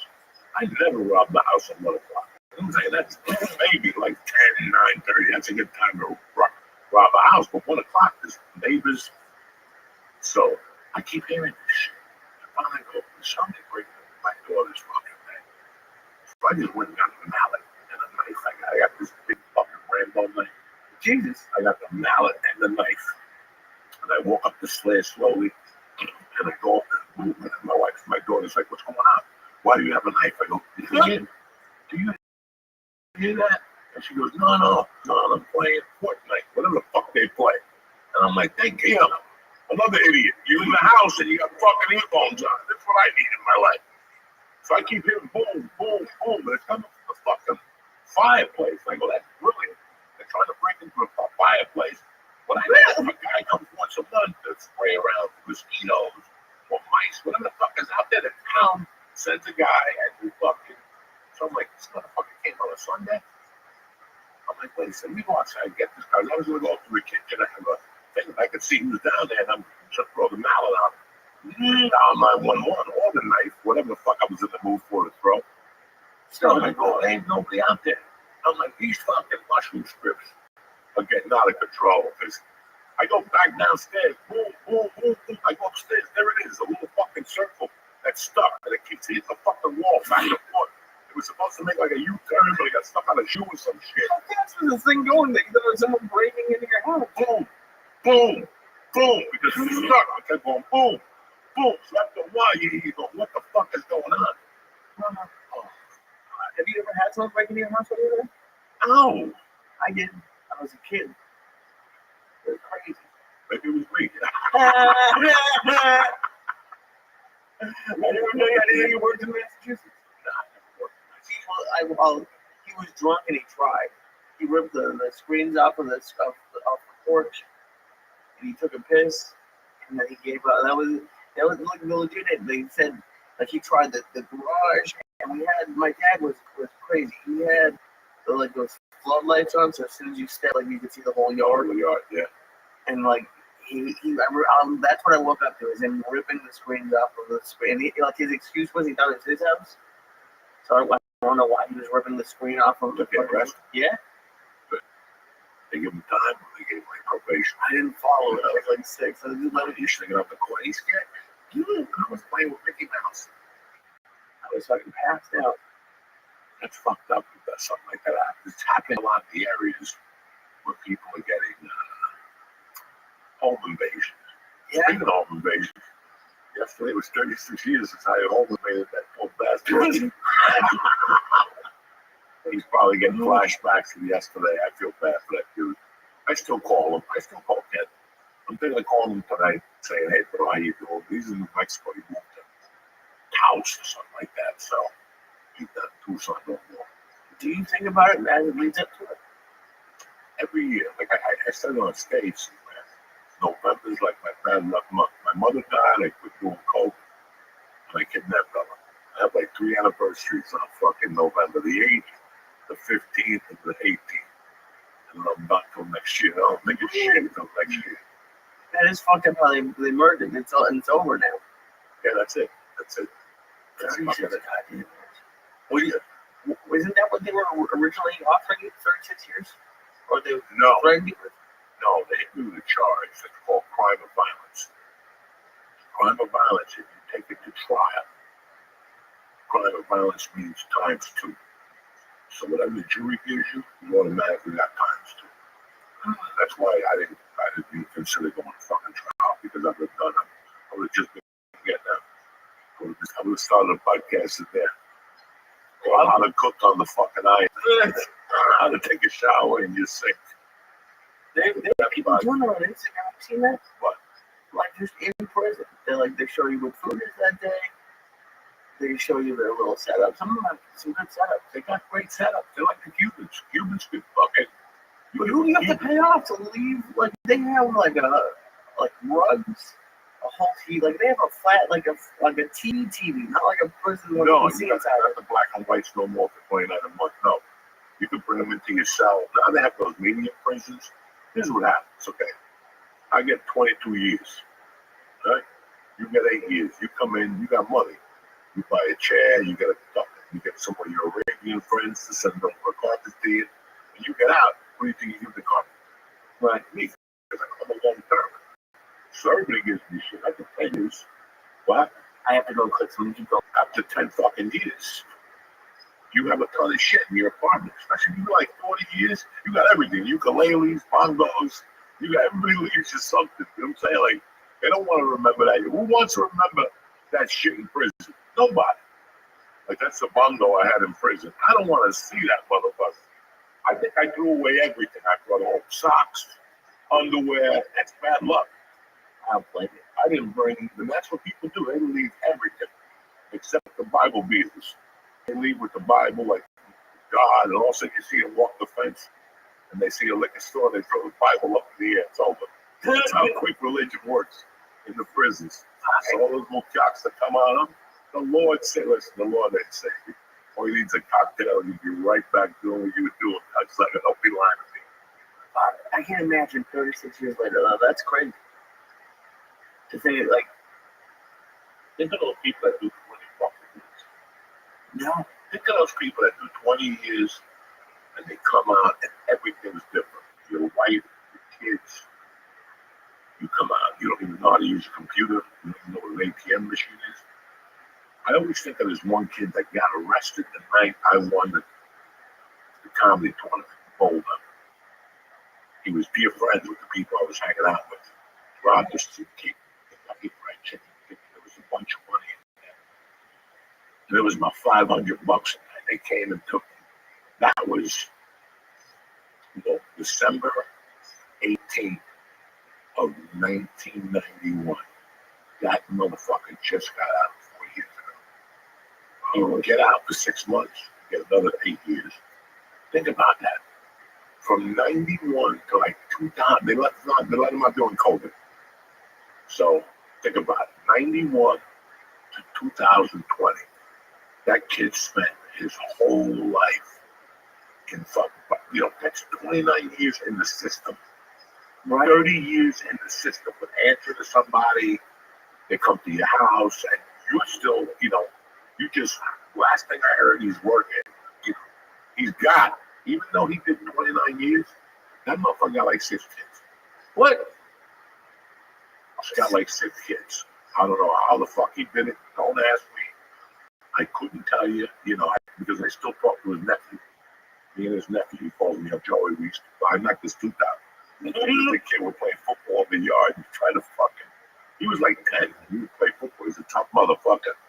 But I would always hit the ball from his hand, like, fumble. And he'd yell, you cheated. So even today, when I talk to him, I go, you cheated. Fuck you, motherfucker. I never cheated. And how did he knock his tooth out? He was wagging by accident? His tooth was loose. Oh, okay. And he came into like my fucking stomach or something. Everything fucking fell out. One tooth. His dad was laughing. His dad was there for fucking dying. 6 fucking kids. 6 kids. And he was in jail for 29 fucking years. Because every time he got out, he spermed up some chick. And he came right back in there like, fuck child support. They would call me, bring the kid on visitation day. Fucking every month, 2 different bitches would come. Bring them Nutter Brothers, maybe a carpet. You know what I'm saying? That's what they do. You get tired. There's women that like that shit. There's women that don't mind you going to prison. They don't got to deal with you. They'll fuck some old guy for money and then send you $20 and they're happy. They show up with their hair done, their nails done. The husband's like, what's going on with you? You're looking good, bitch. Yeah, I got a job. You got no fucking job. You sucking somebody's pipe. And I went to jail with a dude that was filthy rich. And he had 7 women. He had 7 kids with 7 different women. How old was I when I got locked up? 25, 26. He was 26. He was a fucking stone cold prick. And they brought coke into Colorado from LA. Shit, he got nailed. That dude had 7 motherfucking women because he bought them all cars. And they all had kids. Before they got a car, you gotta give me kids. You know what I'm saying? That's the way this works. There ain't no ring in my relationship. I'll fuck you, I'll get you a car, and then that's it. There ain't no ring. But he would buy him tremendous cars. He would buy him like Subaru, like the fucking sports car that Subaru maintained, the SX, or some shit like that. The other one had like a Mercedes convertible. This guy was banking. Did you ever have anyone who you in there long enough to have like anyone clean you up on the person penalty stuff? No. I don't even know they have a whole thing. Well, yeah, I know. With a bunch of chubby women that fucking haven't seen a dick in 22,000 years. Is it only women? There's no guys who just want to hang out like yeah, that's what I want. Letters from you telling me how exciting your podcast is. You know what I'm saying? That's what I want. Are you fucking kidding me? Hold on 1 second. Let's take a minute here. DraftKings wants to talk to you about Big 6. We'll be right back. What up, beautiful people? DraftKings is back at it. You ready? I know you love watching the NBA. So do I. But if you want to get even more into the action, you got to try Big 6 from DraftKings, an official partner of the NBA. Big 6 lets you select 2 or more plays and choose if they'll have 4 or less of a certain stat during the game. It's that easy. You can bet on things like points, rebounds, 3-pointers, and more. Then watch the game and see if you still got it. Get ready to have a blast this NBA season with the Big 6. And for the first time, Big 6 players, check this out. New customers pay a thin $5 and get 50 in Big 6 credits. Again, new players, $5 and get $50 in Big 6 credits. Download the DraftKings Big 6 app now and use promo code Joey. That's code Joey for new customers. Play 5 and get 50 and plus 6 draft picks. Only on DraftKings Big 6, where the crown is yours. go have a good time. Gambling problem? Call 1-800-GAMBLER. Help is available for problem gambling. Call 888-789-7777 or visit ccpg.org in Connecticut. Must be 18 and over. Age and eligibility restrictions vary by jurisdiction. Pick 6 not available everywhere, including New York and Ontario. Void where prohibited. 1 per new customer. Bonus awarded as non-withdrawable Pick 6 credits that expire in 30 days. Limited time offer. See terms at pick6.draftkings.com/promos. We're back, bitches. Oh my God. Don't forget, Big 6 DraftKings. Woo. I forgot what I was talking about that for a second. God, it was one of these jokey fucking little, what are they called? Joking dope. Joking dope, a gram of weed in the fucking thing. You light it. If you're sick of smoking, you put the cork back on. It's like having an hemorrhoid. You know what I'm saying? You can stop shit, whatever you want. You stop. You want to. You want to like softball over here. What do you think is my choice? You think I want to walk around at a normal, just yawning, looking fucked up? I'm trying to stop yawning. Stop you. You just go out like a yawn no more. That's not how that works. That's it. Wake I'm up. not tight. I go, It's you not know, tight. yeah. Sing that to yourself. Yeah. Who says yawn to them? Just say that. That's how you wake up. Bro, the Chinese say it all the time. No, they don't. Only one Chinese person has ever said yeah ever in their life. That's how you got up in the morning. Yeah. And that fucking, it gets you excited about the thing. Oh, speaking about excitement, we were going to talk about it before, but somewhere we got a little disconnected, discombobulated. It's the first podcast together in a room since we cleared up my fucking living room with the cat. But for a guy my age, the Tyson thing was really interesting. I mean, people were talking shit after the fight online, Jake Paul. It wasn't really about Jake Paul. It was really about Mike Tyson, what this guy's fucking been through his whole life. You know, he got robbed, and fucking, you know, everybody robbed this poor bastard. Hold on. The couch is not a virgin no more. You know what I'm saying? It ain't a party till somebody farts on the couch. It's an empty fart, though. There's nothing there for protein shakes. But, How do you know? Because that's all I had. I had a bean and rice and cheese burrito after boxing. Yeah, that sounds like it was With well. salsa. That's it. No meat, no nothing. But anyway, you interrupt. I'm So sorry. Mike Tyson. Mike Tyson. So, think about that man's been through. You know, I don't know if you people really know or remember a couple of years ago, he lost a child on a treadmill. I know. A child on a treadmill, you know? And then we were lucky enough to meet him. Cast go down here a few times. And he's a sweetheart of a fucking man. But there were times during the fight that I felt really bad. Like when he was walking in, I don't think he knew who he was. I really don't. At the end? No, in the beginning, when he was walking in, like, it's like something like somebody said, Mike, you know, I think you could fight 3 rounds. And he's like, yeah, I think so. You know, it's like talking to me, hey, you have any interest in going to Europe? Yeah, I can go. Yeah, good. And also, those motherfuckers call you 2 days later and go, hey, you were talking about I can get a fight going and I can get Netflix to come on or whatever. And then it just kept, and then he got sick in June. That's why they called it off, right? And what knows the reason? I know he was in the hospital, he was very sick or something. And then November, whenever he fights, you know, the people are talking shit, but then it's like anything else anymore. You know, you show somebody $1 bill and instead of going, oh, that's $1 bill, they go, oh, it's dirty, it's got coke on it. He didn't get the fucking point. It's like when Bruce Lee smacked that little kid in the beginning of Enter the Dragon. And he's telling him, throw a kick at me. And he goes, what did you feel? And he goes, let me think. He goes, you shouldn't fucking think about it. It should just come to you naturally. And he says something there. He goes, something about looking. It's weird when people look at it anymore. We're all looking to tear down people. It's, you go online, I mean, my wife said to me, she goes, if you go online right now, they're tearing up this fucking the Buckler thing. It was Netflix's first time for doing a live thing like that. I mean, that's fucking sports. That's a lot of people in a lot of fucking houses. How many fucking people saw that? It was the second biggest Netflix show, right? Has to be millions. Compared to the roast. So, And you can rewind it. Like, for Netflix to be doing any of this stuff is crazy. That's where it's going. Mm-hmm. Netflix very chance. They threw Charlize Theron in there. They had Shaq there. They had every fucking celebrity in the world down there. That costs money, guys, while they post. Said they're going to give them a special or something. Yeah, well, who knows? Who knows, you know? But I got to see this guy, you know, like I go to jiu-jitsu, and I got pissed off the second time I rolled because I can't finish a 5-minute round.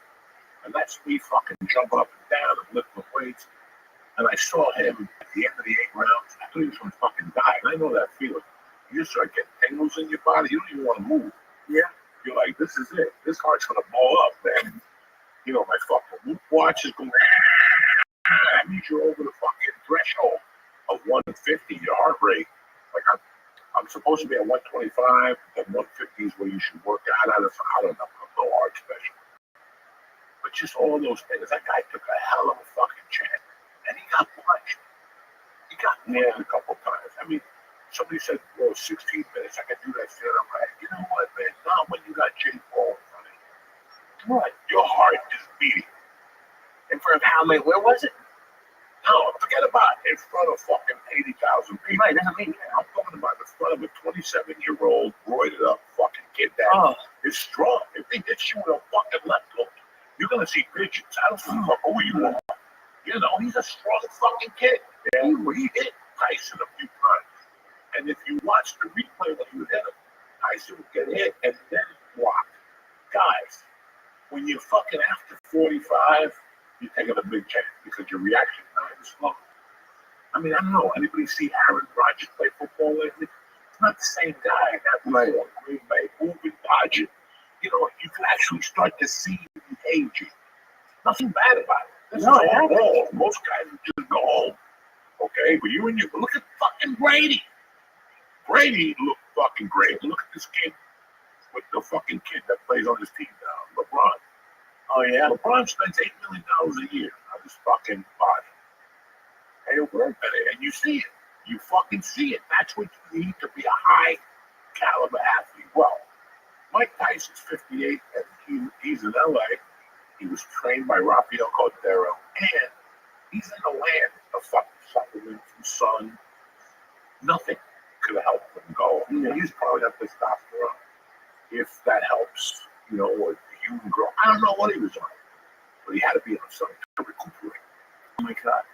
But you think that he was not going to, or just, you know, at 58, 8 rounds is a fucking long time. 2-minute rounds with a 2-minute break. Yeah, you can do that with a punching bag. I can do that standing on my head with a punching bag. 2 minutes, take a breather, take a hit off a joint. But you got a monster. Right? Every time he hits your body, that takes away from your breathing.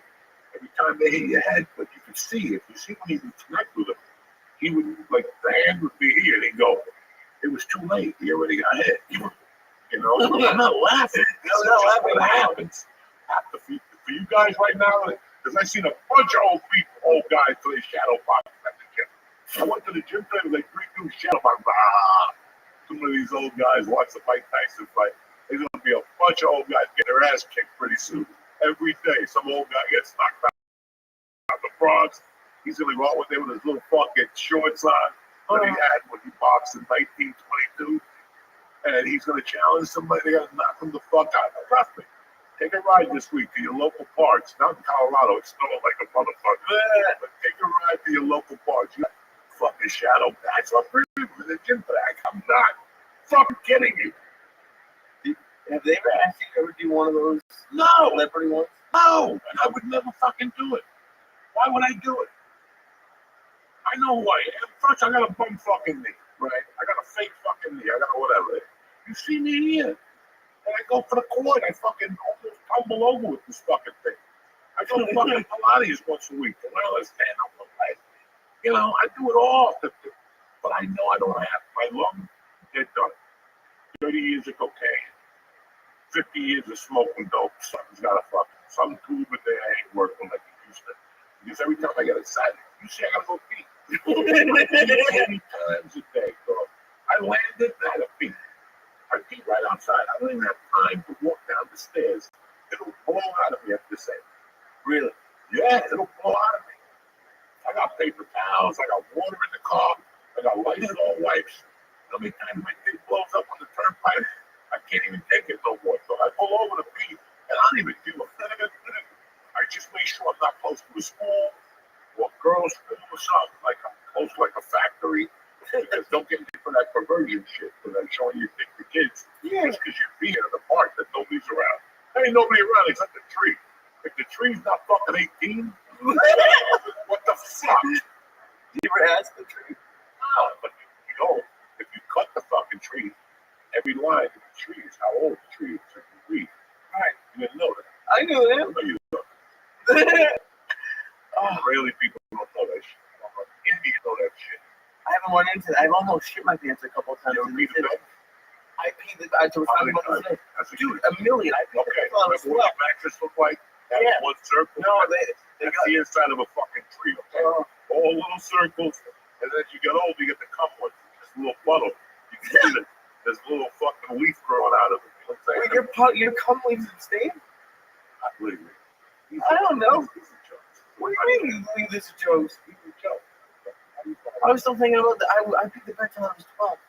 And I think after the first time I had the rubber mattress thing.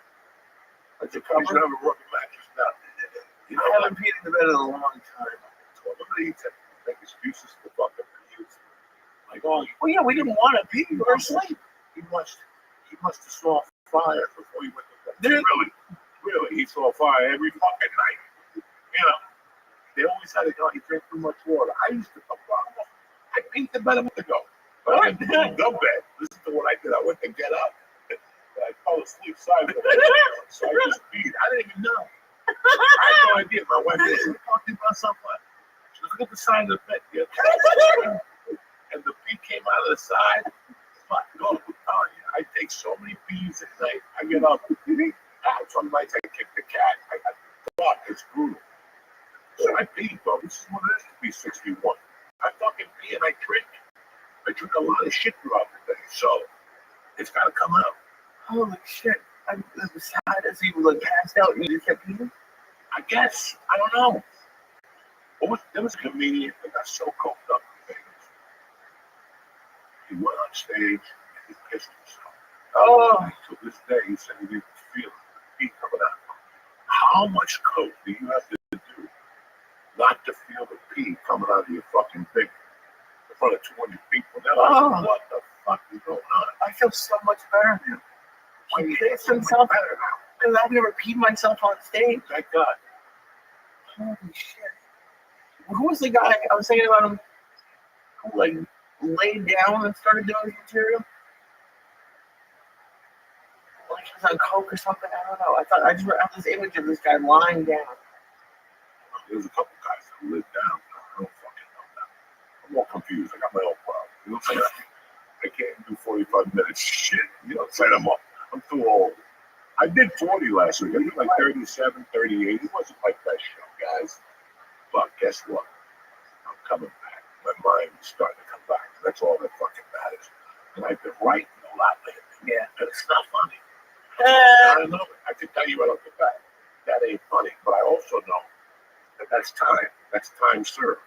Right. That's what I know after doing comedy for so long. I'm going to have 10 of those pages with nothing. And then I also write in the fucking journal. So I'm going to have 10 or 12 of those pages. But then what? One day it's going to come out. Yeah. One fucking day, one thing, and I'm going to grow with that. And that's what happens. You just got to stick to that. You got to get the muscles back. If you don't write every fucking day, and I always write something in my head, you know that, but I'm always thinking, cracking jokes to myself. But to write a joke and to space them and put them together where you want, that's a different fucking animal. And you can tell on paper if it's funny. I can listen. If I'm writing at that level, I'm also getting fucking stoned. Right? And I gotta make myself laugh. Like that's the whole thing. You have to look the fucking pen down and go, oh my God, what were they saying to me? And then you start adding things by yourself. It's usually you just sit there for an hour. That's why I tell people when you sit there with a notebook, it's not the first half hour. You're not gonna get dicked. It's like watching a movie in your house. People are gonna text you. Oh, I need a peanut butter cup. Yeah, whatever the fuck you do to kill time. Right. And then the last 5 minutes, you come up with 2 good things that could go on and then on stage, one on stage. But I know for a fact that, listen, you gotta have that notebook every day. You do stupid shit. I say stupid shit, and you gotta put it all together. And then you have to see what's going on in your life. People want to hear what the fuck is going on with your life. Mm-hmm. Like, what is really the nuts and bolts of your life? How do you feel about that? Yeah, you were teasing me a little bit last night, but I watched the last couple of nights. I've watched 2 of Tom Popper's latest specials, and he does a fantastic job. Right. Oh yeah, that's what I watched. Great writer, Yeah. and he's delivery. He's so dedicated. Yeah. And so, And he repeats stuff. I just watch this stuff now to try to learn a little. But he has a special. I think it's 4 years ago, and it's talking about you're doing okay, and his whole thing is like like you're doing fine, but like you're a piece of shit. And just the way he did it was I don't know. I that's one of the few spots. Like that's how I know a special is good when I can rewatch it. Because I don't rewatch many specials. you know, I started watching the special the other day, The Girl, the Polito, or something like that Ari produced. Oh yeah, Adrienne Palucci. Adrienne Palucci was pretty good. Yeah, I've seen her. I haven't seen this I've special, never but seen I've the seen live. It was pretty fucking damn good the first 20 minutes that I saw it. And then again, something happens. Yeah. Somebody fucking bothers you with a question. You're zoomed in. That's why we were discussing the movie theaters till this day. I'm a theater guy, you know. I just like. And my wife is one of those motherfuckers that what she tells you like the other day. She comes downstairs, she goes, I'm gonna go for a walk. In the morning, she always leaves at 7. Once we put Mercy on the bus at 7:15, my wife goes after her. And she walks the neighborhood. She used to walk the park with the deer around. She got chased. That's why I got chased by the fucking fox. I got chased. I don't even go up there unless I'm gonna go. You think I'm kidding? Bro, I used to walk in the softball field there. And one day I saw a little fucking deer with a doe. Fucking pole. Okay, fox here. Okay, he was all skinny. And next thing you know, I didn't say nothing to this little motherfucker. You know, I just was sitting there looking at him. He was like 60 yards away. I saw the mother jump the thing come towards me. Like she thought I was gonna fucking shoot with a bow and arrow. I had nothing left. I had nothing. I had no guns. I had nothing. And she attacked you. The mother went to attack me. I had to fucking run through the fence. But she was in the fenced area. I just happened, the fence was like 20 feet from where I was standing. She was running towards me. Jesus. So I don't go up there no more. I say, fucking, my wife walks up there. But now that it's cold, you know, she walks the neighborhood and shit. So what we thought, how we get, I don't know. So, you know, she'll tell me, like, I'm going to go for a walk. Oh, yeah. Then she'll walk down up the stairs 3 times. I'm like, what's the story? I'm going to go up and down. I'm going to down. That's what I live with. Like, I'm writing a joke at fucking 7:15 in the morning. 7:20, I'm in. I already did 3 bongos. I took a shit. I fucking drank water. I did everything. I drank a fucking liquid IV. You know, I've done everything. I'm ready to go. I already put $25 in DraftKings. $1 bills to see if I hit the slots in the morning. That's the best time to hit the slots. Fucking morning and late at night. Oh, what a big sporting event, son. I think I won like $82 the other day. I fucking won my nights and get beat up. Because when there's a good event there, the casino's empty. So they're like, we need you to stay for a little while. So I just go on a fucking DraftKings casino. You don't know how many fucking times I go, voila, I'm home for the day. I take my shoes off. I take 3 hits off the pipe. I pee. I wash my hands. Now she's upstairs. I can hear her. My daughter upstairs. The minute I draft, I put DraftKings in for $25. I can hear her starting to make her way down. But as soon as I hit the jackpot, the 3 things, she's right there standing behind me like a fucking kiss of death. Focus. So I always don't get the 3 red ones. I always get a red one, a yellow, and a blue. So I'm like, I always get a blue when you're around. When you're not here, I know I get 2 reds and a fucking yellow. I know the how to get the most out of DraftKings. She's got that type of luck. But she always comes down at the wrong fucking time. This time I'm getting hot and sticky with a joke, and I'm giggling, and I'm putting YouTube on. I'm fucking around. All of a sudden,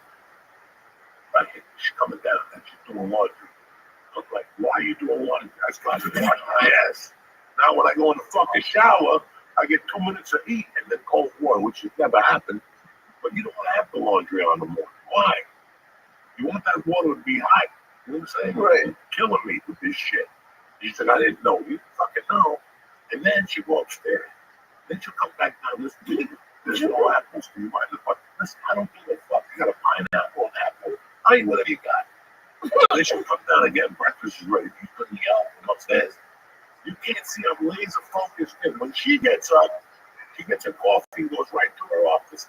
I've never hit that door because I don't want to hear her in the morning. That's the last motherfucker I want to hear. I don't even look at the phone anymore. You ever look at the phone in the morning? I don't even do that. Because I always wake up to some stupid text message from somebody I don't even know. Or, hey, I found this on Instagram at 2 in the morning. Give me a fucking break. I don't even sleep with the phone in my room. It stays on the loop. I charge it, and I put the loop sleep so I know what the fuck I'm doing if I'm falling asleep, breathing at me. But this affects, like, it really affects, it seems like it affects you a lot. But what? Like, just people walking by you. No, because you're focused on something. Right. You ever try to work on something and somebody keeps coming in at the wrong time? You're right there trying to figure out that mathematical fucking question like 60 times. And all of a sudden somebody comes in and goes, hey, I'm picking up at 2:15. Now you threw me the fuck off now. I'm trying to figure out 300. Now you delivered at 2:15. You can't come in here and tell me fucking God bless you know. You have to come down here and hit me with a number. I got my ear all fucked up. I gotta go get a fucking. They got a dog. They took a fucking fat ball out of the log the other day. They took it out and it was on the fucking hook. It just sat there like a little paparilla. It looked like a little fucking potato fall out. I don't know what's in my fucking hand no more. Look at this poor bastard. Here we go. Hey Joey, this is when I wake up now. Hey Joey, I was wondering if we would be willing to do a Skype and say a few words from my comedy roast December 23rd, December 27th. You don't have to go anywhere. You could do it. I'm like, God, December 27th. You could have a roast on April 8th like every other fucking moron. The 27th of December. I got things to do. I got the Yule log. You know what I'm saying? I'm at fucking Steak Shack, man. Has anybody had the Yule log? Chocolate shake at Steak Shack or Shake Shack, whatever. No, Steak and Shake? My daughter bought it the other day. I took a sip of it. She got braces now. That fucking animal. I made her a fire. She had braces like that. I'm hungry. I'll make you a milkshake. This is the first day she got the braces. I made her a chocolate. I made vanilla, and I looked at, dope it up. I had chocolate chips, so I put them in there. Those beauty ones. And now she's like, Dad, I got chocolate chips in my braces. That's what I know. I thought the blender took care of them. She's been on fucking milkshake for 3 days. So the other day she brought that home. It was fucking delicious. I'm like, the whole one for me. It's got to be 3,001 calories. Oh, yeah. I love it. What is it? Chocolate with like the white cream on top. A bunch of sprinkles and shit. I just got a little bucket. God damn, that chocolate. Sometimes you need a good chocolate. Yeah, they put your soft to eat at home today. No, I couldn't. You chase. I've thought about it. I do. I feel like you do that. Whenever I'm trying to be good, I feel like you have like it in with certain restaurants, or like you'll just tell them, come up with stuff like McDonald's comes up with stuff that I've always wanted to try. You don't think I want to try a chicken Big Mac? Oh, you don't think but why? Why not? Because I'm high and it's there and it's gonna taste good if it's high. You're not gonna taste good. You feel really shitty by yourself. You're gonna feel shit the next day. You're gonna eat this shit for That's tomorrow's problem. That's tomorrow's problem. Why would you do this? Like I'm not going to eat it. I'm not this eating it. fucking guy goes to a diner. He never knows before. We got only 2 diners in the area. Not my brother. He's got to go to a diner. I stopped over there. Why would you stop over there? We grew up at the fucking diner on Bergen Boulevard. Grew up in it. I still remember in the 80s going in there for the toasted fucking corn muffin. But this genius, He wants to broaden his horizons. yeah, to get a cheeseburger. You know what I'm saying? I can see people only walk there for chicken broth. I got cheap. Oh, I shit my pants. That's what you get. Is that what you want to do at your age? I don't. Chicken McDonald's. Be my fucking guest. We live in America. I think RFK became fucking president. Whatever the fuck they did. The czar to fucking help us. So then, how big they're gonna get now to McDonald's? What? They're like it'll be healthy. No. The best they can do is close that motherfucker down. That's true. But I haven't been in. because Mickey D, the father, will give fucking Trump $2 million and they goes, they keep putting sugar in the French fries. See, that's the problem you have. So then you have to decide what you want to fucking do. Oh right, but Oh right, what?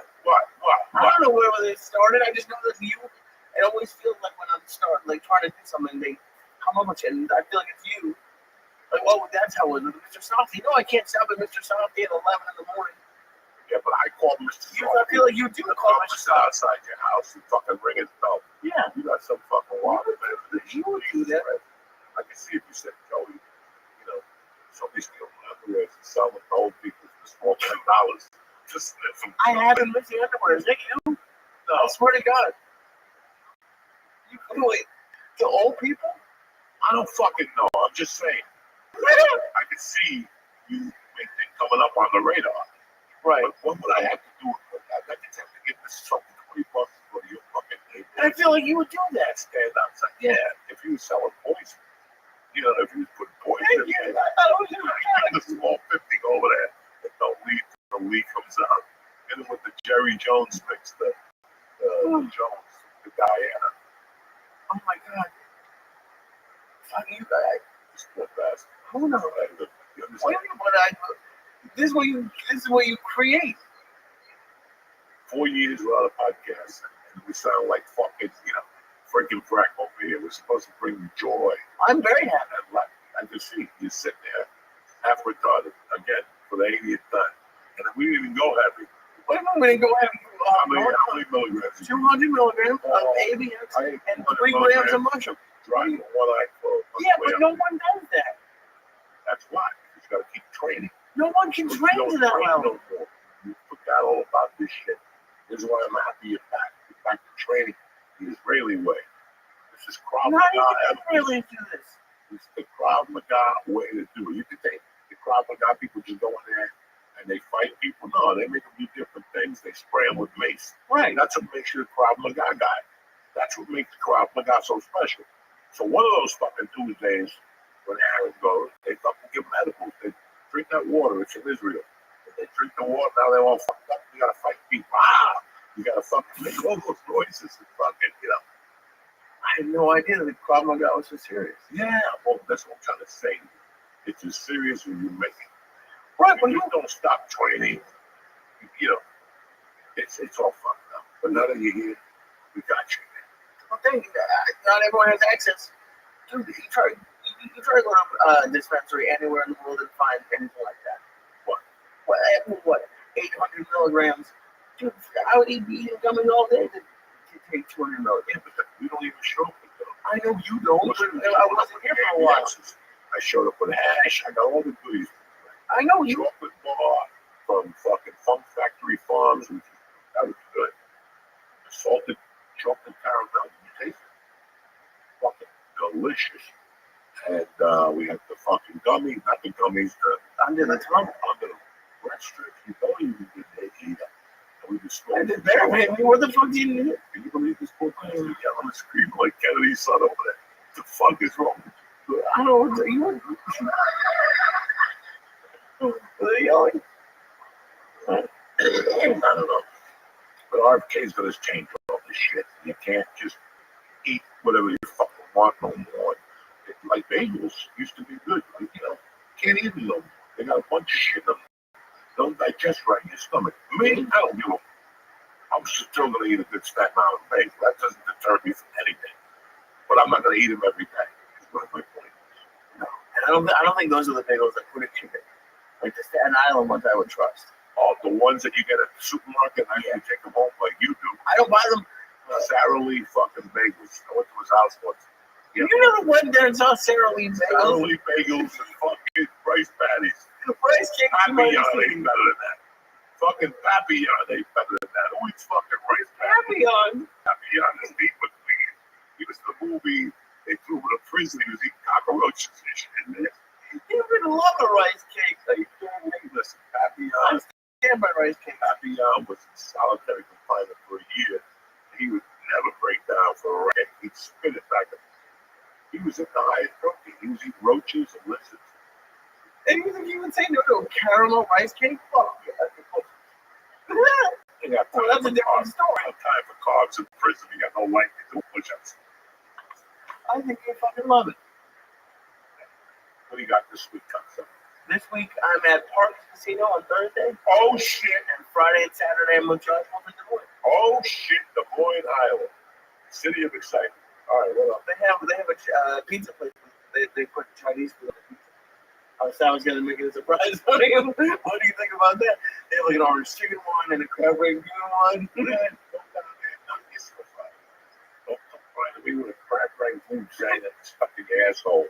The cream cheese and mozzarella pizza. Who does that? That thing's gonna get wedged in your ass. That little fucking wonton is gonna be sticking like that. You're gonna have 3 black dudes in Iowa trying to pull it out of your asshole. How do you think it's gonna get in my asshole? Because it's not gonna come out of your intestines. Why am I eating this wonton whole? Because how you gonna eat the wonton? I'm gonna chew. It's called like Mr. Fong's. Okay, we go hang out with Mr. Funk. I'll be right here eating fucking nice Chinese food. Fucking, you're gonna get Chinese food in Iowa. You don't listen. Those are the It's not Chinese food. motherfuckers. It's pizza. The only Chinese people that left Iowa was left off room the tracks. Oh, well, those might make good food. And you remember they used to throw them over the legs with a stick of dynamite. What? Gino, come here. Throw them over the legs with a stick of dynamite. Boom. That's the reason why there's Chinese people in Colorado and fucking Iowa. Because they did the train. They're part of a Kung Fu network that brings heroin into the country. That's why all those little cities have fucking heroin. I didn't know. You didn't know that shit. See? Uncle Joey here to fucking break it down. You think they're all you goofing on them going, ha ha ha ha. We gonna wonton soup. These motherfuckers are making $6 million a month pushing heroin, throwing weed down. They do all fucking weed. They do their own show. In the restaurants? This is where they live. Yeah, they're going in the back. No, you don't. The restaurant is a front. Oh, okay. So that restaurant in Cheyenne, Wyoming, that's always been a front for somebody. You think Chinese people don't live in fucking Wyoming? There has to be a couple of them. When they're calling China, we're in Wyoming. Yeah. Let me send you a postcard from Wyoming. They're there for like a year. It's like the mafia. They send them out there for 6 months, and they bring it back. Go out there and take care of things. Go out there and handle things. And you go out there. But you think any decent Chinese person comes on that fucking boat and over here to live in Des Moines, Iowa? Is that what you're fucking telling me? Yeah, I get there, but it has to be 5 or 6. You don't think that any Chinese people are interested in Bruce farming? Lee fucking spun the thing and he pointed at San Francisco. Right. Okay, that's There's all a he lot did in of San them. Francisco. He was born in San Francisco. So he went back to China. And he knew he had to go back to San Francisco. Nobody looks at Des Moines, Iowa. It's got to be a by the way. They send you there, listen, you can eat for free, all the spare ribs you want. Just look at me. I don't know what Ming is with the heroin. I don't know what they're doing with the fireworks. I don't know what the, right, what's going on with the fucking bottle rockets. I'm just trying to fucking figure out. That's why they send them out there. I didn't know all of them were. Like Chinese restaurant Austin. Remember when you were going to go up there? Yeah, good review. People were like really dark skinned. Remember they didn't look like regular Chinese people from Jersey. They had like a dark complexion. They weren't Chinese. I had no idea. What were they? They were like, I don't know, people who fucking, I don't even know. You have a lot of conspiracy theories. I don't know this, I'm just telling you the truth. Why would there be a Chinese guy in Des Moines, Iowa? I'm going to go to Des Moines and open up a fucking restaurant. Let me explain something. These people don't think like this. They want to fucking, not these people, nobody thinks that way. Except for my buddy who became a multi-millionaire by opening up a bagel place in Mississippi. Right. Mm-hmm. Why you gotta get me honest? I'm trying, that's the whole point. Yeah, I'm fucking hungry. I gotta pee, and then you wanna be. You gotta pee again? This is all I do. My resume is comedian Peter. I'll be right back. Talk to this guy. We're back. I shouldn't have said that. I'm wrong. Because my friend from Freehold, New Jersey, he owned a vitamin store down there, and he moved to Idaho. And I asked him how was his wife going to adapt because she's from Thailand. Okay. And he goes, you're not going to believe it. They have a small Thai community. So maybe I'm wrong. No, but you were making jokes. I didn't know you were No, making but I mean, like, listen, when I lived in Boulder, I used to go to a Chinese restaurant in Cheyenne. And I would always ask myself, why are these fucking people here? Right, like, not a bad way. I would go, why are these Chinese people here? There's no other Chinese people on the block. And when they walk home, these people never saw a Chinese person before in their life. They're like, fucking, they're racist or whatever, they live here. Well, maybe they got a restaurant, the restaurant is that successful, but it wasn't a big restaurant like the one by my house, Crown Palace or one in Staten Island. It was just a little hole in the wall. So you got to think of what else are they doing, right? Oh yeah, I know. What else are they doing? So that's what I always think about. Heroin. What else would they be doing? They got to be making six figures. Dude, you have the theory about the fruit people. And I was right. They do all right. They caught one of them. If you're gonna do something like that, run a cartel, to make that much money, you're gonna have to launder, and you have to launder in plain sight. How many food stands will cross the street from each other? In LA. Oh yeah, like across the street. It's like you just drive. There's a food stand. They all got the same thing for $1.50. They're out there, doing their thing. Come on, bro. And what they were, that's where they get the money when they got from Juarez or whatever the fuck he comes up. And he shoots back down. He stops to get an apple, and they give him a bag of fruit, which is really a bag of money because they give it to you in a plastic bag. Yeah, they give it to you in a plastic bag. So it's kind of like, after a while, you're like, why are they across the street from somebody? Even Spanish people know, I'm not going to hang out in the sun all day. My competitor across the street with the same knife. And the same knife? You know what I'm saying? Yeah, they got the same knife. They all have a fucking machete. Jesus. Yeah, and you ever think about that? You never think. People don't think about that. That's how a network is created. A real network or whatever the fuck you want to do is created. When I went to Aspen, I had a place out there called Far East Treasures. It's like all the grocery stores, the wheat stores in the 80s. You went in there, that one you with a bag of potato chips. They ain't in business selling potato chips. They're selling $20 bags out there all fucking day long. What was Far East Treasures doing at Aspen? They had one carpet worse than this one, and a poster of fucking some Indian country. That was it. That's all they had. Nobody was ever in there selling carpets. They were selling blood. Dude, I get so mad when I go to bodegas like that. I'm like, yeah, everything's stale. I'm the only one buying snacks. I didn't know. Jesus Christ. Why would you buy snacks? Who doesn't want a snack? What kind of snacks do you get? I don't know. I'm going to bag of chips. No, why would you want to put that? You don't get the coconut shit. So if you go to real bodegas, they got to be a Puerto Rican. And they have Bruno croquettes, they got empanadas. There's so many different kinds. They got kinds. fucking, what's that thing? Puerto Rican. Yeah, the coquito. Okay. That shit is good. That fresh coconut grated with sugar, and more sugar. That's what you need to walk up those stairs. I get so winded, and every time, like, anytime I have someone with me, it's like the most embarrassing. It's like, you try to hide it, but there's no way you can. Just tell them, I gotta stop you. We can just walk.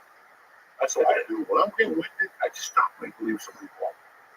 Oh yeah, I know. I can get up. It's just I can't talk for a couple minutes. Who is this?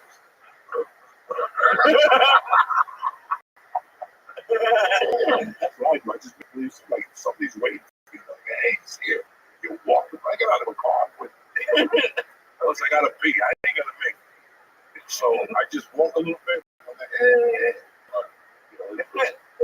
I just breathe, make believe. That's it. Nobody fucking knows. You gotta, I know outside the box. Cocksucker, why be Jewish? I have no other choice. I'm doing good. I'm excited that we got the podcast kicked up tonight. We just wanted to do this to see. We don't know if it's good or it's not good, but we don't give a fuck. For us, this is success because we haven't been shitting for fucking years. We're back. Things are cleaner. We got an office. We got a fucking space. And we're back, motherfuckers. I will be at, shut the fuck up, cocksucker. Let me do the ads. I will be at, it's sold out anyway. I don't even want Morris Plains on Wednesday the 20th. We got an open mic 26th at the American Comedy Hotel. That's sold out. And Philadelphia sold out. I don't even know why I'm telling you people this. I got the 4th sold out in Jersey City. And then I'm adding a show at the Vogel. Maybe. I do not know. I need to think about it, see what my endurance is at. Again, I'm too busy on the 27th. I gotta do a Skype for this fucking Robo. This is like the third year in a row. And last year the Skype went under. How does it go under? I just tell them. I do what I do with most people. Fucking Skype and all that. I go on, then I press that button dark. And they go, download the app. I'm trying. I'm in the garage smoking. I gave up. I don't want to be on your fucking Skype or your Zoom. Do you see what I deal with? That's every time. That's 20 times a day. 20 times a day. You can almost get like an AI thing and just train it to respond to your text for you. What do you mean? Like the AI will answer these people? Yeah. Like, but I can't be rude. It can be nice. December 27th is not a good day to do anything. I got kids. I got people that come over the house. George, you, who the fuck knows? But I don't want to sit there all night going, I got to do a Skype. Listen, nobody wants to fucking do a Skype on a roast. Either you're there or you ain't there. What the fuck is wrong with people? I agree with you. And you know, I try, ladies and gentlemen, but this is the shit that drives me fucking crazy. I'm hungry as fuck tonight. What are you going to get? Everything. I'm like that fucking hooker in Korea, in Vietnam, with the guy asked him, we saw all it. Oh, yeah, what do you get for $10? Anything. But that's the church. Like I said, we don't know if this is good or not. We have guests lined up straight till fucking after New Year's. Guests that you heard talking about before. This is going to put the face with the fucking story. And then we're going to throw some curveballs at you. You know how we do it. We're just getting started. That's it. That's that. I love you. And we'll be back next Tuesday. Tip top Magoo. Stay black, cocksucker. Hit me. Love you guys.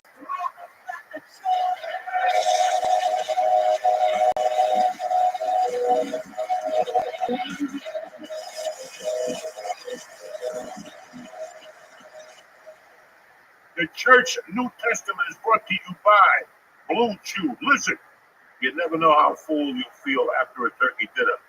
Bring along some Blue Chew this Thanksgiving, just in case you bump into a fake turkey.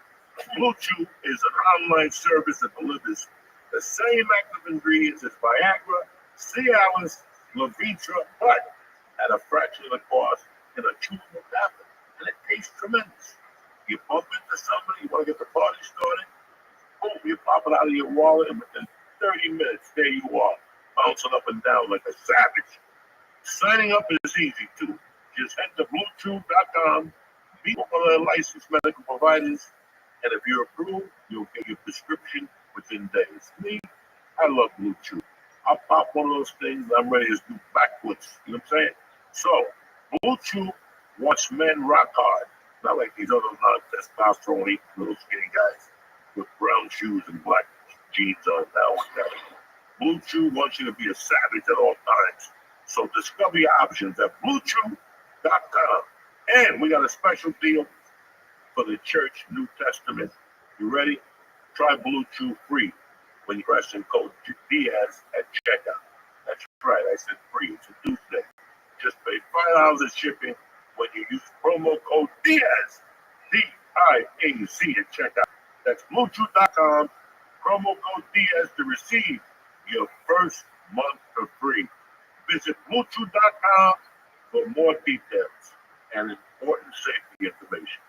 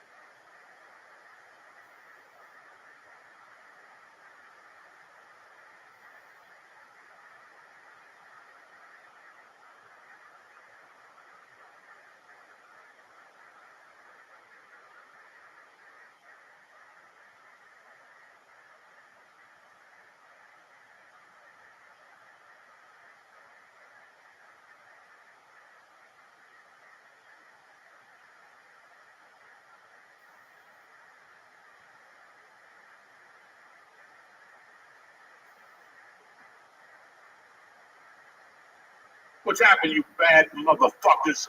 Uncle Joey here with fucking Leland. We're back. The church, the New Testament, I don't even know what it is no more. It don't matter. I'm just happy that we're back. Let's get this party started now. It's Tuesday, the 19th of November. The Church New Testament is brought to you by Blue Chew. Listen, you never know how full you'll feel after a turkey dinner. Bring along some Blue Chew this Thanksgiving, just in case you bump into whoever made the turkey. Blue Chew is an online service that delivers ingredients as Viagra, Cialis, Levitra, but at a fraction of the cost than a chewable tablet. And it tastes tremendous. You bump into somebody, you want to get the party started, boom, you pop it out of your wallet, and within 30 minutes, there you are, bouncing up and down like a savage. Signing up is easy, too. Just head to BlueChew.com, meet with one of their licensed medical providers, and if you're approved, you'll get your prescription within days. Me, I love Blue Chew. I'll pop one of those things, I'm ready to do backflips. So, Blue Chew wants men rock hard, not like these other non-testosterone eating little skinny guys with brown shoes and black jeans on now with that. Blue Chew wants you to be a savage at all times. So discover your options at BlueChew.com. And we got a special deal for the Church New Testament. You ready? Try Blue Chew free when you press and code Diaz at checkout. That's right, I said free. It's a Tuesday. Just pay $5 of shipping when you use promo code Diaz, D-I-A-Z at checkout. That's BlueChew.com, promo code Diaz to receive your first month for free. Visit BlueChew.com for more details and important safety information. Turn off your TVs, run fields. It's over. They didn't put you on this planet just to give up. If Uncle Joey can do it, I can rule the world. That's what you gotta be thinking of. Welcome back to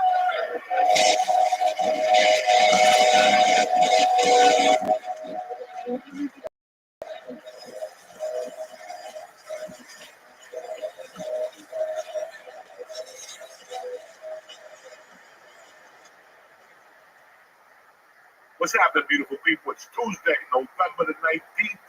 What up, dog? Dude, it's crazy. It's crazy. We're here. I was thinking about it when you walked in.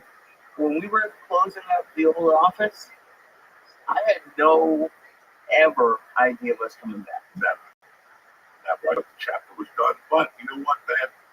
I'm happy to be back. Listen, this is the first week. The studio's still a little bad. We got it up.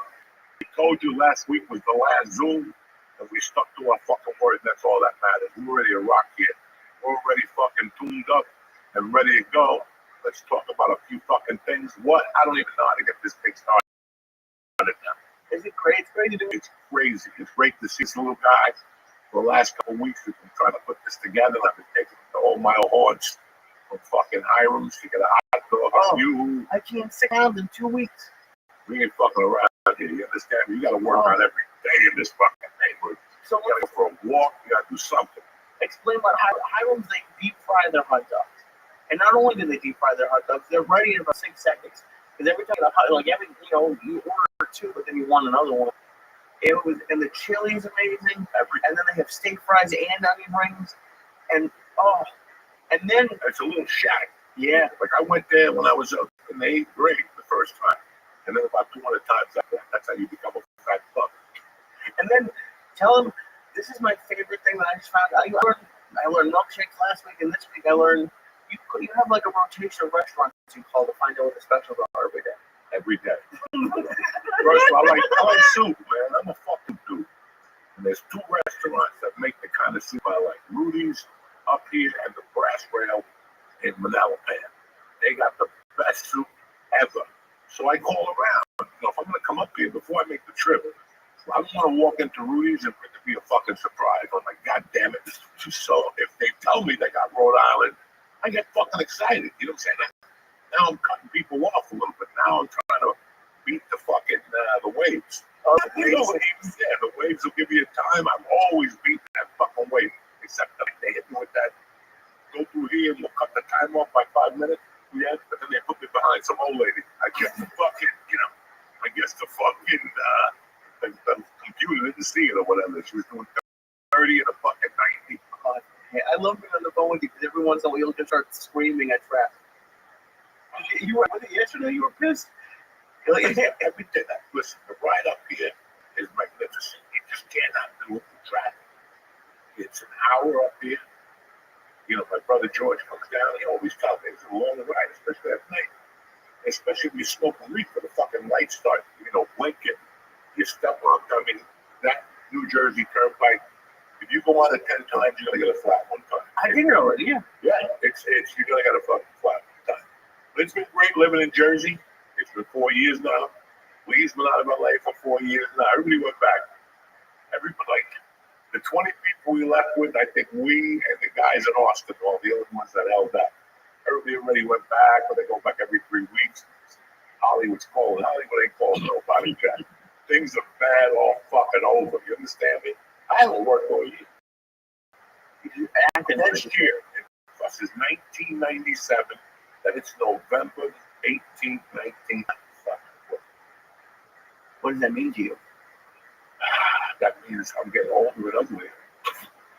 Or, hey, listen, this year a lot of people didn't have fucking work. Because I talk to them. Right. And they'll tell me, we haven't even auditioned. I did have auditions, but I have eaten dick on all of them. I bombed on all. I had an audition for one fucking line. One word. You know what the word was? Go fuck you, Steve Martin. That little fucking movie. Martin Short. I fucking said the fuck you. He was a New Yorker, roughy, rough. Fuck you. I told him, like I was already cashing the bank. Like I was already fucking, I got this. They didn't even call me back for a callback. I did a bunch of one line, one word auditions. When you do one word and you don't put the audition, you got fucking paid in your heart, Jack. Do you think they think you're overqualified for something like that? No, the problem is that strike killed production. And you guys are seeing it. They ain't shit on TV. You sit there every night looking around, telling me I'm watching a new show on Netflix and the show sucks. It does. The show fucking sucks. You sit there, the only thing we live on is the one about the prison with the fucking dude that got run over by the snowplow. I didn't. Hurt Locker, whatever that is. That's a great fucking show. I haven't seen it yet. I have not watched that show. That is a great fucking show. Oh, it's about a dude who goes to prison and comes out and gets a job as whatever for the prison. Like between the guards and the liaison or something on the street. So he runs the prison because he talks to the black dude, he talks to the Spanish dude, he speaks to the people with black people and Mexicans, the fucking Triple Z's, those dudes. He talks to all of them. I forget the name of the fucking show. I watched the King this year. I haven't seen that yet. Was the second season? Some really good episodes. Dominic Lombardozzi was great. I feel bad they shot him off. Sylvester Stallone is looking rougher and rougher. Last week they were shooting from behind. You can see like they put a little lift in Sylvester. We're not going to put hair on there. We can't find a fucking band. All right? We're just going to spray paint it a little bit. They don't show a lot of the back of his head. But he's fucking hanging in there, What else? I already watched the show you recommended on Netflix. That was brilliant. With the kid from Office Space and Roundabout was brilliant. I haven't seen it. Besides that, I sit there every night with my wife waiting for the fucking world to end. That's why I fucking go out. That's why I eat mushrooms at night. Because you just fucking sit there like, okay, so I try to get out of the house about 8:30. I take my ride. I fucking see what's going on at Carvel, what's going on at my favorite pizza joint. You know what I'm saying? I take a piss. And then I go home waiting that, maybe something good's going to be on there. You shit on. I caught Bullet the other night. I caught The Hot Rock. It was back to back. The Hot Rock was 1972. I was 9 when that movie came out. And I saw it at the fucking movie theater in the Bronx. Robert Redford is in that fucking movie. A dude robs a fucking place and he steals a big diamond. He's in prison, so he shits in the pipe. So they have to break into the jail to steal the pipe with the shit that before it goes into the fucking New York Hudson River. Tremendous. We're back, cocksuckers. Back. I love it. We got a cave. Between you guys is beautiful. It's got no heat though. So in the winter, I'm gonna do this like my little fucking igloo for that girl sophomore year when she didn't show up at the fucking. I forgot about your fucking glue. Do you ever think about that? If you're just like making out with somebody, like this used to be so much cooler and like harder to do. What? Making out, just even making out. Making out. Yeah. Swap the spit? Yeah. You don't swap the spit anymore? No, I haven't swapped with nobody in 30 years. I don't want anyone to shot up bad breath. It's either gonna eat my monkey, but I said, at least after you eat that monkey, you're like, oh, you can breathe whatever, so I can breath. You know what I'm saying? Pickles. Oh, I bet. Dude, people are doing great. Like one of the last girls I hooked up with, I went down on her and she licked my face. We're gonna have to erase that. Because only you would be the woman that would lick your fucking face. You know what I'm saying? But leave him alone now. He's doing quite well. He's got the 4 floors, which is he never wanted to go home. I'm sure right now I called know. this motherfucker 18 times yesterday. He's like, man, I ain't ready to go home yet. Yeah, it's after like 10 o'clock. You're like, He just goes over there and he knows when I go in, I ain't coming back out. You don't want to make no mistake. There's 4 floors, there's 4 floors. I told him. Everybody says, oh yeah, 4 floors, something. Okay. I don't care how much you spend on rent. I don't care what your apartment looks like. Because when you get there, after you check the mail, you always got to look up those stairs and go, oh, God damn it. And God forbid you got groceries. what about that as a suitcase?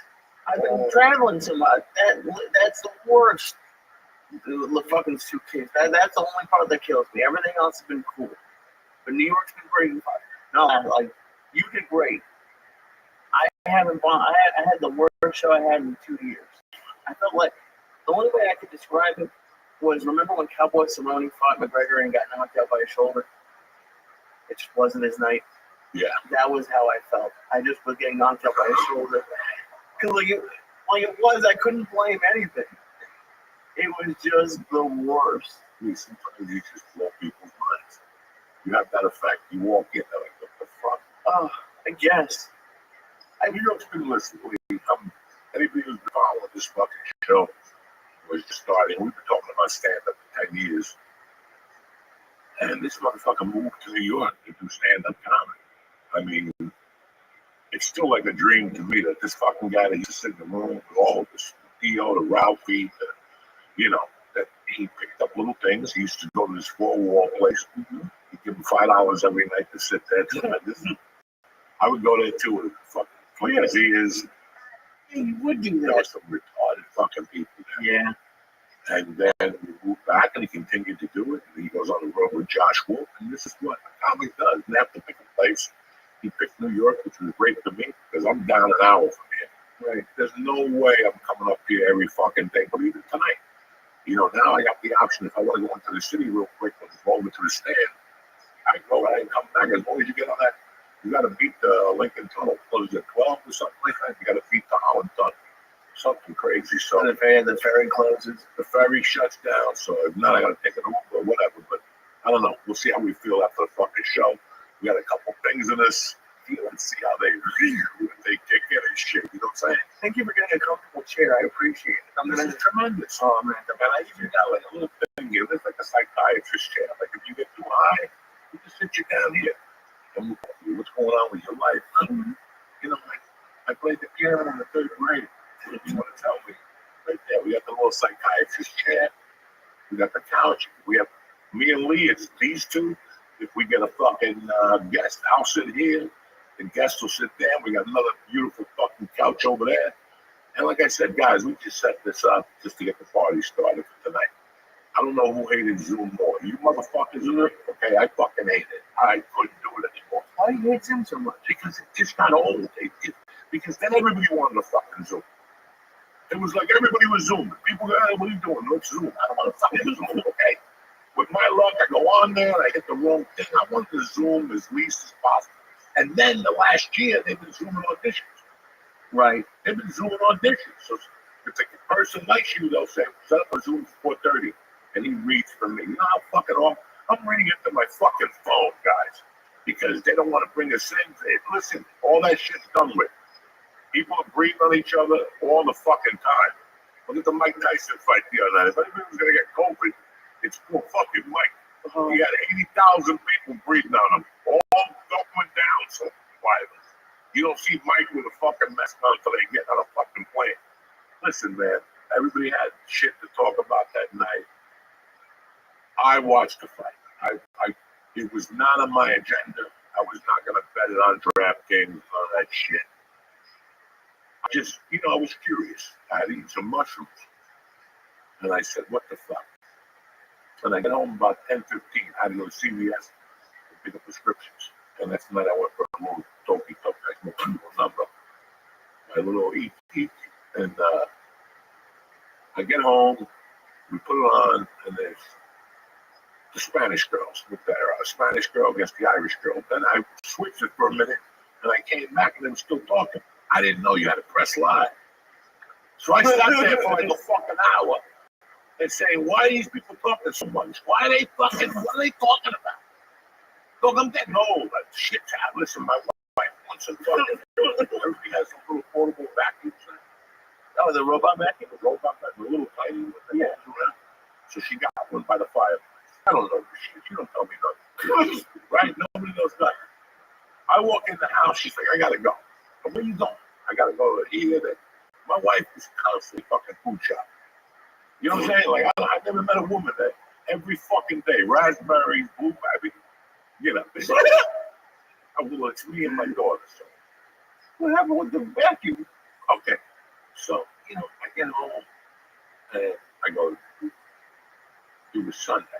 My daughter slept out and we picked her up about 10. And my wife said, I'm just going to take her home and make her breakfast. All right, I'm going to go to the gym.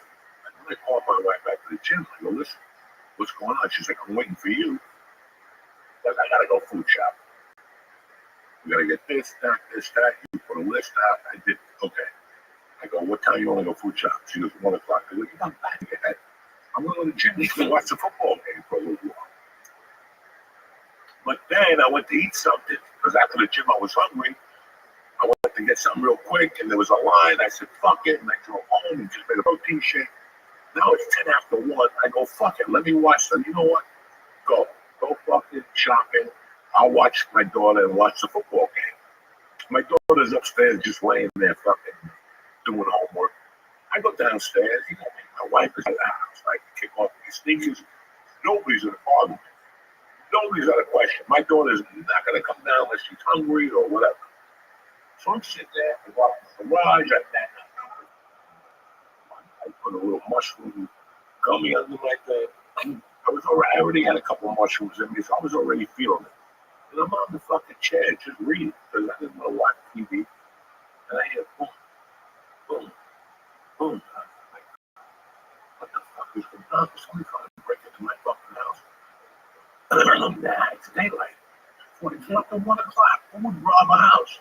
I never robbed the house at 1 o'clock. I'm saying that's maybe like 10, 9:30. That's a good time to rob a house. But 1 o'clock, there's neighbors.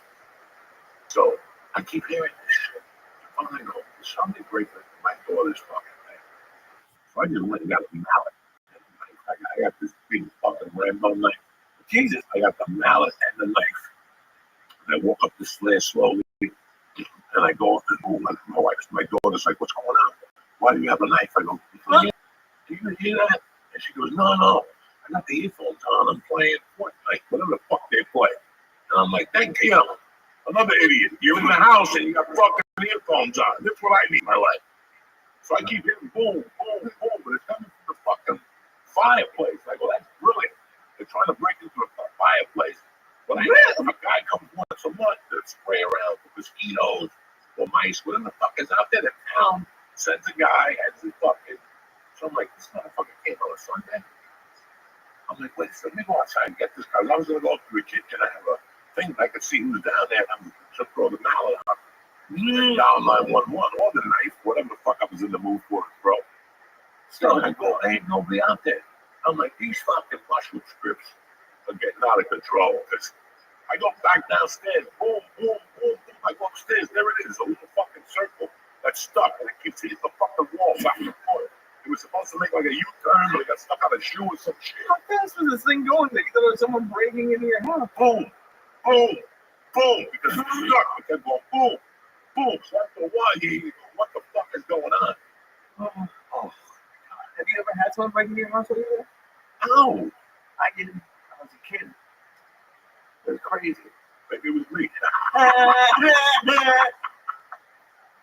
never knew you had any words in Massachusetts.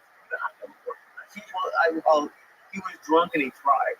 He ripped the screens off of the porch, and he took a piss, and then he gave up. That was like the legit. They said like he tried the garage, and my dad was crazy. He had like those floodlights on, so as soon as you stepped, like you could see the whole yard. Yeah. And like I remember him ripping the screens off. Like his excuse was he thought it was his house. So I don't know why he was ripping the screen off from the rest. Yeah. They give him time. They gave him my probation. I didn't fuck like six. I was like, You should have got on the corner. He scared me.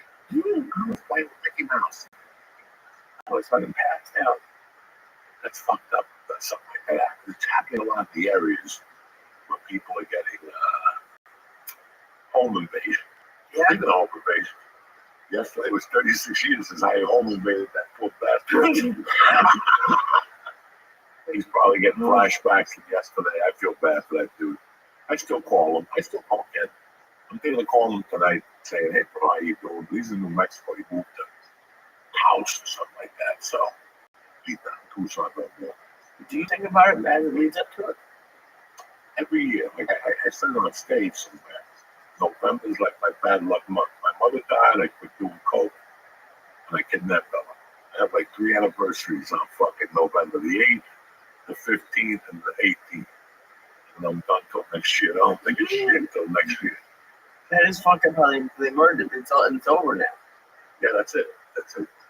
That's fucking what do you, isn't that what they were originally offering you 36 years? Or they threatened you with? No, they hit me with a charge. It's called crime of violence. And crime of violence, if you take it to trial, crime of violence means times 2. So whatever the jury gives you, you automatically got times 2. That's why I didn't consider going to fucking trial, because I would have done. I would have just been getting up. I would have started a podcast and then how to cook on the fucking iron, how to take a shower in your sink. They have people doing that on Instagram. Have you seen that? What? Like there's in prison. They show you what the food is that day. They show you their little setups. Some of them have some good setups. They got great setups. They're like the Cubans. Cubans could fucking. But who do you have to pay off to leave? Like they have like rugs, a whole TV. Like they have a flat like a TV, not like a prison where No, you can see inside. not the black and white sofa for $29 a month. No, you can bring them into your cell. Now they have those medium prisons. Here's what happens, okay? I get 22 years, right? You get 8 years. You come in, you got money. You buy a chair, you get some of your Arabian friends to send over a carpet to you, and you get out. What do you think you get the carpet? Well, because I'm a long term.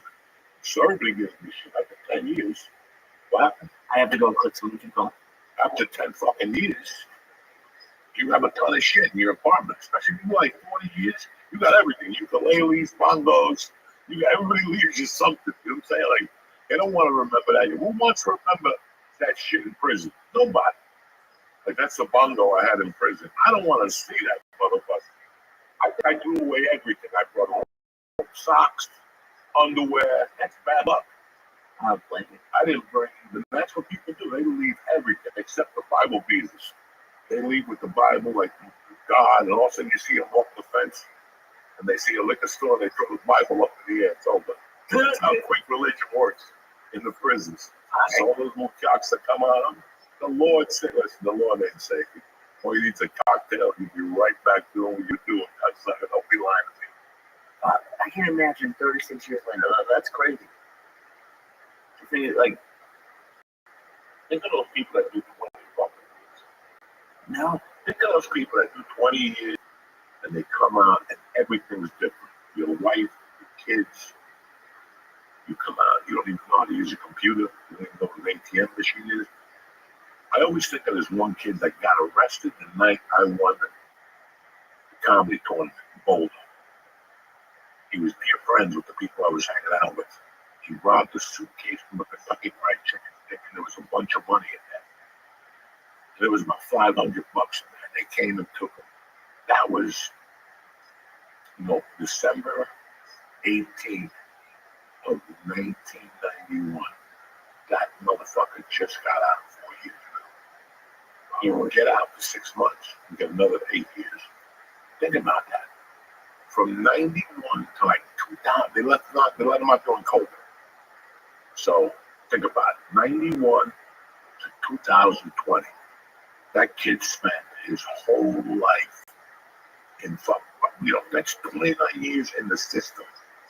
30 years in the system with answering to somebody, they come to your house, and you're still, you just, last thing I heard, he's working, he's got, even though he did 29 years, that motherfucker got like 6 kids. What? He's got like 6 kids. I don't know how the fuck he did it. Don't ask me.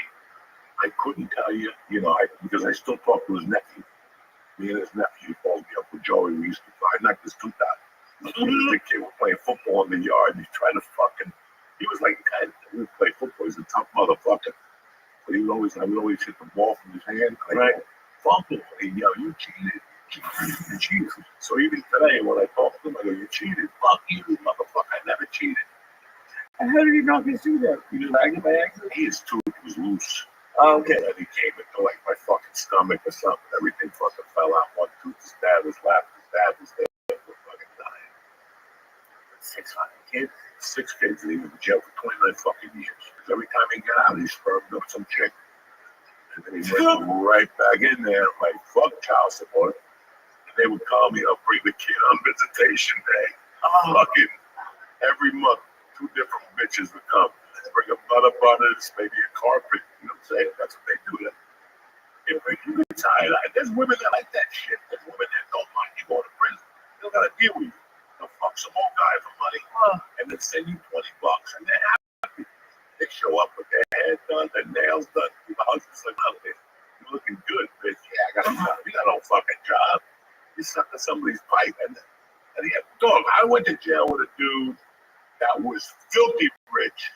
And he had 7 women. He had 7 kids with 7 different women. How old was I when I got locked up? 25, 26. He was 26. He was a fucking stone cold ripper. And they brought coke into Colorado from LA and shit. He got nailed. That dude had 7 motherfucking women because he bought them all cars. And they all had kids. Boy, they got a car. You know what I'm saying? That's the way this works. There ain't no ring in my relationship. I'll fuck you, I'll get you a car, and then that's it. There ain't no ring. But he would buy him tremendous cars. He would buy him like Subaru, like the fucking sports car that Subaru made the SX or some shit like that. The other one had like Mercedes convertible. This guy was banking. Did you ever have anyone, were you in there long enough to have like anyone hang you up on the prison pen pal stuff? No. Oh, you know, they have a whole thing. Well, yeah, I know. A bunch of chubby women that fucking haven't seen a dick in 22,000 years. Is it only women? There's no guys who just want to hang out? Like, yeah, that's what I want. Letters from you telling me how excited your podcast is. You know what I'm saying? That's what I want. Are you fucking kidding me? Hold on 1 second. Let's take a minute here. DraftKings wants to talk to you about Pick 6. We'll be right back. What up, beautiful people? DraftKings is back at it. You ready? I know you love watching the NBA. So do I.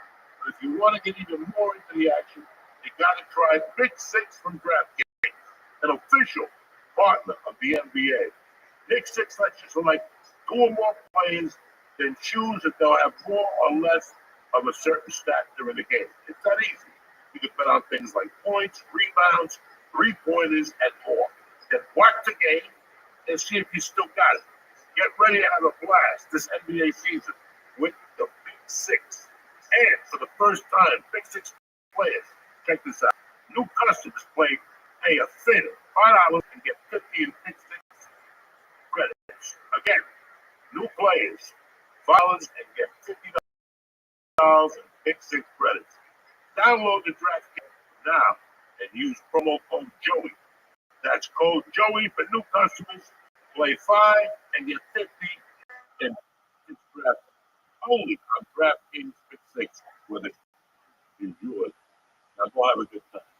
Gambling problem? Call 1-800-GAMBLER. Help is available for problem gambling. Call 888-789-7777 or visit ccpg.org in Connecticut. Must be 18 and over. Age and eligibility restrictions vary by station. Pick 6 not available everywhere, including New York and Ontario. Void where prohibited. 1 per new customer. Bonus awarded as non-withdrawable Pick 6 credits that expire in 30 days. Limited time offer. See terms at pick6.draftkings.com/promos. We're back, bitches. Oh my God. Don't forget. Pick 6 DraftKings. Woo! I forgot I was talking about that for a second. I forgot it was one of these jokey fucking little guys. What are they called? Joke and toke. Joke and toke. A gram of weed in the fucking thing. You light it. If you're sick of smoking, you put the cork back on. It's like having a hemorrhoid. You know what I'm saying? You can stop shit, whatever you want. You stop yawning. You really have a hemorrhoid. You ought to like Zombo over here. What do you think is like joints? You think I want to walk around at a normal yawning looking fucked up? You believe this? What are you doing? This Who can stop yawning? Stop getting this car. I'm not going to yawn no more. That's not how that works. That's it. Wake I'm up. not tired. I'm You not know, tired. yeah. Say that to yourself. Yeah. Who says yawn to them? You say that. That's how you wake up. Bro, the Chinese say it all the time. No, they don't. Probably one Chinese person has ever said "yeah" ever in their Bruce life. Lee. That's how you got up in the morning. Yeah. And that fucking thing gets you excited about the day. Speaking about excitement, we were going to talk about it before, but somewhere we got a little disconnected, discombobulated here. It's the first podcast together in a room since we did it at my fucking living room.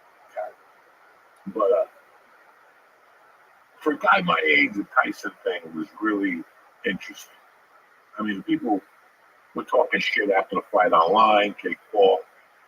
It wasn't really about Jake Paul. It was really about Mike Tyson, what this guy's fucking been through his whole life.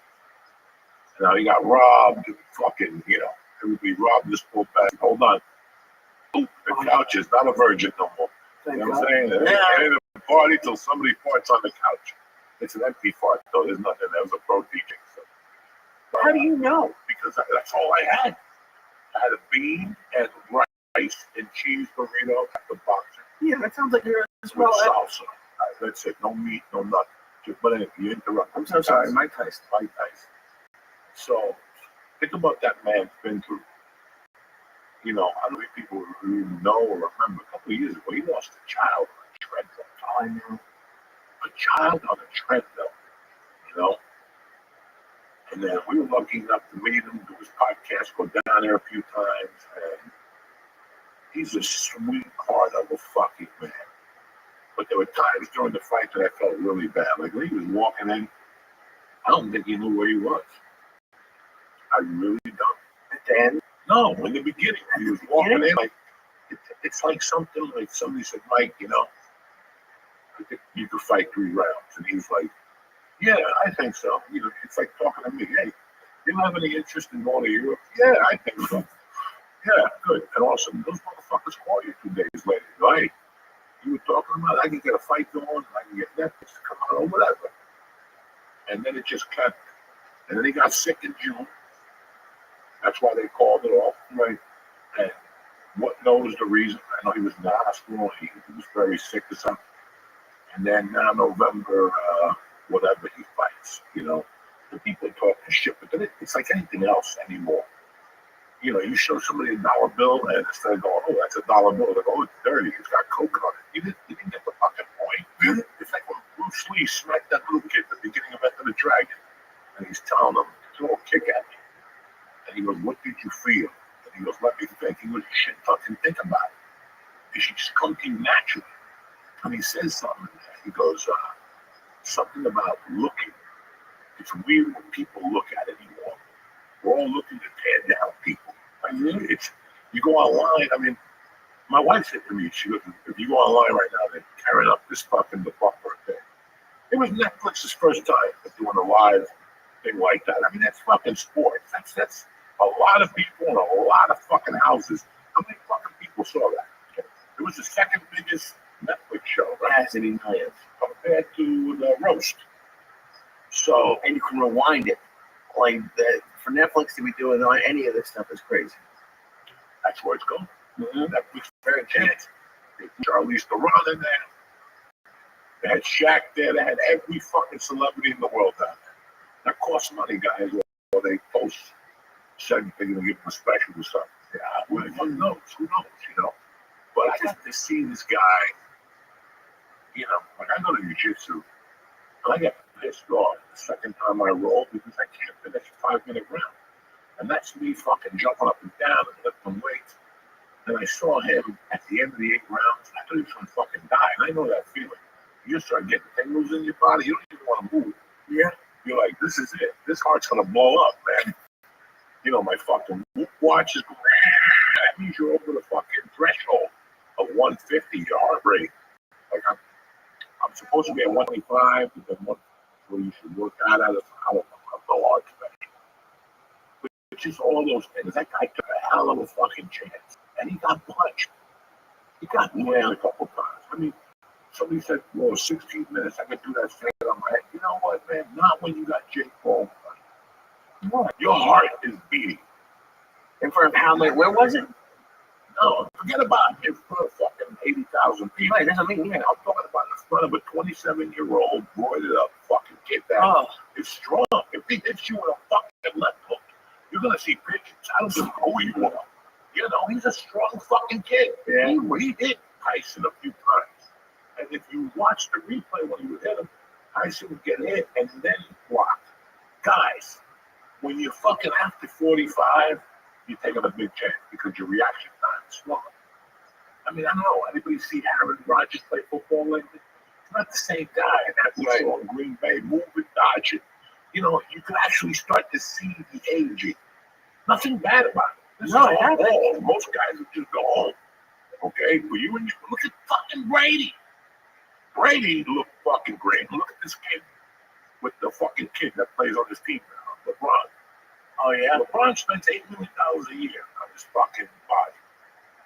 And you see it. You fucking see it. That's what you need to be a high caliber athlete. Well, Mike Tyson's 58 and he's in LA. He was trained by Rafael Cordero. And he's in the land of fucking supplements and sun. Nothing could have helped him go. I mean, he's probably on testosterone. If that helps, you know, with human growth. I don't know what he was on. But he had to be on something to recuperate. Oh my God. But you think that he was he not going super hard or just, you know, at 58, 8 rounds is a fucking long time. 2-minute rounds with a 2-minute break. Yeah, you can do that with a punching bag. I can do that standing up my head with a punching bag. 2 minutes, take a breather, take a hit off the joint. But you got a monster, right? Every time he hits the body, that takes away from your breathing. Every time they hit your head, but you can see, if you see when he would connect with him, he would, like, the hand would be here, and he'd go, it was too late. He already got hit. You know? I'm not laughing. I'm not laughing. What happens after for you guys right now? Because I seen a bunch of old people, guys play shadow boxing at the gym. I went to the gym today with like 3 dudes shadow boxing. Two of these old guys watch the Mike Tyson fight. There's gonna be a bunch of old guys getting their ass kicked pretty soon. Every day, some old guy gets knocked out in the Bronx. He's gonna go out there with his little fucking shorts on that he had when he boxed in 1922. And he's going to challenge somebody. They're going to knock him to fight. Trust me. Take a ride this week to your local parks. Now, Colorado, it's snowing like a motherfucker. But take a ride to your local park. Oh, God. Fucking shadow pads. I'm bringing him to the gym for that. I'm not fucking kidding you. Have they ever asked you to ever do one of those celebrity ones? No. And I would never fucking do it. Why would I do it? I know who I am. First, I don't fucking me. Right? I got a fake fucking knee. I got a whatever here. You see me here. When I go for the court, I fucking almost tumble over with this fucking thing. I go to fucking Pilates once a week. When I stand on my head, you know, I do it all. But I know I don't have my lungs. They're done. 30 years of cocaine, 50 years of smoking dope. Something's got to fucking, some tube in there ain't working like it used to. Because every time I get excited, you say I got a little beat. Times a day, bro. I landed and I had to pee. I pee right outside. I don't even have time to walk down the stairs. It'll, I don't get this thing. Really? Yeah, it'll flow out of me. I got paper towels. I got water in the car. I got Lysol wipes. You know how many times my thing blows up on the turnpike? I can't even take it no more. So I pull over to pee, and I don't even give a fuck. I just make sure I'm not close to a school or a girls' school or something, like I'm close to like a factory. Because they'll get you for that perversion shit, for that showing you dick to kids. Yeah. Just because you're peeing in the park that nobody's around. There ain't nobody around except the tree. If the tree's not fucking 18, what the fuck? You ever ask the tree? No, but you know, if you cut the fucking tree, every line in the tree is how old the tree is if you read. Right. You didn't know that. I knew that. No, you don't. Israeli people don't know that shit. Indians know that shit. I haven't run into that. I've almost shit my pants a couple of times. You ever peed in bed? I peed the bed. I was talking about the night. Dude, a million. I peed okay. until I was 12. What your mattress look like? Circle. No, they got the inside of a fucking all circles. And as you get older, you get the cum ones. It's just a little bubble. You can see that there's a little fucking leaf growing out of it. You know? Wait, your cum leaves abstain? I believe it. I don't know. These are jokes. What do you mean you believe this is jokes? I was still thinking about that. I peed the bed till I was 12. And I didn't, after the first time, I had the rubber mattress thing. But the cover have a rubber mattress now. You know, I haven't peed in the bed in a long time. Well, they make excuses for fucking peas. Like, oh, well, yeah, we didn't want to pee. We were asleep. He must have saw a fire before he went to bed. Really, he saw a fire every fucking night. You know, they always had he drank too much water. I used to, I peed the bed a month ago. I didn't pee the bed. Listen to what I did. I went to get up, but I fell asleep sideways. So I just peed. I didn't even know. I had no idea. My wife was talking about something. She was beside the bed. And the pee came out of the side. It takes so many pees at night. I get up. Some nights I kick the cat. Fuck, it's brutal. So I pee, bro. This is what it is to be 61. I fucking pee and I drink. I drink a lot of shit throughout the day. So it's got to come out. Holy shit. I'm sad as you were like passed out and you just kept peeing? I guess. I don't know. There was a comedian that got so coked up in Vegas. He went on stage and he pissed himself. Oh, to this day he said he didn't feel the pee coming out. How much coke do you have to do not to feel the pee coming out of your fucking dick in front of 200 people? And they're like, what the fuck is going on? I feel so better now. He pissed himself better now. Because I've never peed myself on stage. Thank God. Holy shit. Who was the guy I was thinking about him who like laid down and started doing material? Like he was on coke or something. I don't know. I just had this image of this guy lying down. There's a couple guys that lived down. I don't fucking know. I'm more confused. I got my own problem. You know what I'm saying? I can't do 45 minutes of shit. You know what I'm saying? I'm too old. I did 40 last week. I did like 37, 38. It wasn't my best show, guys.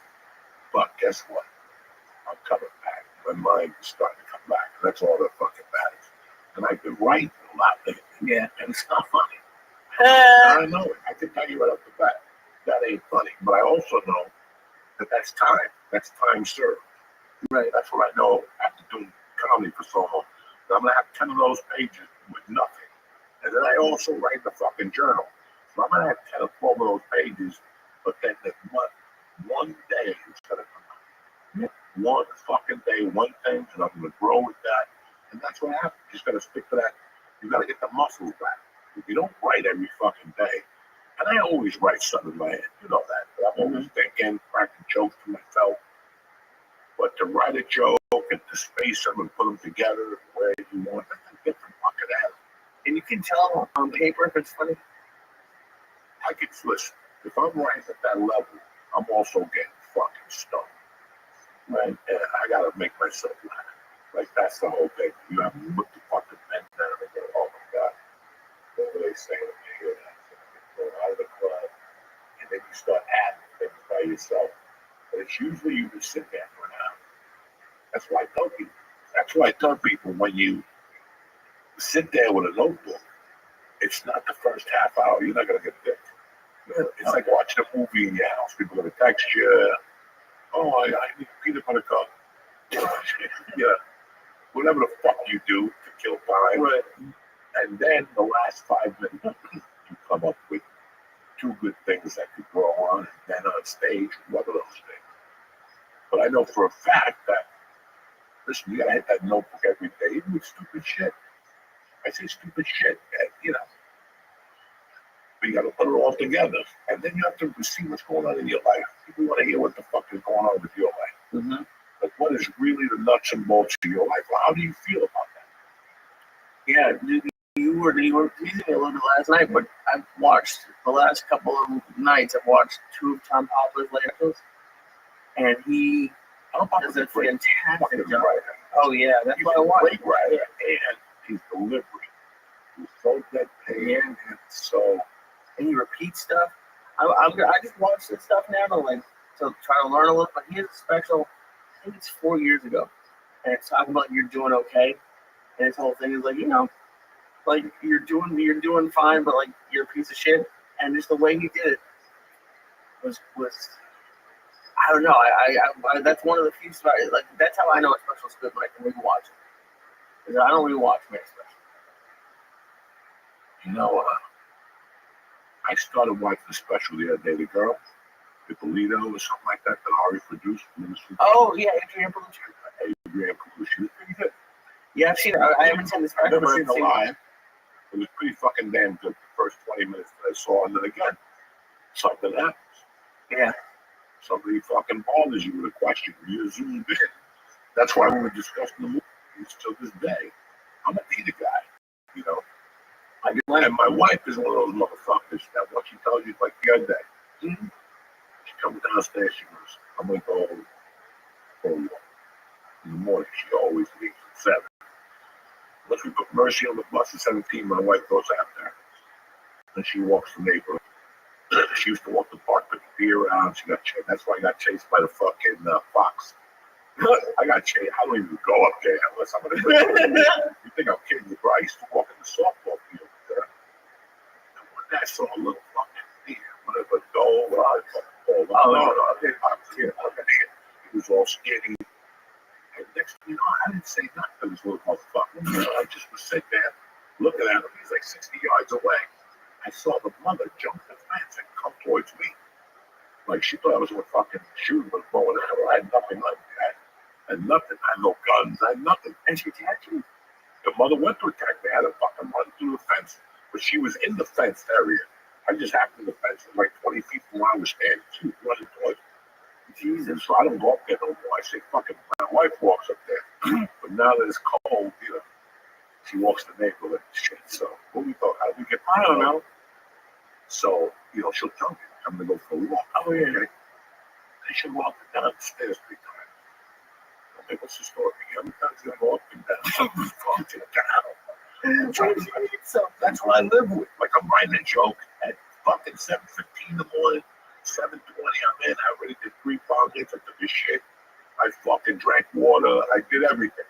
I drank a fucking liquid IV. You know, I've done everything. I'm ready to go.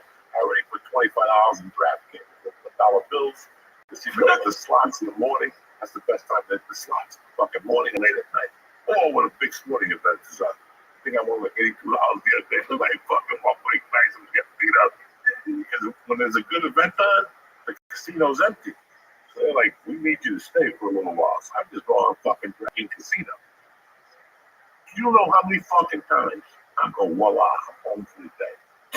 I take my shoes off. I take 3 hits off the pipe. I pee. I wash my hands. Now she's upstairs. I can hear her, my daughter upstairs. The minute I put DraftKings in the $25.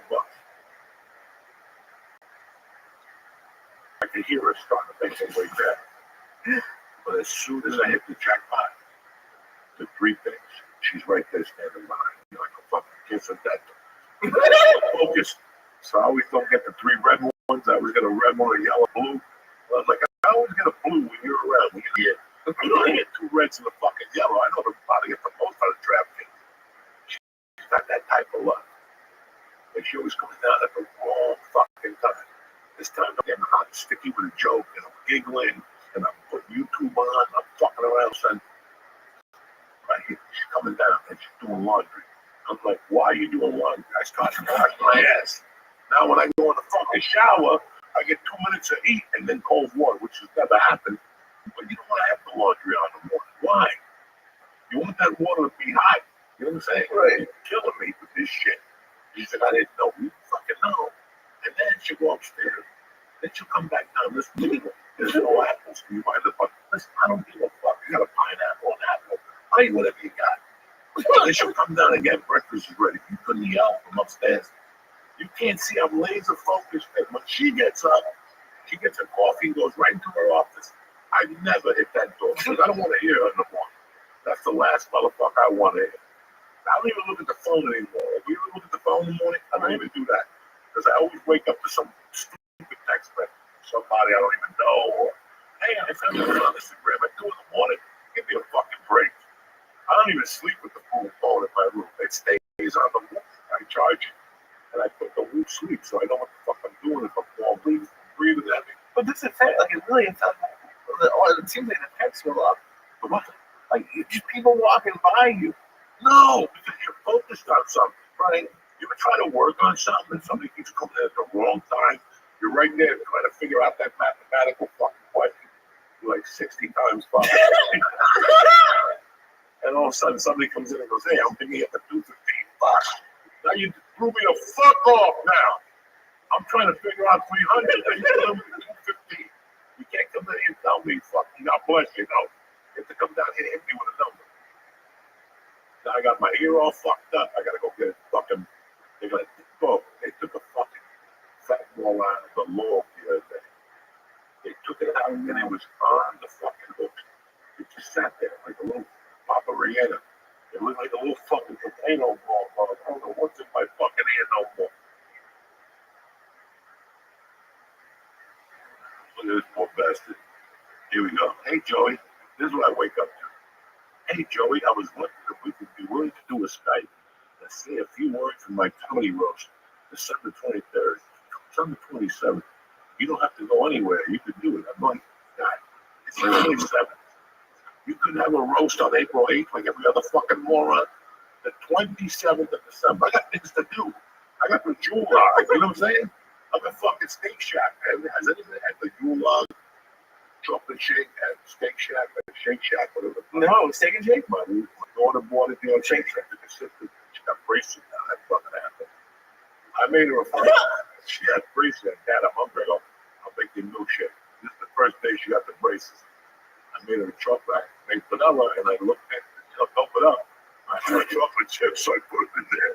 Those beauty ones. And now she's like, Dad, I got chocolate chip in my braces. Like, that's what I know. I thought the blender took care of her. And she's been on fucking milkshake for 3 days. So the other day she brought that home. It was fucking delicious. For the whole one for me. It's got to be 3,001 calories. Oh, yeah. I love it. What is it? Chocolate with like a white cream on bunch of sprinkles and shit.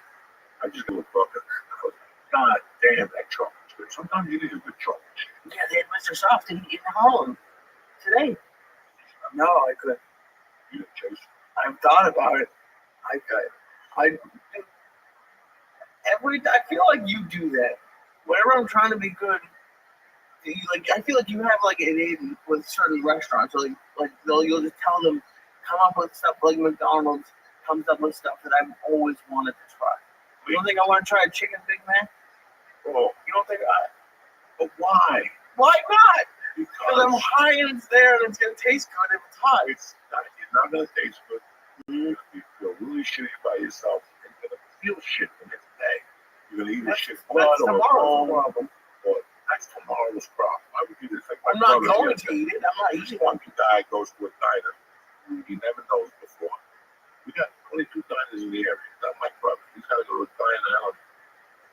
I stopped over there. Why would you stop over there? We grew up at the fucking diner on Bergen Boulevard. Grew up in it. I still remember in the 80s going in there for the toasted fucking corn muff. But this genius, He wants to broaden his horizons. Yeah, to get a cheeseburger. You know what I'm saying? I can see you want to go out there for chicken myself. I got cheap. Oh, I shit my pants. That's what you get. You got what you want to do with your ratio. I don't. Chicken McDonald's sandwich. Be my fucking guest. We live in America. Right? The RFK became fucking president. Whatever the fuck they the czar to fucking help us. So they're how big they're gonna get now to McDonald's. The what? They're like it'll be healthy. No. The best they can do is close that motherfucker down. That's true. But I they'll haven't never been in- do it because Mickey D, the father, will give fucking Trump $2 million and they go, you keep putting sugar in the French fries. See, that's the problem you have. So then you have to decide what you want to fucking do. Oh right. But I like Oh right. What? I don't know where they started. I just know that it always feels like when I'm trying to do something, they come up with shit, and I feel like it's you. Like, oh, that's how it was with Mr. Softy. No, I can't stop at Mr. Softy at 11 in the morning. Yeah, but I call Mr. But I feel like you do call Mr. Mr. outside your house and fucking ring his bell. Yeah. You got some fucking wild You would imagination. do that. I can see if you said, Joey, somebody stealing underwear and selling to old people for the small $2 to sniff them. I have been missing underwear. Is that you? No. I swear to God. You really to old people? I don't fucking know. I'm just saying. I can see you coming up on the radar. Right. But what would I have to do? That means I have to give this fucking $20 to go to your fucking name. And I feel like you would do that. Stand outside. Yeah, if you were selling poison. If you put poison in I there, thought it was just you give the small 50 over there. If don't leave, the leak comes out. Hit him with the Jerry Jones mix, the Jones, the guy in Guyana. Oh my God. Fuck you guys. Just go fast. Who knows? You What do understand? you mean? This is what you create. 4 years without a podcast, and we sound like fucking, freaking crack over here. We're supposed to bring joy. I'm very happy. And I can see you sit there, half retarded again for the 80th time, and then we didn't even go heavy. Wait a minute, we didn't go heavy. How many milligrams? 200 milligrams of ABX and 3 grams of mushrooms. Right, what I call. Yeah, but no one does that. That's why you got to keep training. No one can train You to don't that train level. no more. You forgot all about this shit. This is why I'm happy you're back. You're back to training the Israeli way. This is Krav Not Maga. even Israelis do this. It's the Krav Maga way to do it. You think the Krav Maga people just go in there and they fight people? No, they make them do different things. They spray them with mace. Right. That's what makes you the Krav Maga guy. That's what makes Krav Maga so special. So one of those fucking Tuesdays, when Aaron goes, they fucking give medical. They drink that water. It's from Israel. If they drink the water, now they're all fucked up. You gotta fight people. You gotta fucking make all those noises and fucking, I had no idea that Krav Maga was so serious. Yeah, well, that's not trying to say it's as serious as you make it. Right, But but you don't stop training. It's all fucked up. But now that you're here, we got you. thank you. Not everyone has access.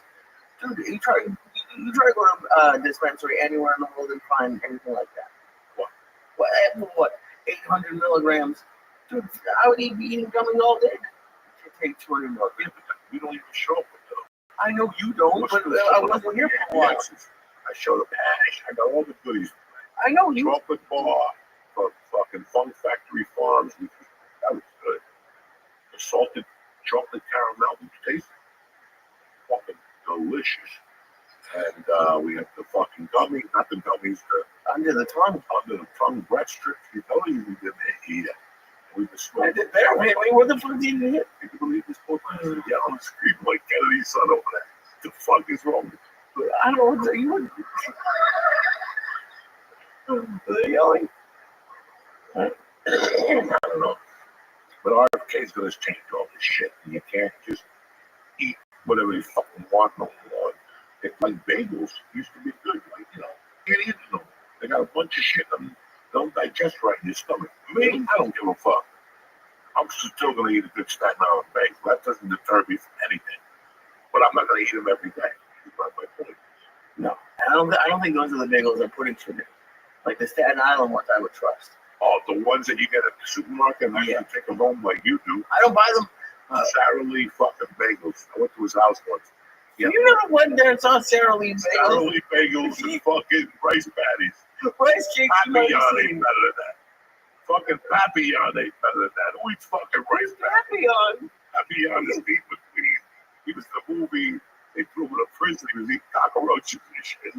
You would love a rice cake. Are you kidding me? Listen, I Papillon. stand by rice cake. Papillon was in solitary confinement for a year. He would never break down for a rice cake. He'd spit it back at the people. He was in the higher protein. He was eating roaches and lizards. And you think he would say no to a caramel rice cake? Fuck yeah, I can put They got time Well, that's a for different carbs. story. No time for carbs in prison. You got no life. You're doing push-ups. I think you'd fucking love it. What do you got this week, Casa? This week I'm at Parks Casino on Thursday, Oh shit! and Friday and Saturday I'm with Josh Wolf in Des Moines. Oh shit! Des Moines, Iowa, city of excitement. All right, what else? They have a pizza place with they put Chinese food on the pizza.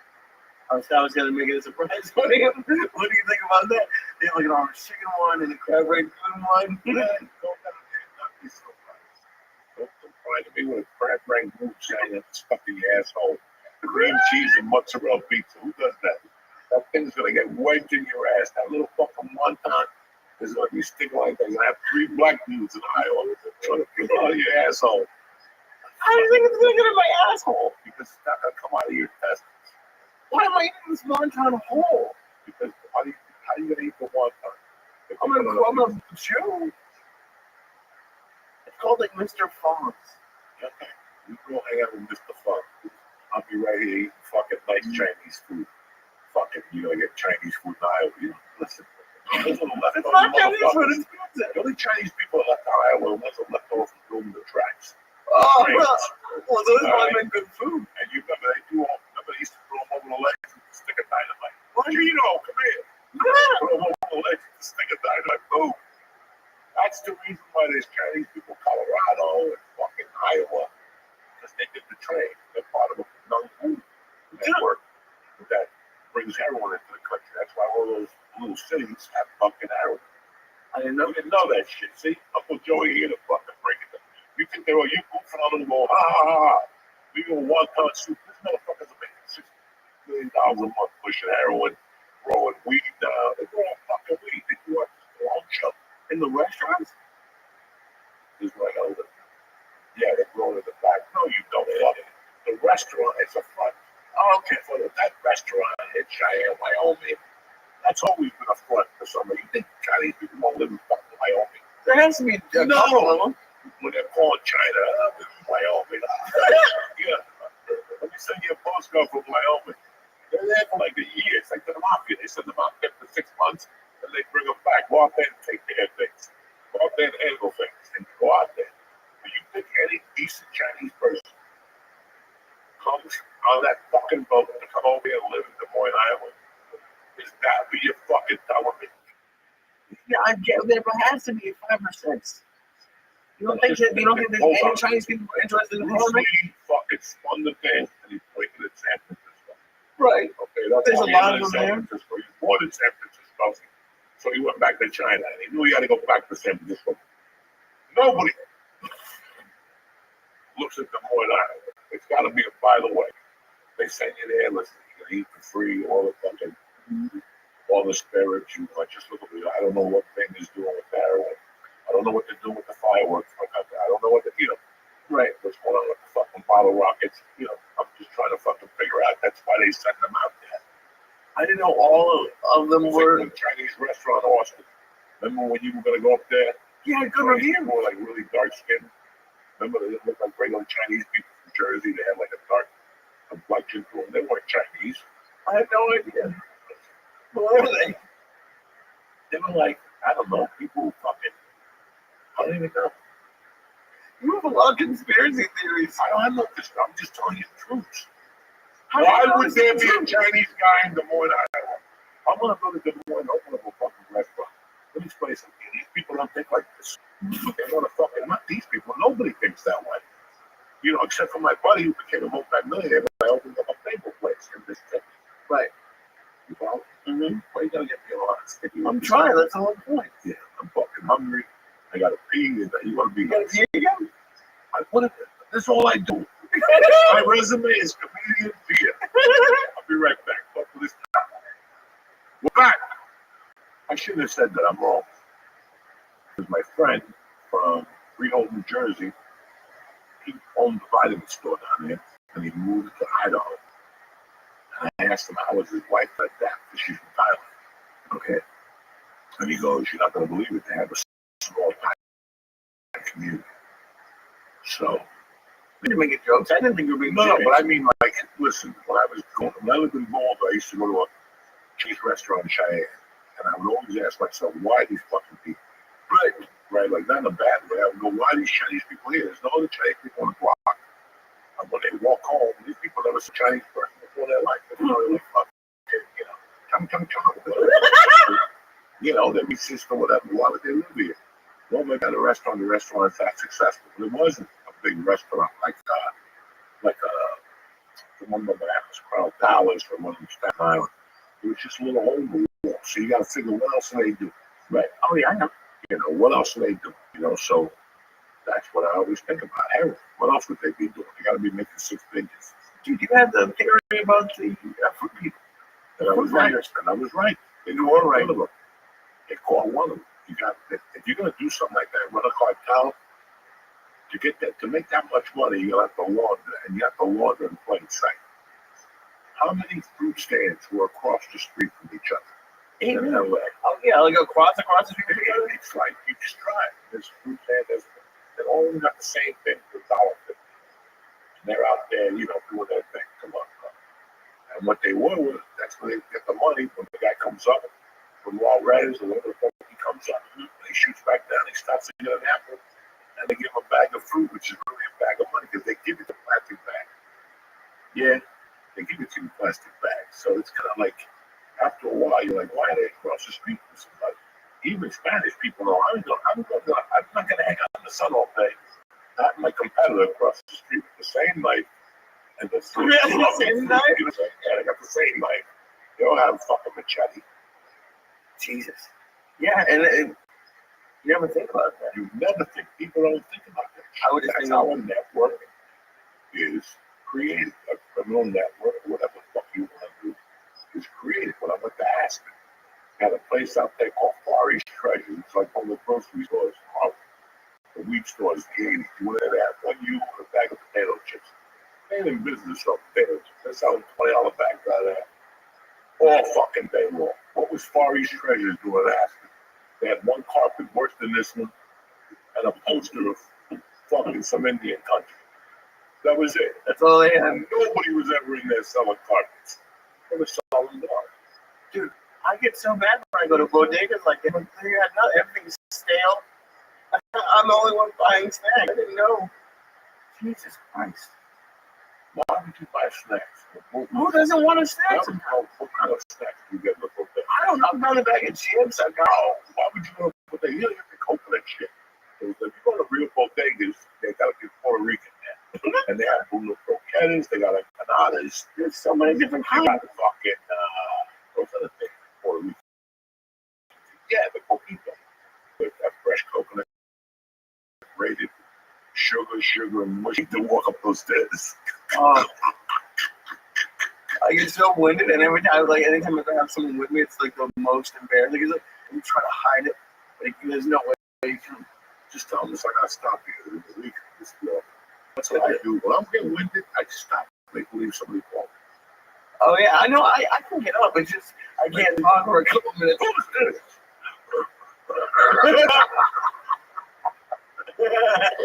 That's what I do. I just make believe somebody's waiting for you. Like, hey, he's here.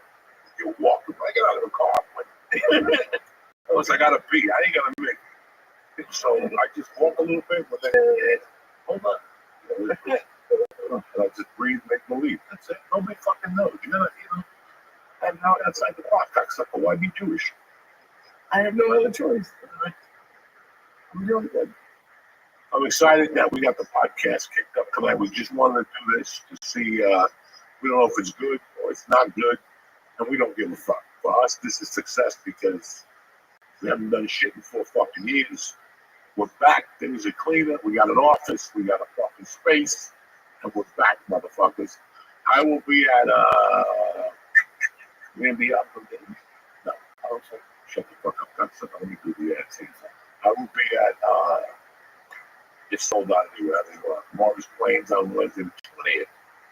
We got an open mic the 26th at the American Comedy Hotel. That's sold out. And Philadelphia sold out. You know what I'm telling you people is. We got the Fort. That's sold out in Jersey City. And then I'm adding a show at the Vogel. Maybe. I do not know. I need to think about it and see what my endurance is at. Again, I'm too busy on the 27th. I got to do a Skype for this fucking moment. This is like the third year in a row. And last year, the Skype went under. How do you go under? I just tell them, I do what I do to most people, the fucking Skype and all that. I go on, then I press that button, dark, and they call me. Download the app. I'm trying. I'm not trying. I'm in the garage smoking. I gave up. I don't want to be on your fucking Skype or Zoom.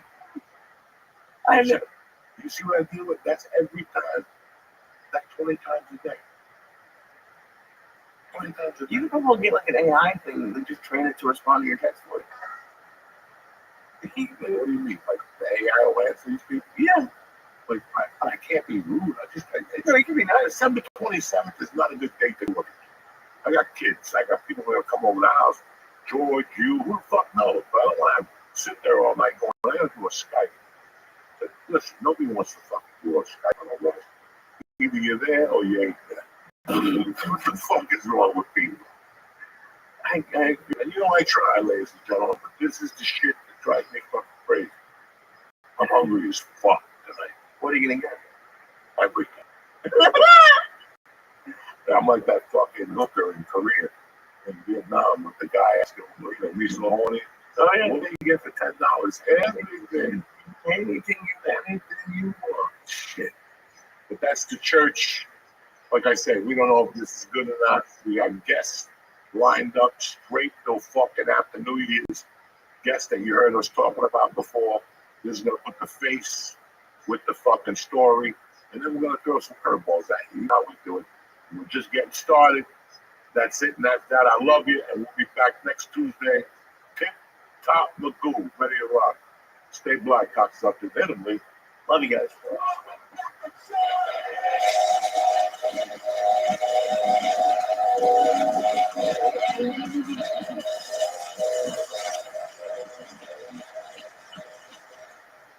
The Church New Testament is brought to you by Blue Chew. Listen, you never know how full you'll feel after a turkey dinner. Bring along some Blue Chew this Thanksgiving, just in case you bump into whoever made the turkey. Blue Chew is an online service that delivers the same active ingredients as Viagra, Cialis, Levitra, but at a fraction of the cost than a chewable tablet. And it tastes tremendous. You bump into somebody, you want to get the party started, you pop it out of your wallet, and within 30 minutes, there you are, bouncing up and down like a savage. Signing up is easy, too. Just head to BlueChew.com, meet with one of their licensed medical providers, and if you're approved, you'll get your prescription within days. Me, Blue Chew. I'll pop one of these, I'm ready to do backflips. You know what I'm saying? So, Blue Chew wants men rock hard. Not like these other testosterone eating little skinny guys with brown shoes and black jeans on. That was nothing. Blue Chew wants you to be a savage at all times.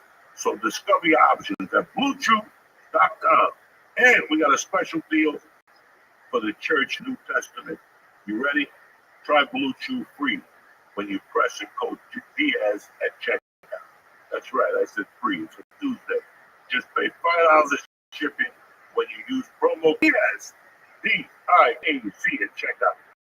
That's BlueChew.com, promo code Diaz to receive your first month for free. Visit BlueChew.com for more details and important safety information.